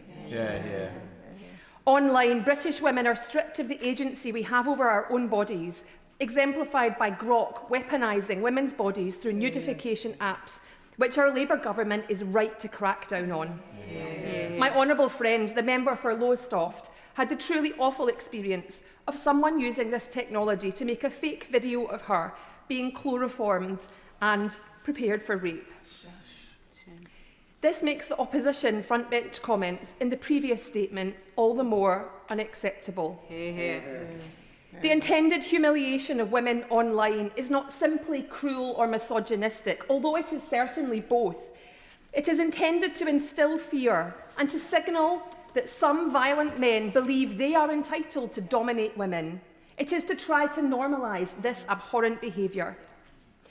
Last week, ahead of International Women's Day, I met with the Fife Violence Against Women Partnership. We discussed the more than 5,000 incidents of domestic abuse and over 1,100 crimes of indecency reported to the police in Fife last year, and we know that there will be many more unreported. They also shared with me their concerns about social media and the misogyny spread online by so-called male influencers.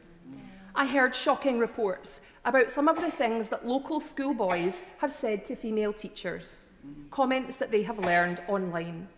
These included female teachers being told by boys that they teach, and I quote, "You're so ugly, I wouldn't even rape you." Male influencers online also seek to spread the idea that the role of the trad wife is what girls and young women should aspire to in life. This is the idea that women belong only in the home and that we should all take our fulfilment simply from cooking meals for our husbands and rearing children. This online misogyny is spread by the likes of Andrew Tate and the late Charlie Kirk, and far too many others, and it is aided by harmful algorithms. Perhaps it should not surprise us that a new global survey has found that younger men increasingly believe that a wife should obey her husband and that men are expected to do too much to support equality. This is not an accident. There is transnational organisation to make it happen. The European Parliamentary Forum for Sexual and Reproductive Rights found that $1.18 billion was pumped into European movements dedicated to rolling back women's rights between 2019 and 2023. This funding came from 275 different actors, including church-run NGOs and far-right populist parties. Russia was the biggest source of donations, and the United States the second biggest. It came especially from American Christian nationalists. This American funding is now accompanied by financial help from the US government, which has set aside $200 million to support MAGA-friendly think tanks in Europe. Let us be clear that this is designed to spread their ideology, including here in the UK. So when we, the decent majority, both in this House and outside of this House, confront the grassroots arms of the far right, local groups acting in our communities, Let us be clear that they are not just isolated local groupings of people. They are the grassroots arm of a well-organised international effort to reverse women's rights. Madam Deputy Speaker, our government is doing a huge amount to drive forward women's equality on closing the pay gap, on childcare, on tackling violence against women and girls, and so much more. I am proud of that work. But we face a dark threat to the fabric of our society from this organised misogyny that I have described. We must defeat it, and we have much to do. Lincoln Jopp. Thank you, Madam Deputy Speaker. And can I start by paying huge tribute to the member for Gorton and Denton for her maiden speech. She spoke with grace, poise and purpose. And I think that her constituents are very lucky to have them, her representing them here, whether they voted for her or not. Members on these benches will know that I am not overly competitive. I just have to win everything. And so I was rather devastated that the new member made a far, far better maiden speech than my own meagre offering after the general election in 2024. She said she wanted to put Gorton and Denton on the map. And she certainly put it on my radar, because I was wondering, when she was listing the number of distinguished people from her constituency, whether she would get round to mentioning Ethel Sunny Lowry, who was the first British woman. She was born in Gorton, and she was the first British woman to swim the English Channel in 1933. And I know what honourable members are thinking. Surely I have got some neat segue to other women with water-based heroics from my own Spelthorne constituency. And I wouldn't like to disappoint honourable members, because in 1903, at 111 White Hart Lane in Barnes, young Amy Gentry was born to a Cockney father who had worked his way up and become a publisher. And they bought a plot on an island called Hamhor Island. Now, Hamhor Island is the southernmost point of the River Thames, and it is also the southernmost point of my Spelthorne constituency. You could get camping plots there. And she went there from the age of 1, and her dad got a boat, and they used to love messing around in boats. And before she was 10 years old, the people on Hamhor Island used to have these gymkhanas. And she was entered into a dinghy racing contest, which I think she won. And so she clearly got a taste for competition. The war then intervened in her growing up, and obviously honourable members will be only too aware that in 1918 we passed in this place the Representation of People, the People Act. And the tide was turning in terms of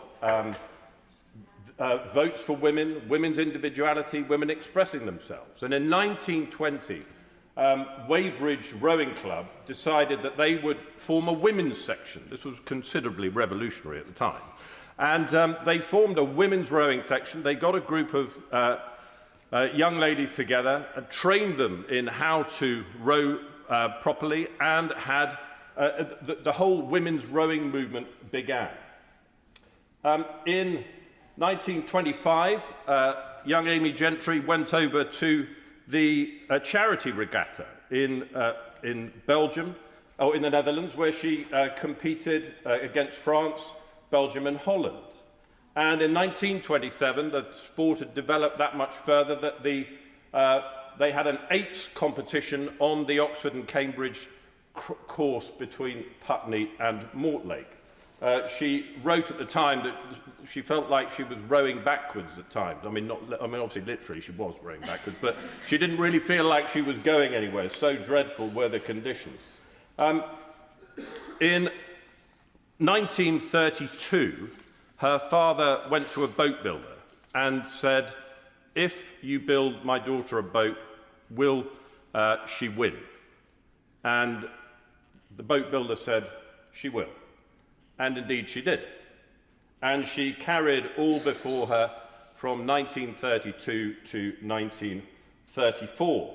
She became the secretary of the Weybridge Rowing Club, and by 1939 was its chair. And she was the driving force in women's rowing in the country. One of the clubs which had been useful and had adopted this with some enthusiasm was the Vesta Rowing Club, and they set up the first women's regatta. And a gentleman from the Vesta Rowing Club said at the time, "While I do not approve of rowing for women, as they will do it anyway, the best thing I can do would be to help them do it properly." So you can see the sort of attitudes that were at the time. Nevertheless, she was fantastic at it, and she retired from the highest level of the sport in the late 30s. Obviously, the Second World War came around, and in 1939 she became the secretary to Barnes Wallis. And for those members who are not familiar with the Dam Busters, I have to remind honourable members that Barnes Wallis was instrumental in developing the bouncing bomb. And the way in which he did it was that he and his secretary, Amy Gentry, would go to Silvermere Lake and he would fire various projectiles from a catapult across the lake, and then he and Amy would row out to collect them in order to see how they fared, sort of a very high-grade stone skimming competition. And at one stage, Barnes Wallis was a pretty serious guy, and Amy had to point out to him as they were rowing out to one of the projectiles, she said, "Wallis, you may be in charge, but I am in charge in this boat. Sit down." So after the war, rowing went from strength to strength. We were represented the European Championships in 1952 and in 1954, carrying all before us at the national and international level. As a slight aside, in the 1954 European Games, which Amy Gentry went over to, she handed out some prizes to one of the crews, to a young lady called Betty Shugbrook. And Betty Shugbrook was a member of the London Rowing Club, and she had met her soon-to-be husband at the London Rowing Club on regatta on Boxing Day. His name was Graham Hill.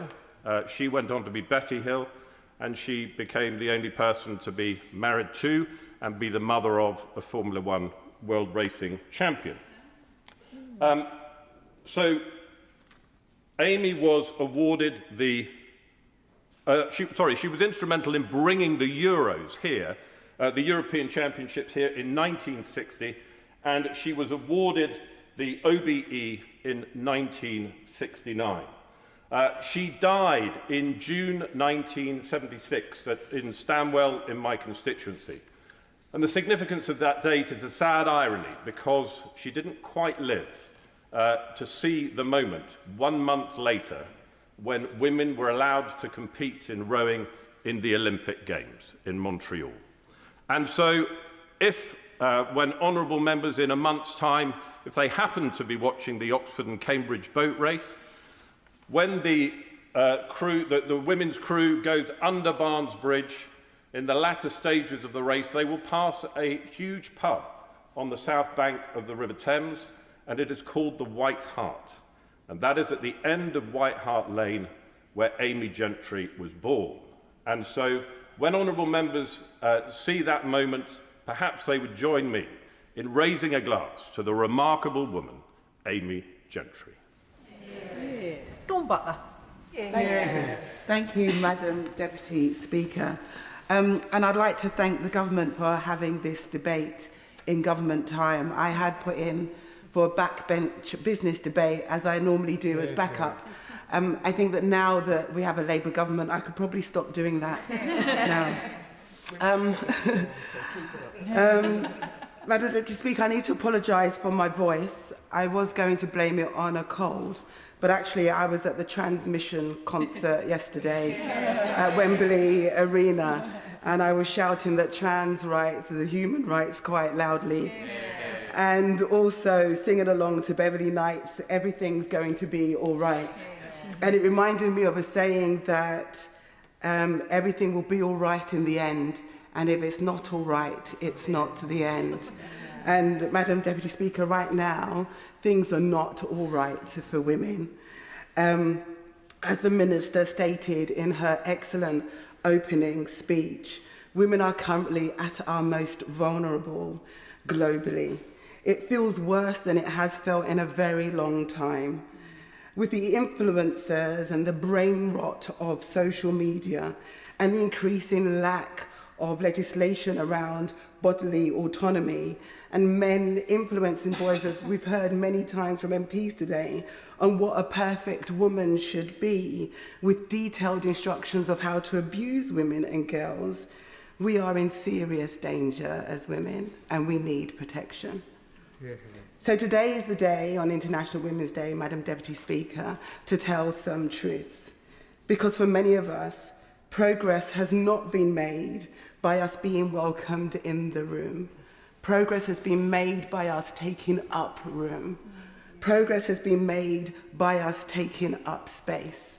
And I want to thank all the women in my constituency in Brent who have taken up space. Even when, as women, we're told you don't belong here. Or we're told they're letting anyone in nowadays, which was said to me by an MP once on the terrace. And that is not the only thing that's been said to me as an MP. I've been told, Madam Deputy Speaker, that I'm too serious. And then I've also been told that I'm not serious enough. I've been told I need to dress up, then been told I need to dress down.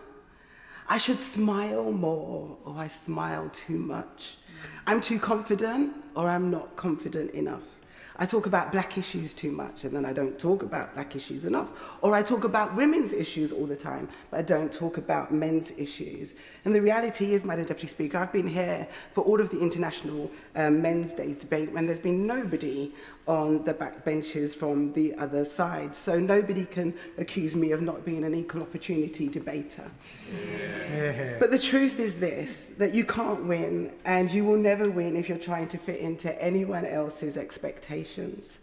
Some people try to make you feel so small that they try and strip away who you are so that you no longer recognize yourself. And some people, and the hallmark of those people, are the people who are unhappy in their own lives. They often have small appendix, and they will try to put others down. And the worst thing we can do to yourself is to allow that to happen.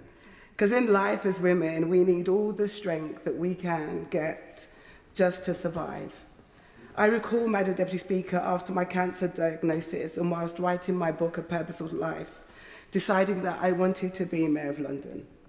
There were many positive responses to that for which I am eternally grateful, and I'll be tapping them up for the campaign.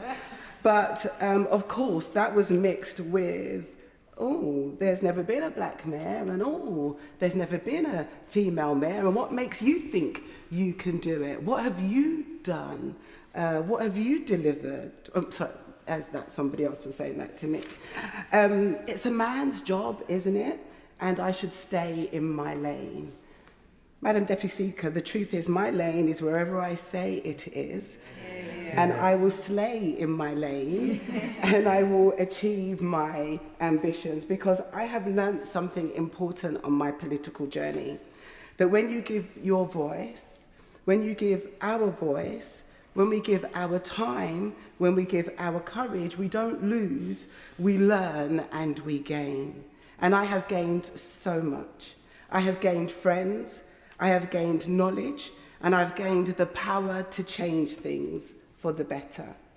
And I have made it my mission to pave the way for others. I don't always succeed, and sometimes people let you down, but that's just life. But sometimes I do succeed, Madam Deputy Speaker. And there are 2 female MPs in this place who I gave their first jobs to in Parliament. My dear friend, the MP for Stratford and Bow, and the MP for West Bromwich. 2 women who are now doing a phenomenal job for their constituents. That is what can happen when you give. When you give, you and others gain. I know what it feels like, Madam Deputy Speaker, not to be taken seriously, to have my experiences dismissed, my views belittled, and for people not recognising the struggle or your greatness. So this International Women's Day debate is time to tell the truth. I have been in many rooms where I've not fitted in, so I've come to accept that, and I have come to embrace standing out. I will wear my bright clothes, Madam Deputy Speaker, this one is from Deborah. I will smile when I am happy, and I will act confident even when at times I may not feel it. The truth of the matter is, when women rise, the system gets better.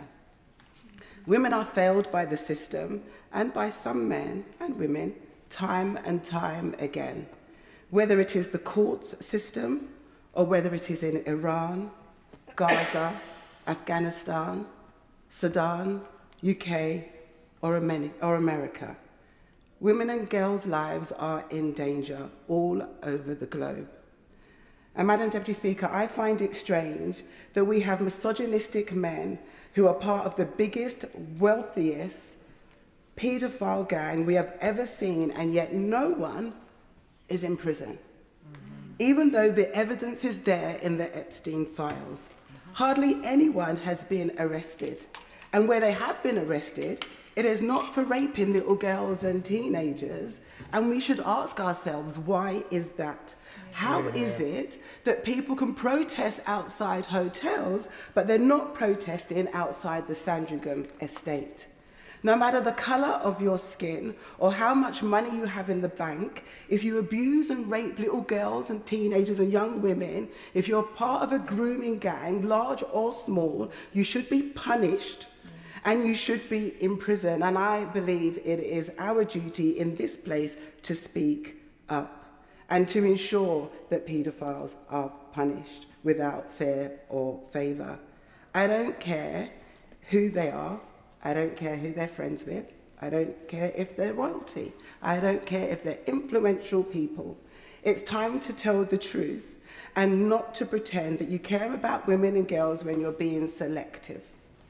A woman is killed every 3 days in the UK and every 10 minutes globally.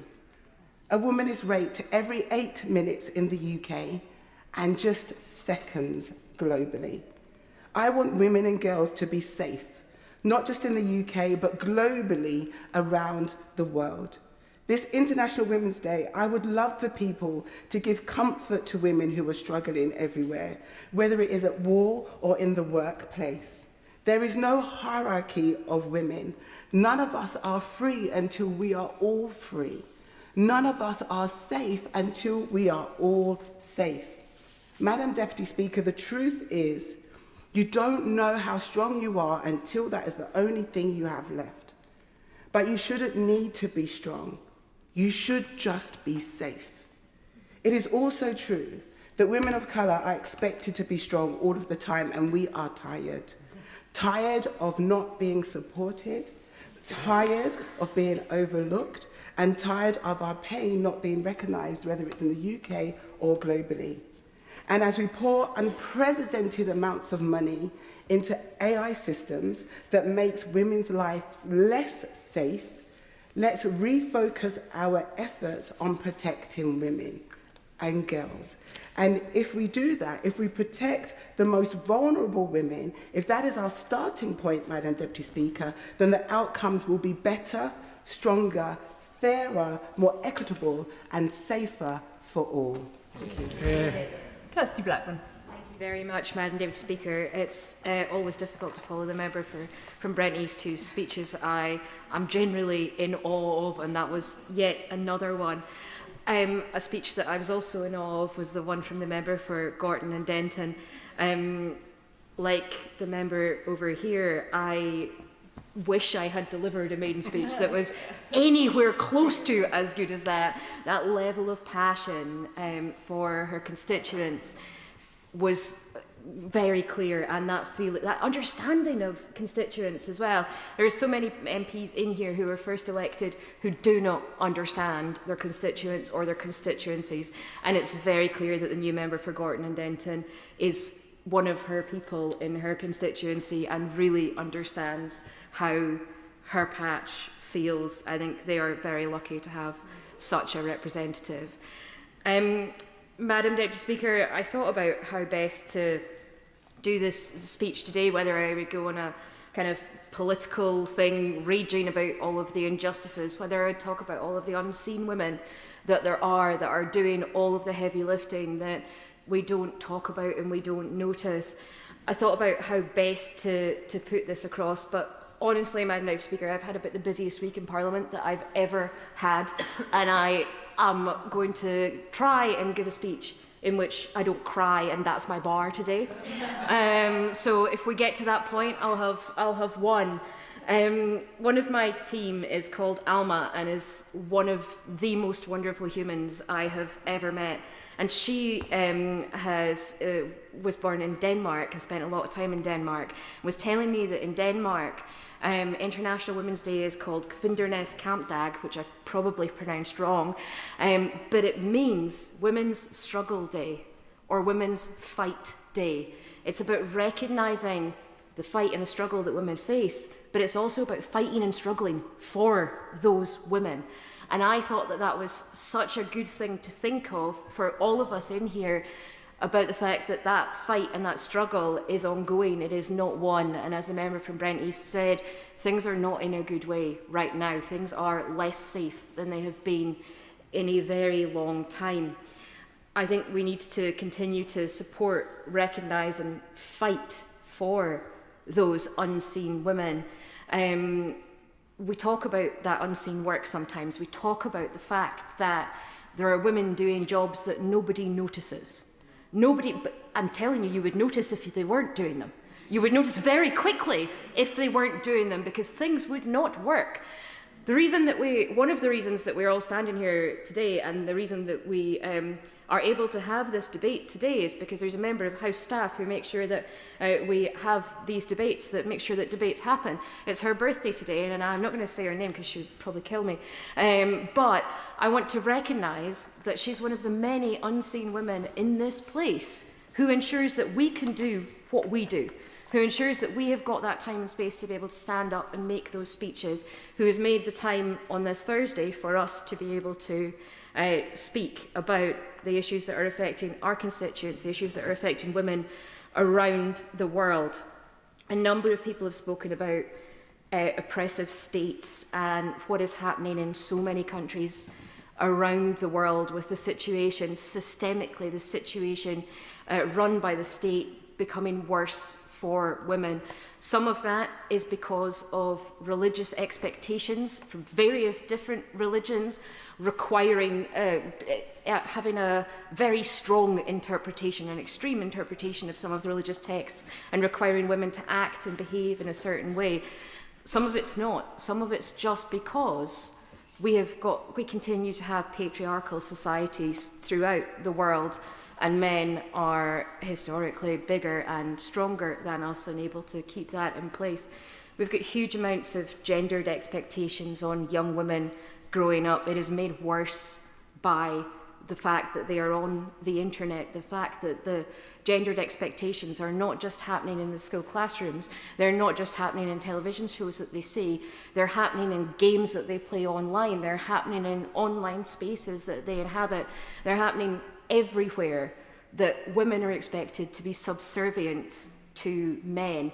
And a number of us have spoken before about how women have got to be better than men in order to get to the same position. I've spoken before a lot about the phrase hard-working families. And sometimes when people say the phrase hard-working families, they mean middle-class families. They mean people that are earning 40, 50 grand a year. They don't mean people who are working as carers. They don't mean people that are trying to get 4 kids out of the door in the morning with the right shoes on the right feet. They don't mean that. They don't mean the people that are doing those everyday jobs that we desperately need. They don't mean the bus drivers. They don't mean the people working to ensure that all of our lives run smoothly. I think the member from Darlington mentioned earlier on the way that we look at society and the value that we give to roles. And I've been thinking for a long time about the fact that we should really tip this on its head. We should think about which jobs actually do we need. Which jobs do we need people to be doing? We need people to be carers. We need people to look after children in nurseries. We need people to be teachers. We need people to be nurses and doctors. We need people to do all of those public sector roles that we desperately need. But we don't value them.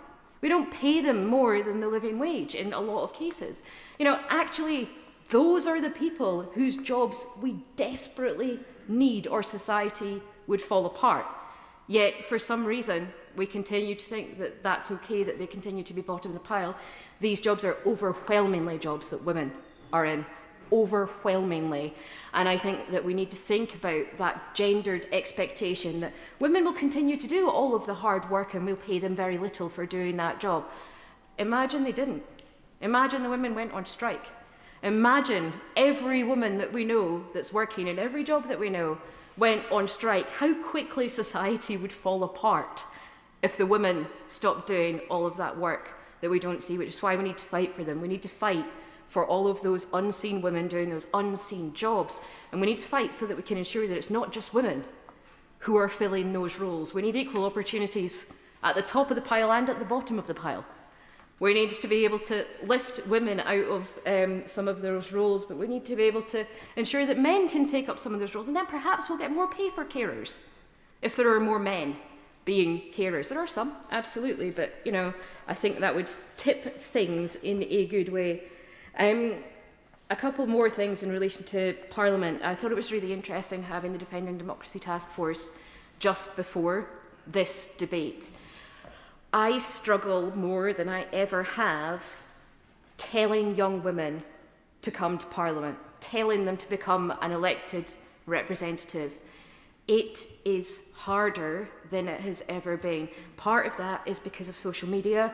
Part of that is because of the toxic climate that there can be, particularly out there, particularly out in the world where, you know, there's so much polarization and ideological position taking that results in the abuse that women face, the abuse that members from ethnic minority backgrounds face. Standing up in front of a class of young women, a class of people from a variety of different ethnic backgrounds, it's very hard to say to them, this is a great job, you should do it. What you need, what I find myself saying to them is, look, this is a really hard job. This is a job where you will face abuse. It is worth it to make a difference. It is worth it to do that. And I think cross-party, we are genuinely all working together to try to ensure that democracy is defended, that younger people thinking about going into politics or older people thinking about going into politics can truly consider that and take that on without fear that they will be abused. Again, the member for Brent East talked about those expectations on women. And I remember watching a Queen's speech, and I was doing BBC TV when I think it was a Queen's speech, and I was sitting there and the journalist turned to me when Theresa May got out the car and said, what do you think of Theresa May's outfit? And I was like, she looks very resolute, you know. And he said, okay, you're right, I shouldn't have asked you that.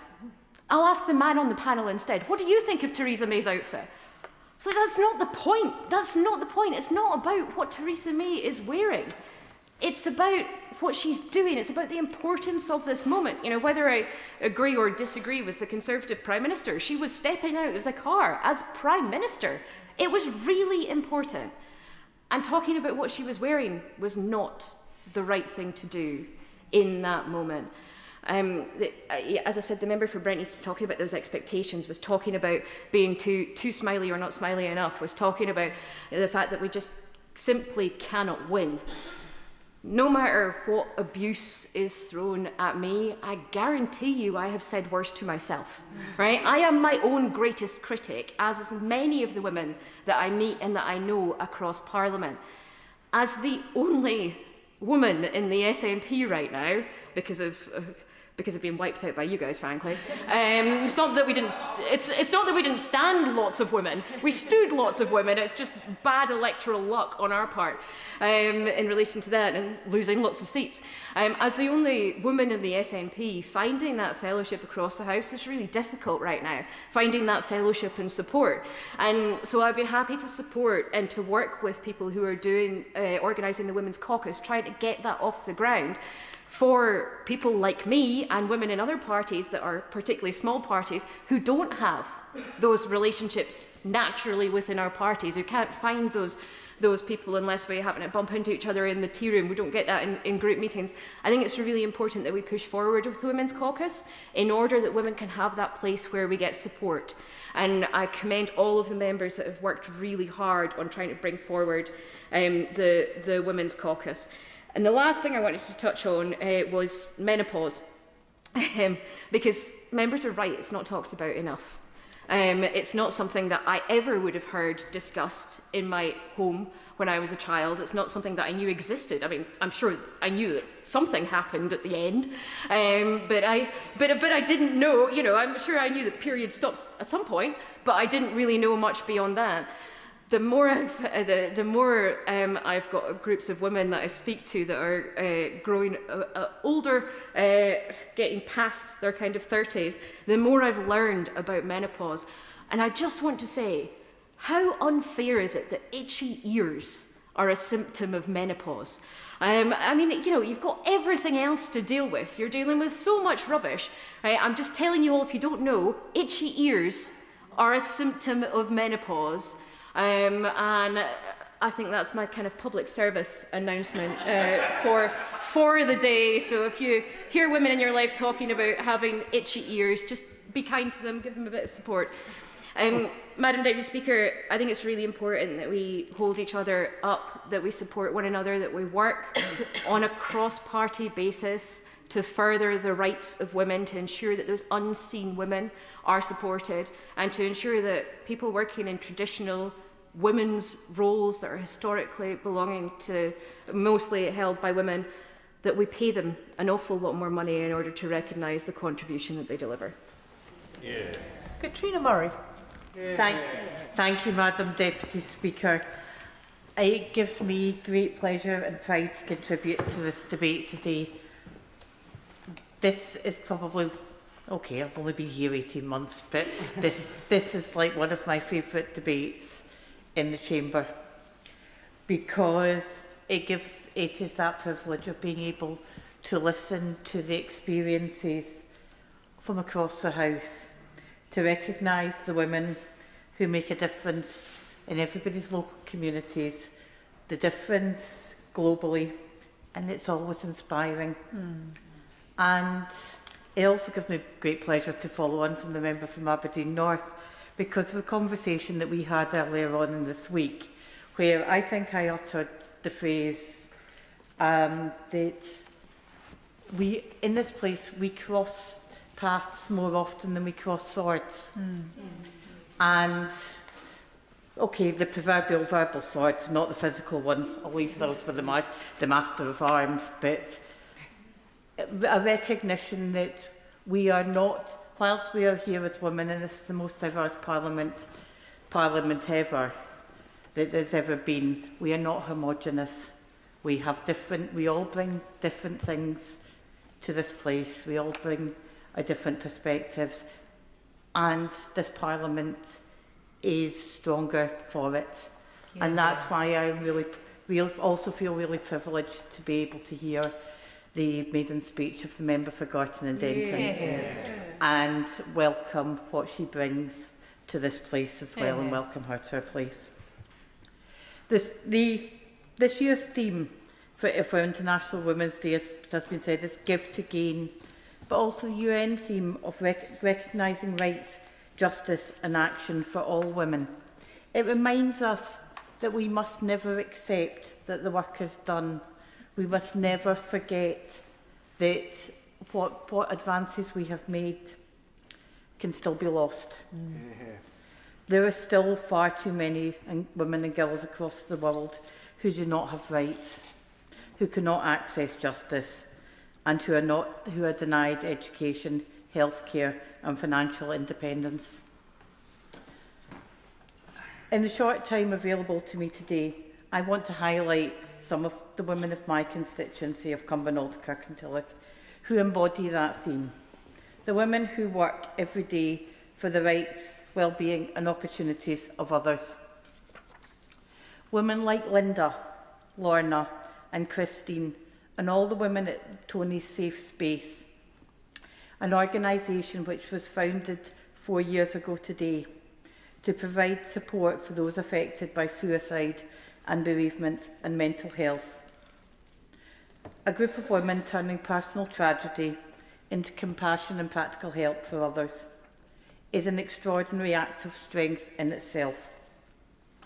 Women like Anne Miller of Kilsyth Senior Citizens and the Old Library Management Group, a real force of nature in the community, working tirelessly to ensure older people remain connected, active and supported, and been known to chase me down when I've been doing my surgeries, and who's somebody I always love to see. Women like Isabel Hughes in the Welcome Group at St Patrick's in Kilsyth, who provide support, respite and friendship for people living with memory loss and for their families. And whilst Grace is a woman's name in itself, this also stands for the Group Recovery Aftercare Community Enterprise in Eastern Bartonshire, where Linny and Yvette support adults who are in recovery from life trauma. It's an organisation rooted in lived experience, providing therapy, recovery support and aftercare, and a fundamental belief that the need for aftercare never stops. It's standing as a powerful force for good in those rebuilding their lives. Those women and so many others across Cumbernauld and Kirkintilloch give their time, energy and compassion to support others. That work, as the member from Aberdeen North said earlier, happens quietly, without recognition, and its impact is profound. They strengthen communities, they lift people up, they remind us all of the power of kindness and solidarity, and that's why International Women's Day matters. It allows us to celebrate those contributions, whilst remembering that progress has never been inevitable. Every right a woman today enjoys has been hard won by those who came before us. And as we celebrate those achievements, we must also recognise the work is still to be done, tackling violence against women and girls, closing the gender pay gap, and ensuring every girl has the right to, and the opportunity to live, lead, learn and thrive. So today, I place on record my sincere thanks to the women across Cumbernauld and Kirkintilloch who give so much of themselves in service to others. Their work reminds us that progress is not just delivered by government.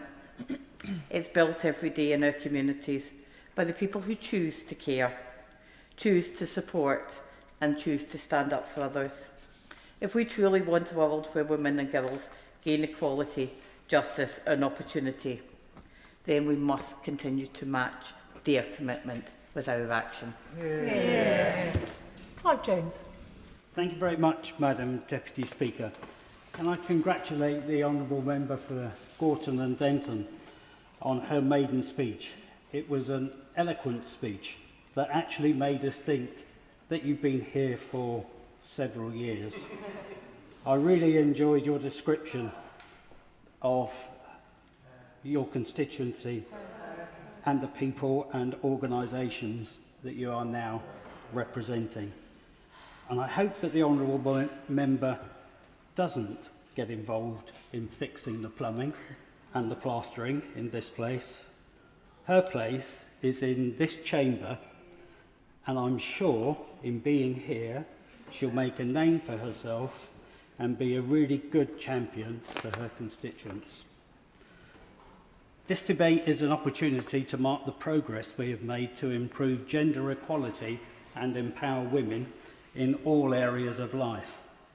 It is important that we also monitor the progress and assess where there is much work to do. The Gender Equality Index is a helpful tool which looks at gender equality across all authorities in the UK. Wokingham scores in the top 10% of local authorities for women's outcome, meaning women in Wokingham generally have better equality in pay, life expectancy, job progression and skills compared to women nationally. However, specifically in Wokingham, there is still a significant gap in pay between women and men, in job progression and in participation in our civil society. This needs to change.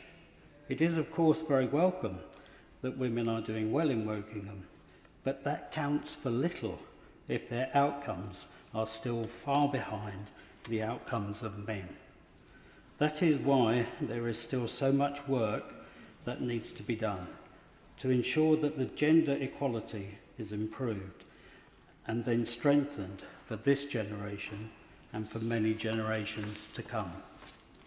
A very serious issue is where gender equality plays out in shocking and violent ways. Through casework, I have seen many women in Wokingham are victims of abuse and violence, often linked to an imbalance in financial and physical power. It is a great shame that many women who are victims of domestic abuse feel unsupported and neglected by the police, the courts and other services, and are often left relying on charities. That is why the government needs to ensure survivors of violence against women and girls are properly supported in the criminal justice system, with mandatory training for police and prosecutors on the impact of trauma. The government must also ensure that there is sustainable funding for services that support domestic abuse survivors. On this, I must highlight the vital work done by Vicky Robertson and her charity Kaleidoscopic UK, who are based in Wokingham and help women who have experienced domestic abuse across the Thames Valley. I have also seen through casework that so much of homelessness stems from domestic abuse. This is because of a financial imbalance, as women often have to care for their children and the accommodation offered is unsuitable for a family. The government must take action to ensure that victims are not forced to return to perpetrators due to inadequate temporary accommodation. It is clear that while some progress has been made to close the gender gap, there is still so much more to do to make our communities safer for women and to level the playing field. Thank you. Tonya Antoniazzi. Thank you, Madam Deputy Speaker. It is a real privilege to be here to speak today to mark International Women's Day. And also I'd like to pay tribute to the Honourable Member for Gorton and Denton on her maiden speech. I remember when I made my maiden speech here nearly 9 years ago. Time flies. Nearly 9 years ago, I remember just above me here were my mum, my brother, my younger brother and my son, aged just 13 at the time. And I don't know who she has with her today. However, I'd like to pay tribute to family members, my mother who we lost last September. I just wanted to say if it wasn't for other women supporting women and their brothers and sisters and children, we wouldn't be able to stand here today to do our job. So I wish her all the very best in her career. There have been many advances, Madam Deputy Speaker, in the fight for women's equality in recent decades. And indeed much welcome and needed action on male violence against women and girls since this Labour government came into office. There has, however, been a frustrating stasis on some issues, meaning that they have worsened. Sexual exploitation has been showing a clear and sustained rise in the United Kingdom, with increasing numbers of women identified as victims. We're seeing more UK national victims of sexual exploitation and at a younger age. Yet women and girls exploited in the sex trade remain to be amongst the most neglected in our policy discussions and reforms, and so it is of them I want to talk about today. Because these women matter, Madam Deputy Speaker, and the harms they experience are extreme. Technological change has reshaped our world, but it has also created new opportunities for sexual exploitation to proliferate on a scale we have never seen before, because our legislation has not kept pace and is not capable of keeping pace. Despite it being illegal to place a prostitution advert in a phone box, that same advert can legally be published for profit on a website. Into this gap, traffickers have moved quickly, pimping websites which act as a vast online brothel, drive demand and supercharge the sex trafficking trade by making it easier and quicker for pimps to advertise their victims. They make it as easy to order a woman to abuse as it is to order a takeaway, and they operate freely and openly because our legislation allows this. A report published just weeks ago by the Independent Anti-Slavery Commissioner shows how adult service websites don't just host exploited and trafficked women, they provide the infrastructure to initiate, scale and normalise their abuse. Nearly 63,000 listings for women were recorded across 12 of these sites at one point in time, which attracted almost 41.7 million visitors in a month. And this, Madam Deputy Speaker, is just a fraction of an even larger marketplace because additional sites are available to users. Nearly 60% of the adverts analysed displayed 3 or more indicators of trafficking or exploitation, which, for example, include multiple ads linked to the same phone number and new-to-area language. Behind these numbers are real and severe harms endured by women exploited on these sites. Survivors interviewed for this report talked about how they were groomed, controlled and advertised online without their knowledge or consent. A survivor who was exploited alongside other women said, "None of us had access to the emails from buyers. They came directly through him. He answered us if he was us, and then he would send me a message saying, 'Oh, this person, you know, this is where you're going to meet them, and this is what you have agreed to do.' This use and abuse of women is directly enabled and amplified by these sites' very design, which, for example, enable third-party facilitation. Survivors spoke of how traffickers and abusive partners created profiles, arranged bookings, and made profits while women themselves were controlled and intimidated. Despite third-party facilitation being a known red flag for trafficking, Ofcom guidance ignores this and portrays it as a safety measure. Profiles on these sites also give the illusion of independence to mask deeper exploitation. Another survivor said she was being raped on webcam, essentially, and of course, the people watching aren't aware of that. The profile is written so it sounds as if I'm independent and enjoying it. How do you go behind a webcam to make sure that that woman isn't being coerced? Meanwhile, buyers on some forums openly discuss which women are controlled and the benefits this has for them. As another survivor explained, you will see men sharing about, "These girls are trafficked. You can get away with doing this to her. It's just right there on the page."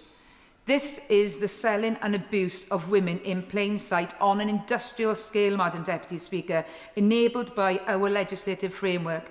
This is totally unacceptable. These women deserve so much better. The Independent Anti-Slavery Commissioner is absolutely right in saying that these websites are ready-made tools for abuse and that the toughest action must be taken against them. The All-Party Parliamentary Group on Commercial Exploitation, which I chair, has been sounding the alarm on pimping websites and their harms for quite some time. And the truth is, the current legislation and regulatory guidance are not acting or preventing this harm, and it is traffickers, pimps and punters operating with near total impunity who benefit. Women are abused as if they are objects and suffer acutely. We, Madam Deputy Speaker, are failing them. So I urge the Government to pay close attention to the report's findings and to act urgently on its recommendations for a robust review into them, one that includes survivors, and this needs to be a prompt one. There's a lot of evidence already out there, and the longer we wait, the more women and girls are suffering as a result.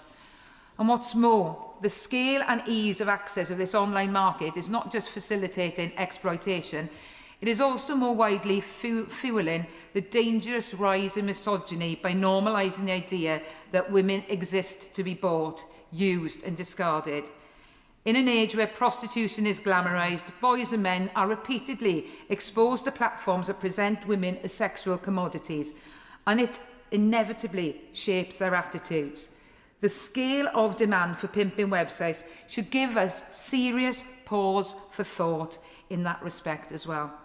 Shutting these sites down has a fundamental role to play, not just in preventing horrific exploitation, but also in shifting the attitudes of men and boys to promote healthy and respectful relationships. If we are, Madam Deputy Speaker, to tackle male violence against women and girls, these websites have to be shut down. John Grady. I'm obliged, Madam Deputy Speaker. May I start by paying tribute to the member for Gorton and Denton for what was a profound speech. The member used the phrase, "Our humanity is the same," and in that there is a profound truth. And we must recognise in this House that there are people who disagree with that and want to tear us apart. And as someone who has a diverse constituency, covering many different races, faiths, and differences of views, I treasure that diversity because I do believe our humanity is the same.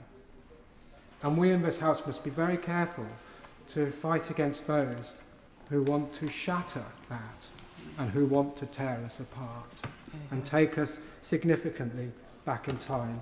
And our humanity is the same as those women and girls that my friend, the member for North East Fife, spoke of, and as a fellow office bearer on the APPG for Afghan women and girls.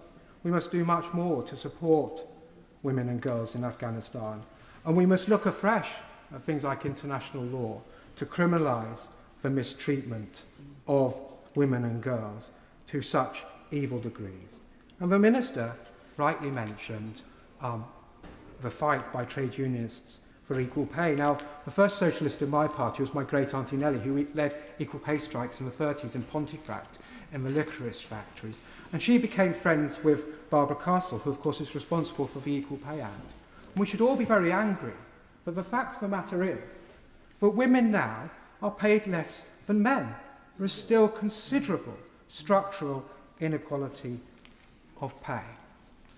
But now, our fight for equality, which I believe is shared by all of us, and we must all share, faces new and much more dangerous threats.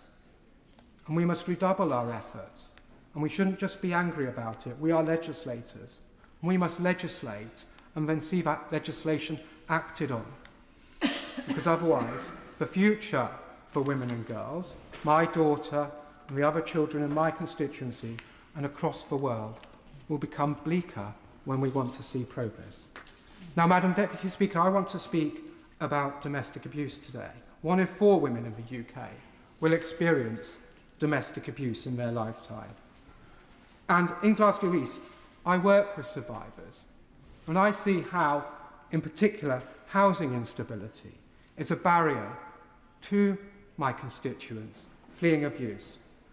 And I'm very dismayed of the lack of support provided by the housing sector in Scotland to survivors. Survivors do not receive trauma-informed care and are not supported into safe, settled homes. Instead, I've met women who have suffered from terrifying sexual violence, who have been forced into social housing in an awful condition, and then faced months of unknown male workmen coming to their new home. And the social landlords have been aware that the women in question have suffered. And the women shouldn't have to ask for female work people to come to work in their homes. It should be a matter of course. Women in my seat waiting months for house transfers, meaning that their abusers know exactly where they live. A particular legal problem is when women are not included on a tenancy for their rented home. This means that they do not have legal rights to stay in their home, and when the relationship comes to an end, the women face eviction and homelessness. And this is why the Scottish Parliament passed Part 2 of the Domestic Abuse Protection Scotland Act 2021 almost 5 years ago, Madam Deputy Speaker. This gives social landlords powers to transfer tenancies from abusers to survivors. But almost 5 years after it was passed, we are still waiting for this to be made legally enforceable by the Scottish Government. I've been pressing the Scottish Government on this, and in January I wrote to the press about this disgraceful delay, and the next day the Scottish Government announced they would finally bring these provisions into force. Despite this 5-year delay, social landlords have had no formal guidance from the Scottish Government about how the provisions will operate in practice. They do not know how the courts or the police will approach this, and this is essential for social landlords. A poorly thought-out implementation will put survivors at further risk. I have raised these concerns with the SNP Scottish Government, and I am still awaiting a response. Now, Madam Deputy Speaker, there are organisations who do fantastic work to ensure survivors' housing stability.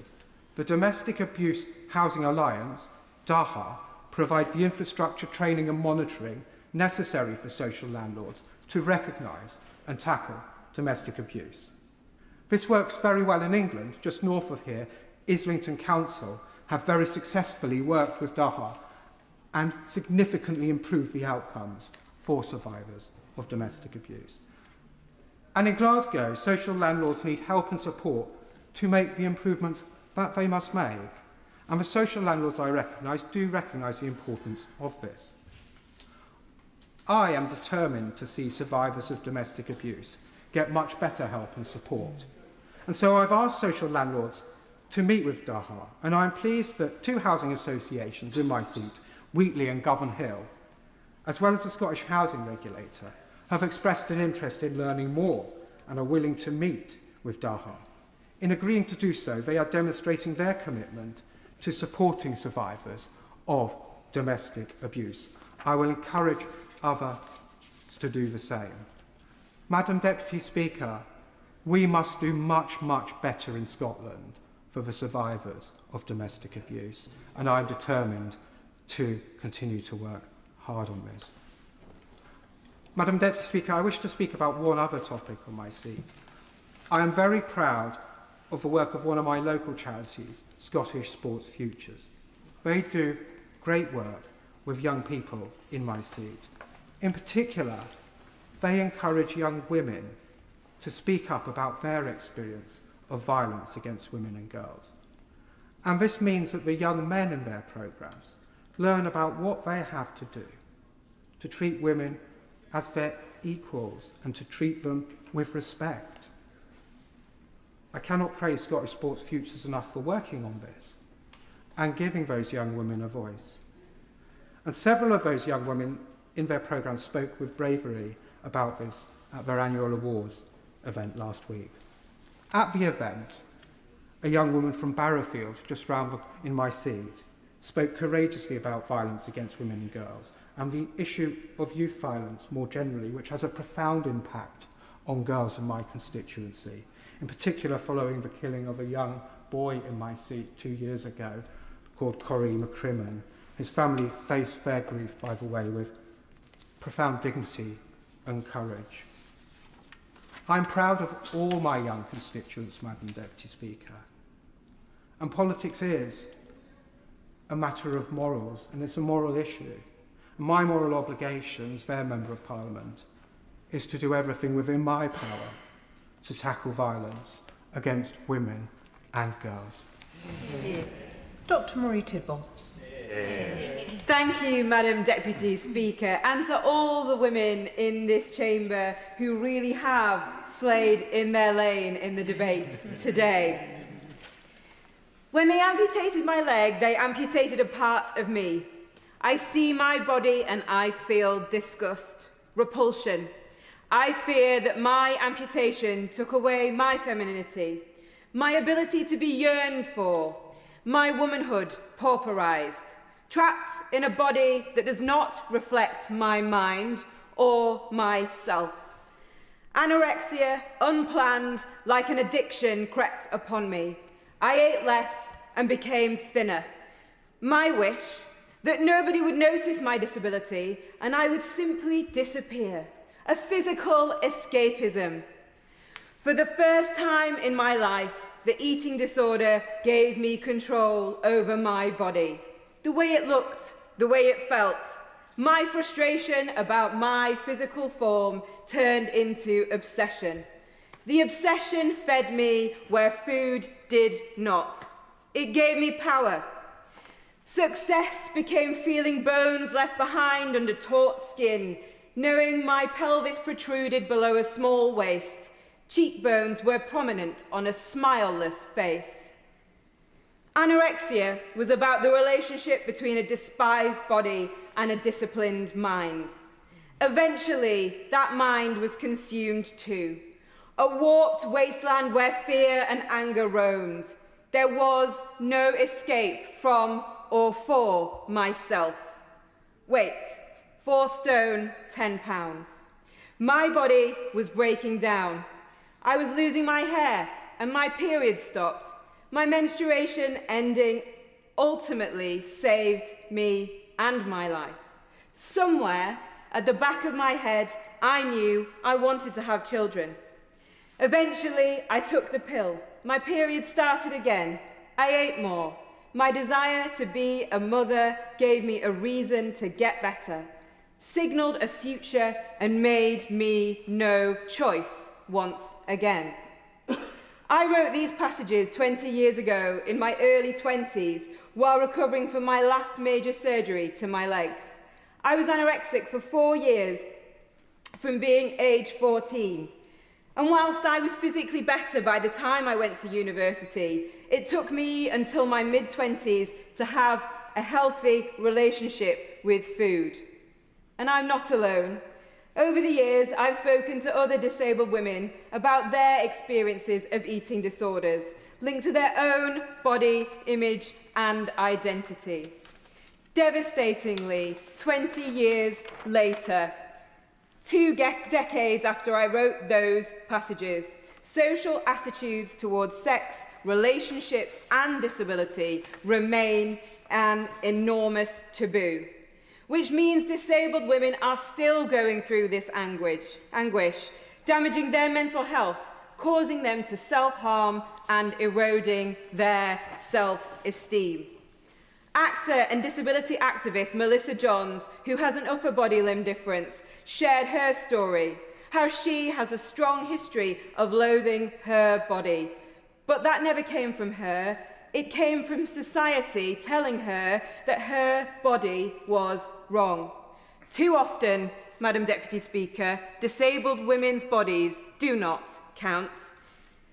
Mum, social media influencer and wheelchair user Sophie Bradbury Cox showed me just some comments made on her social media about the fact that she is a disabled mother, including, "There's something horribly unethical about having children when you're not able to care for yourself."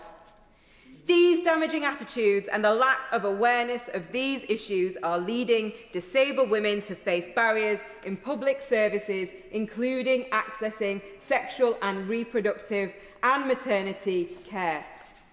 In the last year, I've met 2 incredible disabled women. Carly, a Paralympiad, and Sarah, an occupational therapist. Both have cerebral palsy, and neither found out they were pregnant until their 2nd and 3rd trimesters, respectively, because none of their clinicians considered that they might be pregnant. Carly Tate, who competed in the 2016 Paralympic Games in Rio de Janeiro, soon discovered she was pregnant after retiring from professional sport. This was immediately followed by a lot of questions about whether she was capable of giving birth, a line of conversation she faced throughout her pregnancy. Some people seemed to ignore her pregnancy altogether. On the last day before her maternity leave, a colleague approached her saying, "Oh my gosh, you're pregnant!" showing an ableist view that someone like Carly couldn't possibly be pregnant. But disabled women are making babies, having babies, and being brilliant mothers. Against the odds. Odds that mean we face a 44% higher likelihood of stillbirth. That's why I've called on the Secretary of State for Health to put inclusive maternity care for disabled women at the heart of our women's health strategy, so that our womanhood no longer remains invisible. But we need to go further and finally embed the social model of disability into women's healthcare and implement the recommendations for the UK government made by the United Nations Committee on People with Disabilities in 2017.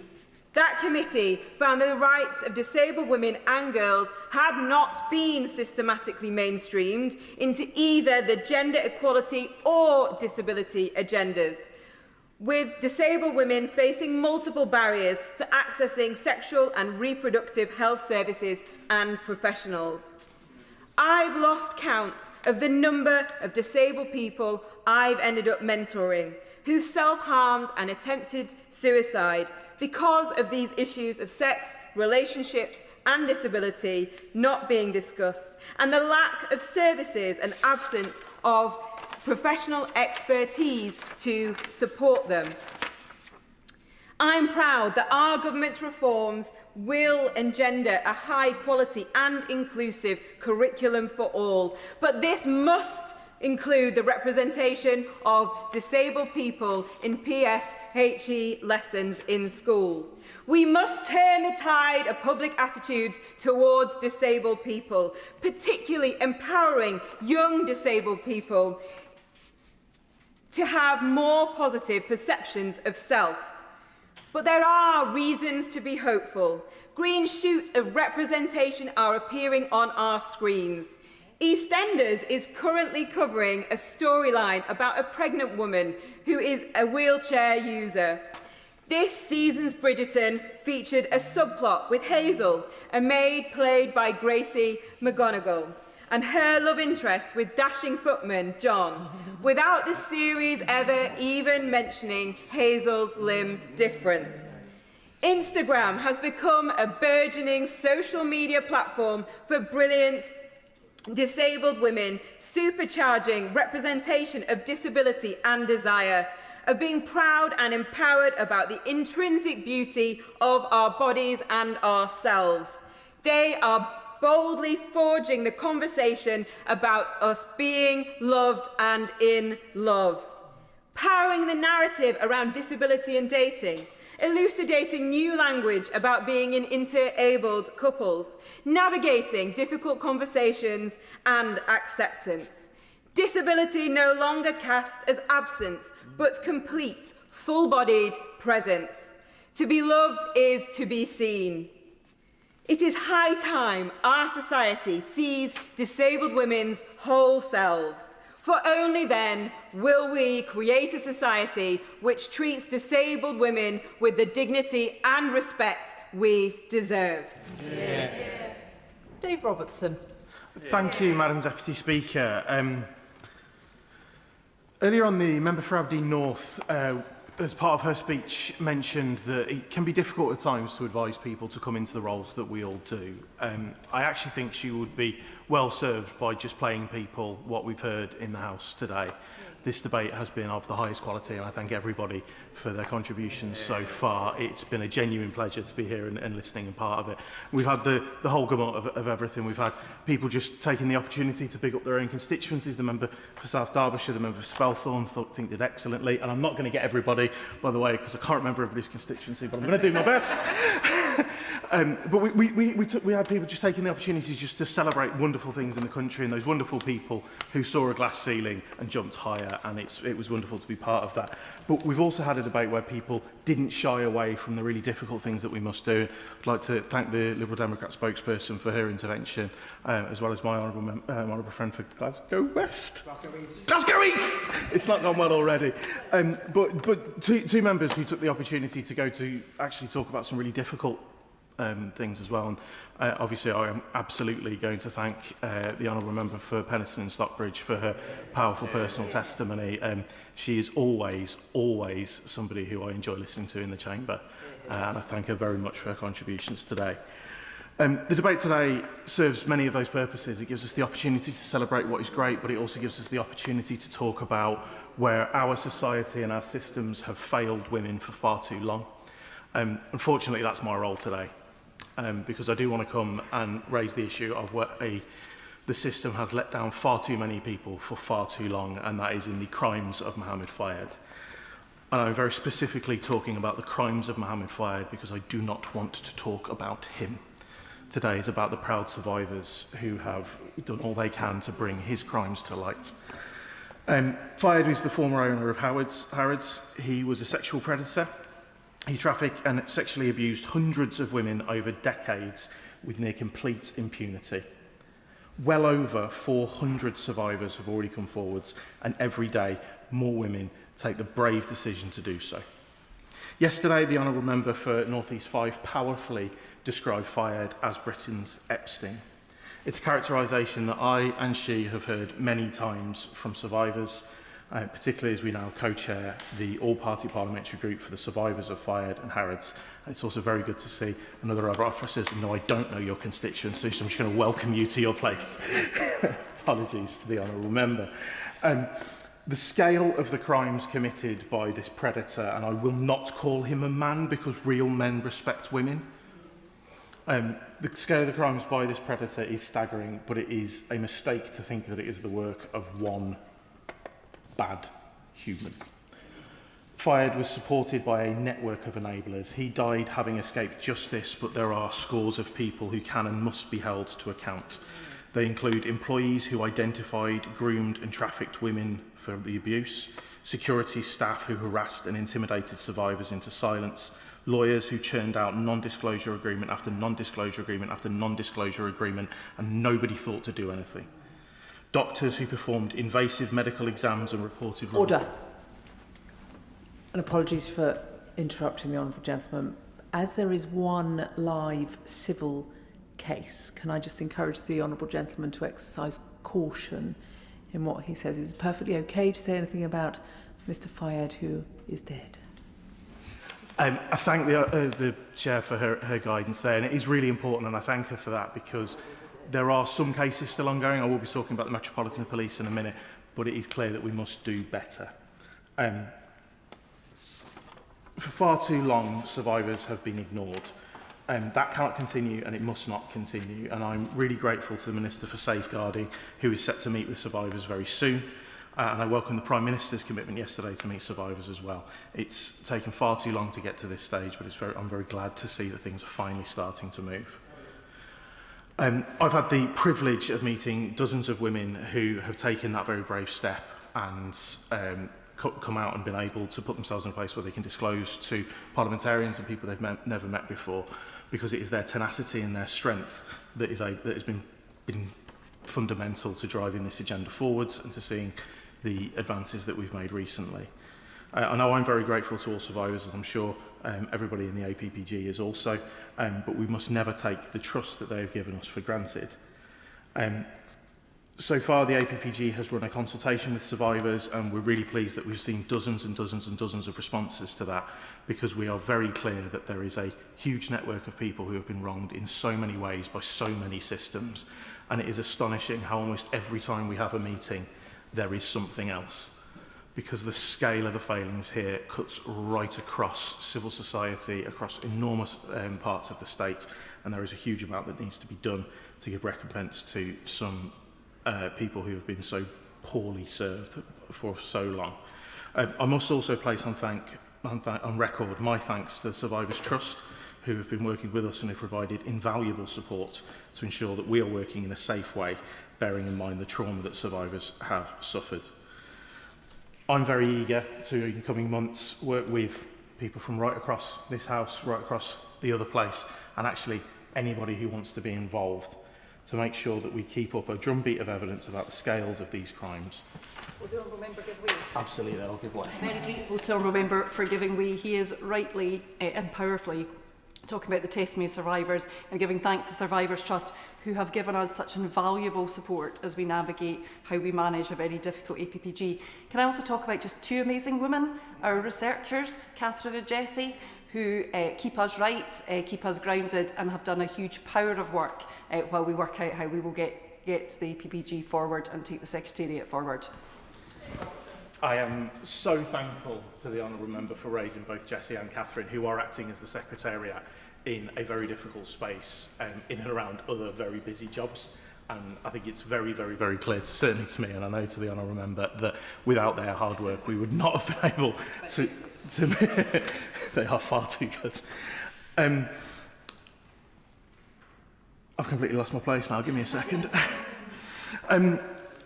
As we move forwards, we are regularly reminded by survivors that for far too long parts of their stories were ignored. For far too long, actually, often their entire story was ignored. They're very clear that things do need to change, the thing needs to move fastly. One of the things that comes up most regularly is the police investigation.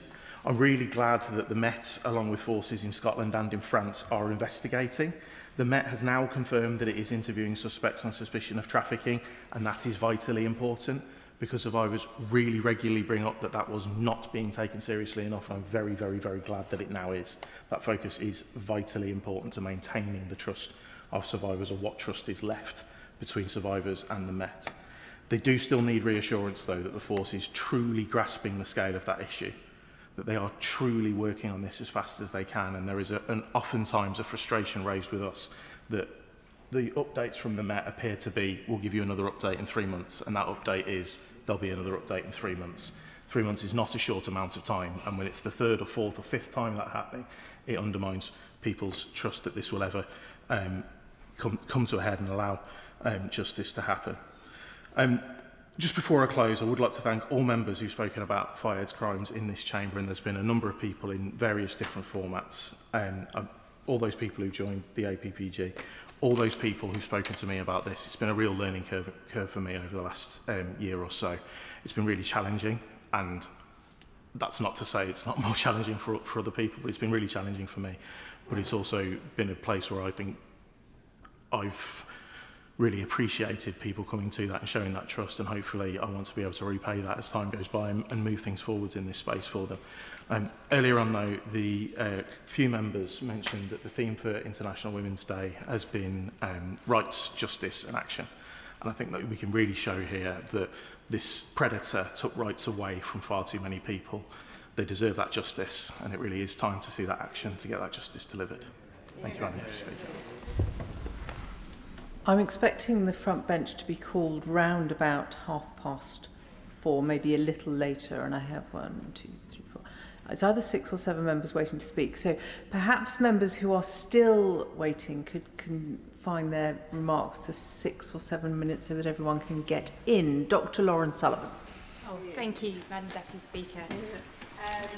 It's my privilege to speak in this debate today, and I want to pay tribute to the women here, the men here, particularly to the member of Pendlestone and Stocksbridge for her powerful and moving account and sharing her experiences. You're a voice to so many, and there will be action because you are here. Thank you. So, International Women's Day. From Gravesham in my community, I've met with obviously many amazing women. I just want to mention a couple before I move on to the substantive part of what I want to speak about. So, Nagina Hussain is an absolutely phenomenal woman, and last week I recently met with over 100 women and had a very beautiful, wonderful evening together where we shared in food, the breaking of a fast, and just it was just phenomenal. So I just want to pay tribute to her, as well as our business leaders. So Susan Hassan from Nels CAF, who I nominated for the MP Heroes, which is Savanta's programme in partnership with NatWest. And just to say that she's an institution of business and a business leader, as well as Sylvia Mead, who brought wonderful Gravesham businesses up to visit me in Parliament this week. Again, it's about women coming together, bringing communities together. Now, there are many, many more, and women in Gravesham do great things, Madam Deputy Speaker, and just one I'm going to tell you a little bit about. So, Catherine Green, she grew up in Gravesend, went to Gravesend Grammar School for Girls, went on to university, completing natural sciences. She earned her PhD and completed many fellowships, was part of the team at the Jenner Institute who developed the AstraZeneca COVID vaccine. And she worked with Sarah Gilbert, and we thank them for using their talents, their expertise. When the world needed them, they were there. So I'd like to thank and recognise them for that. Now, not all women in science have been recognised. And in celebrating women and science, I just want to pay tribute to some women that haven't been recognised. So, Ada Lovelace, who is the mother and inventor, founder of computers. She was only recognised 100 years after. Absolutely. Rosalind Franklin, who was the chemist and X-ray crystallographer, not credited or valued for her research, but it was her X-ray image that showed that DNA is a double helix. Alice Ball, who was an African-American scientist, chemist, who found a leprosy treatment that was stolen and written up as the Dean method, later retracted, but still. And Marie Tharp, who is the mother of plate tectonics. So literally, these women are absolutely credible, but their names and contributions need to be recognised. The UN research shows that global scientific community, only 1/3 of women make up that science community, and only 1 in 10 of those researchers are women in leadership roles. Why? Why is that? Well, women face a set of different challenges. Now, one of those challenges is the motherhood penalty, and that's from pregnancy and beyond. So there are structural issues. So in science, PhD students receive a stipend, and they are not employed, so they don't get those access to maternity rights or government childcare currently. As postdocs, and as maternity time is not really factored in. They're 2-year contracts. So if you need to step out for 6 months, a year, what do? Put your research on pause? Somebody else comes in and finishes it? What that means is that there is less papers, less impact, less likely to see progress. Now, it is possible, and there are many women that have suffered through it, waited and delayed having families until they have tenure in that permanent position. But it doesn't need to be this hard. And then when children grow up, so that's the pregnancy part, half of responders in the UK report for carers in STEM report that they had to cancel their travel plans because of caring responsibilities. I've had it myself, an experiment you spent months planning, nursery ring up, come and collect your child, but they're ill. Okay. Researchers in the field say that they don't travel to those international conferences where they network, where you bring the ideas together because of caring responsibilities. It's fine, we do it, because we look after our families, but all that means is we are then 1 step behind. Now others, like me, took a career break. Now, I just want to declare an interest here. I was, not currently, was a recipient of a Daphne Jackson Fellowship. And why are they amazing, Madam Deputy Speaker? They are phenomenal, because they help women and men return to science. Now, it was named after Daphne Jackson, an English nuclear physicist, the first female physics professor in the UK, University of Surrey, the age of 34. Phenomenal. And she thought that qualified women who are unemployed or underemployed following a career break for family commitments represent an appalling waste of talent and investment in their initial education. Couldn't agree more. Many such women are eager to return to their original careers or to field activity for which their initial education is relevant. Daphne Jackson Fellowships provide that retraining so that they can return on a part-time basis. And here I just want to pay tribute and thank the Daphne Jackson Fellowship, as well as the Francis Crick Institute, for supporting many women back into research. Now, after a meeting with the Secretary of State for Science, Innovation and Technology about my career and the choices of leaving science to raise a family, then try and return and just wiggle everything through and try and make it work, she launched yesterday a new charter to support women in research. And this is a call for funding bodies, all funding bodies, to step up to include 52 weeks maternity leave for PhD funders that the UKRI are also supporting. It's about raising the bar, a rising tide lifted all boats, and it's to improve paternity leave as well. She also announced an increase of £4 million now to Daphne Jackson's. That's over 100% extra. How many returners to science will that mean? That's incredible. Now, this charter is a direction of travel. It's a marker. We're not done. This is a call for women researchers in the UK to tell us what else can we do? How can we work together to make those changes to keep science and scientists, improve science for everyone? Now, in my concluding remarks, I just want to speak to all those young women and girls who are curious about science, who want to help people, save the world. Do not doubt yourself. The country needs you. And finally, to the men who support us, who let us embrace our talents, thank you. Good men never finish last, but they help us all improve everybody's quality of life. I believe the profession of science has the ability to improve lives beyond measure. Thank you to the scientists who are making a difference.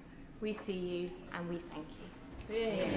Amanda Martin. Thank you, Madam Deputy Speaker.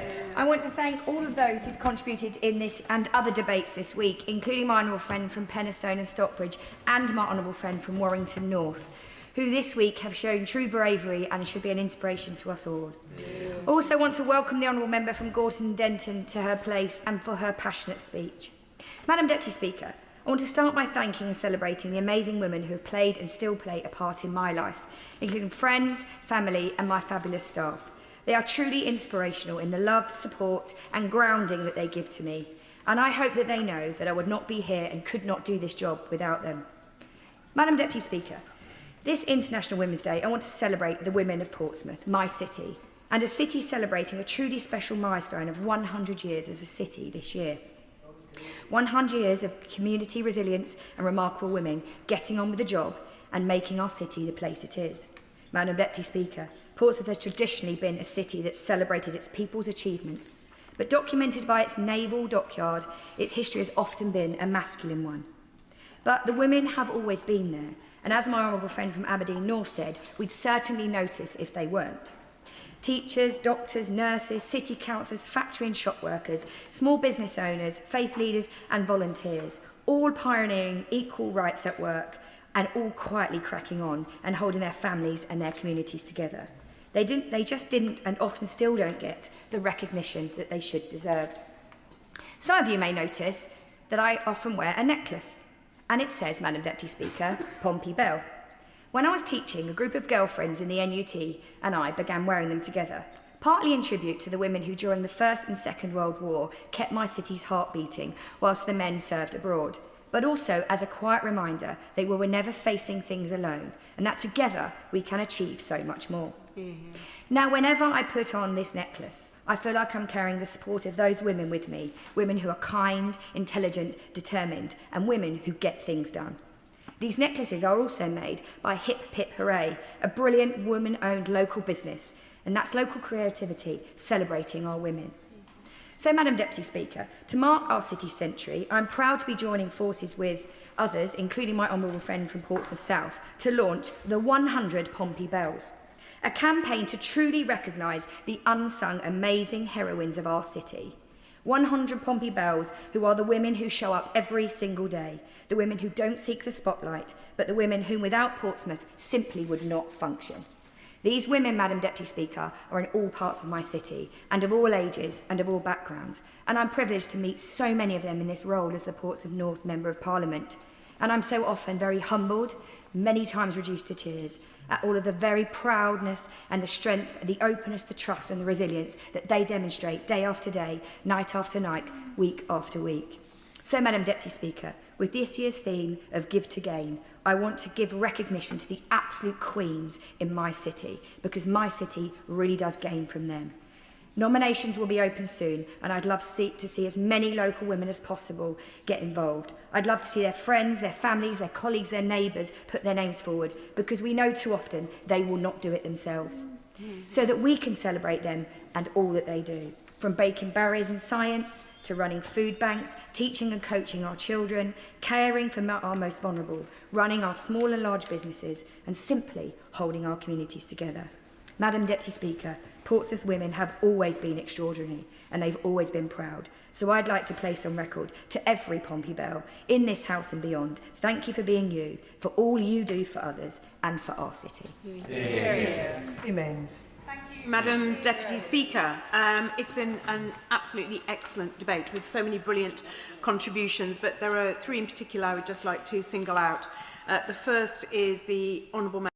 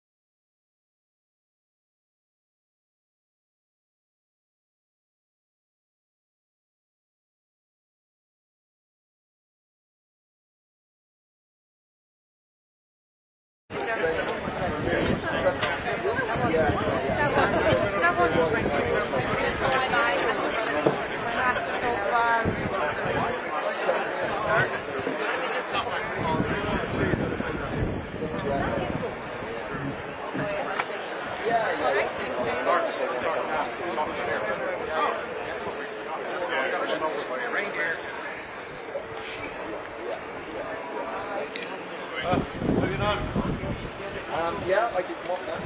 You see you here. Yeah.